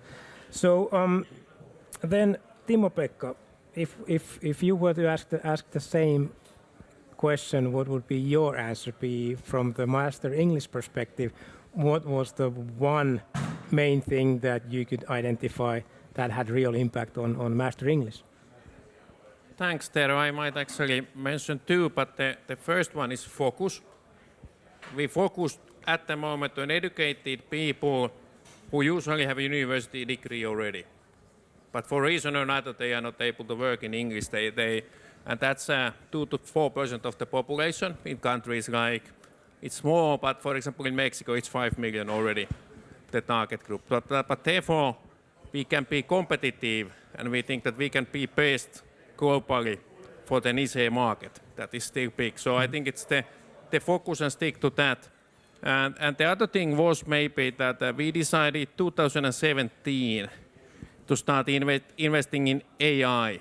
So even if you have a relatively small company, we have been invested millions in AI and we've been working 7 years now with AI solutions, and now it's great to see that it really starts to work. Interesting. So let's see if there's a diversion for the impact stories for Treon, or will you, Joni, follow the same trail that? Go ahead, please. Well, thanks. Maybe take a different kind of a approach to this. So when we were founded in late 16, it was when Microsoft shut down the smartphone business here. So we had a lot of that talent free. The first support we got was from Microsoft, like a startup program and grant. And then, of course, the City of Tampere and Business Tampere supported with a lot of training, a lot of contacts to, we didn't really know how to set up a company. We have been this corporate thing. Now I'm a corporate again, but anyway, a lot of that early days to support us to actually start the company. So we got a lot of help there. Then as we grow, then Business Finland has been really strong, supporting us with loans and some grants for our products, but also then on the expansion in the market side. Lately, we even have delegations with the Finnish ministers and actually ambassadors. So this is really kind of unique that the small company can actually get that kind of level of support from all the levels, so the cities and the country, and actually help us to create the global network. So when you think about this, if we would be in a big country, nobody would care. But now when we are in Finland, actually, they care of the companies. And then also we have a local ecosystem of other startups and companies that support each other, which is really unique. I can't really see that when I go. Everybody's competing against each other, like when you go outside Finland. But now in Tampere, for example, we all can work together, even if we actually are competing. So again, it's something special here. And without, we didn't raise 100 million in money and like the Silicon Valley way. So if I would set up a company there, I probably would do a PowerPoint and get 100 million and then burn it all. And then maybe I succeed or maybe not, but doesn't matter because 1 out of 10 will succeed and investors get their money. Now here you have to be smart. There's not that much money. So you have to actually then use these kind of tools, use the network, use the public funding, use your friends, and then build it on a kind of a more like maybe more stable way. So we raised 5-6 million now in these 8 years. But again, we've gone quite far with that money. All right. Now that you all have, and this is a quote from a famous ice hockey coach, momentum in your growth journey. How hard and what are you, if you can reveal that how you will ensure that your set course will continue, and now if we now start for the third time from Timo-Pekka, that how you do this, how you keep the momentum going. Thanks, Tero. I think you should never be certain that it will continue. You have to be all the time be a bit paranoid and have different scenarios and think what's going to happen. And I think that the key thing is that when you have the momentum, focus, in a way, keep the focus and do what's working already. That's I think that the key, and already what Henna said, that in a way, continue working with the customers closely, interview them, and if you disagree, it's quite often that the customer is right. So that's I think that the key. And then of course, in a way, I think it's very important to keep the team aware. People are willing to work for the correct direction, but they can do it only if they know what the company is aiming for and what's the situation on the market and so on, because things are changing so quickly. So it's really important that people know what's happening, and then they can make their own decisions based on the real facts. Yes. This was such a such a good answer. So I agree fully. But if we may reveal something, so even though Tampere is great and we love it here, and Finnish people or Finnish customers are great, we do have plans for abroad, and we are already selling abroad. And Biomedex is aiming to the US markets. And I myself am more involved now in Tampere universities, in the innovation services. So I would recommend anybody interested in Biomedex's future to go for our CEO, Dr. Pasi Kankaanpää, or CTO, Dr. Karlo Paakinaho. They are more aware of the current plans and what's going to happen in the near future. And I'm sure that you will have interesting discussions if you turn to them. Will they be willing to reveal the secret sauce? I am not sure, but you have only one way to find out this. Right. Okay. But we are open for investors to join our journey, and but we are not leaving Tampere, if that is the question. That was my question next, that even though you're looking for the international markets, you're not leaving. All right, good. No, we are staying here, but we are also taking over other countries. So, Joni. Yeah, thank you. So, we are 10 million revenue last year. We have now a plan for reaching 30 million. We're growing up, actually, then a plan for 100 million. So it's kind of a, we see that there is enormous growth opportunity for us. We have also expanded, so we have a subsidiary in US where we are putting permanent people in the next months. We have also opened a subsidiary in France. You can't sell to France from Finland. You have to speak French, by the way. You have to maybe get that app done. So we also have now that solved. So almost 90% export. So we don't really focus on Finnish customers as such. We are focused on the global market. Then let's see. We definitely are going to have all kind of key R&D here in this region. I talked with one CEO that runs now a €1 billion company. He told me that the hardest part was to reach 100 million. Then it got easy. So let's see. Maybe we can reach 1 billion, someday as well. So you will be the first unicorn from Tampere? Well, from revenue, yeah. I guess it's easy to get from valuation if you create some word app or something, but like actually generating revenue of 1 billion is not that easy, I would say. I think, yeah. But again, for me, it's like, you can dream big, Absolutely, and you have to, if you want to make it. Just looking at the time here, I would like to save some time for questions from the audience, and to just to summarize a bit the panel here. It's been extremely intriguing. Learn a bit more from you guys as well. Again, hopefully you all got kind of a peek on these future or even current movers and shakers in Tampere region, coming from the startup scene. If I to see one common denominator with you guys, you all are on a quest to have a global impact. That's phenomenal, coming from Tampere.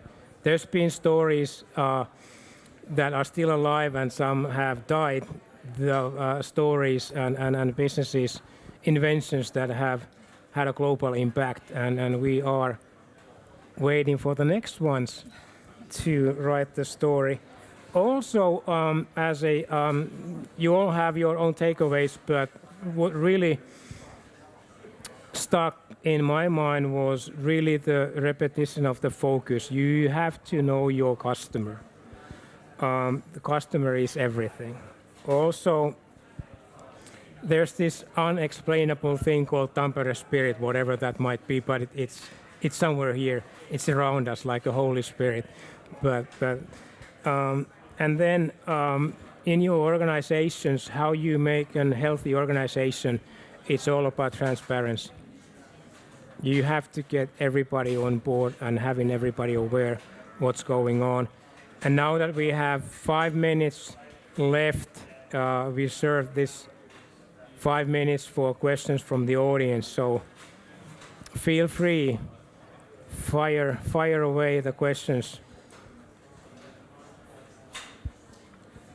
And if there's none, this is really phenomenal in a way that you are all blown away with this panel and the information flow that you have got from here. So if nothing else, this probably concludes the showcase for today. I'd like to give my thanks to Marco and Carle and all the crew who has made this possible. Also the panelists here, thank you very much. Much appreciated that you made your time available and came here to give a bit of your story and also hopefully give some indication and insight for the startups that yes, you can make it. There's a question.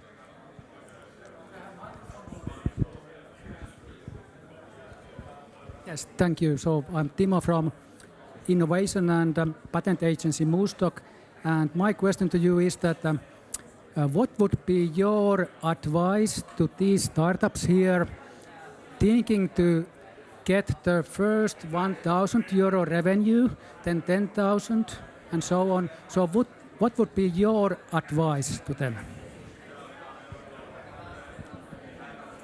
That's a good question. So yeah, thanks, Timo. I think that my one hint is to establish the company.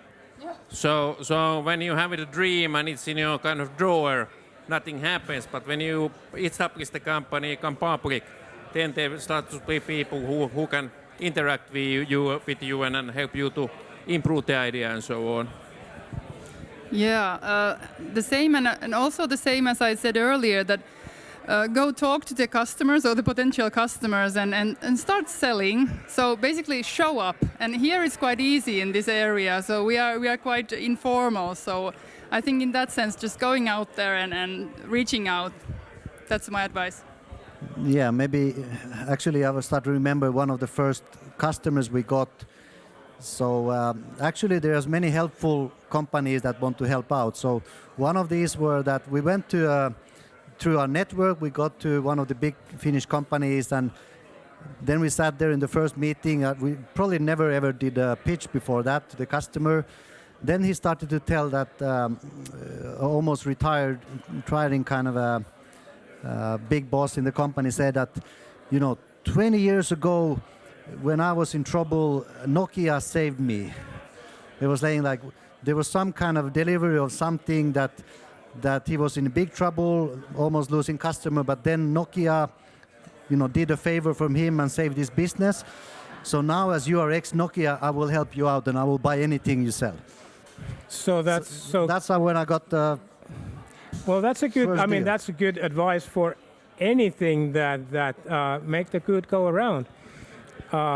So when you deliver, karma will be coming back to you even in the bad sense as well, because karma is a bitch, so you better be careful how you do. We got but 2 you need minutes. a company. You need a company so they can you can invoice. True. Yes. I remember from my startup days that there was this slogan that you have to have skin in the game, and that's really the motivator as well. So how factual, true thing that has been in your startup journeys, Joni? Sorry, skin in the game, your own skin in the game. Well, on your house and your car and everything. Well, I guess like if you start a company, then you have to leave it. It's kind of it's impossible to.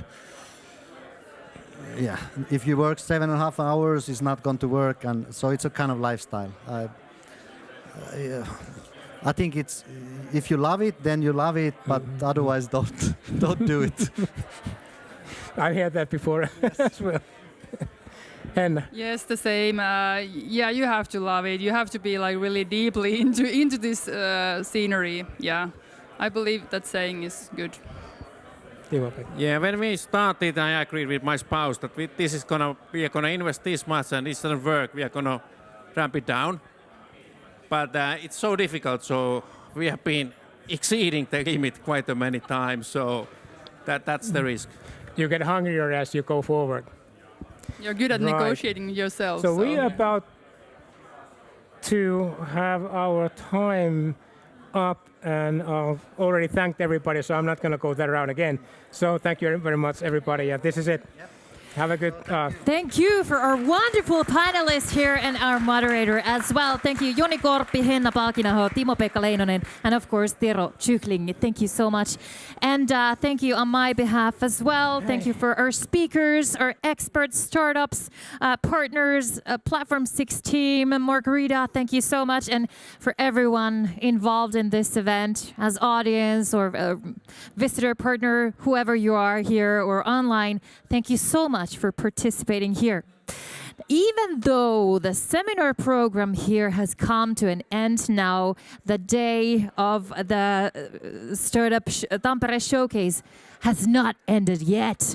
We're actually starting our after work here and on the ground floor as well in an hour. So that's at 4 o'clock. There will be here DJ on main stage, drinks, food station, the rooftop terrace will be open from 4 o'clock onwards. So that's an hour. Downstairs we will have on first floor, there's karaoke stage, drink station, guest lounge area, and so on. What happens now is we are going to empty this room for preparations. All right, so for the next hour, we will have to empty this room. And at 4 o'clock, feel free to come back and enjoy the event. What to do during this 1 hour? Well, downstairs, the lounge stage and the first floor, it will be open. Remember that if you feel hungry, Edun Herkkukeidas is still serving lunch until 4 o'clock for 10 euros a plate. That's not bad, is it? Yeah. And afterwards, there will be the afterworks, after party at Sauna Ravintola Kuuma. Tables are reserved for Platform 6 and sauna will be at your use sometime at Kuuma. My name is Sanna Laitinen. Thank you everyone for participating and enjoy the evening. Thank you so much.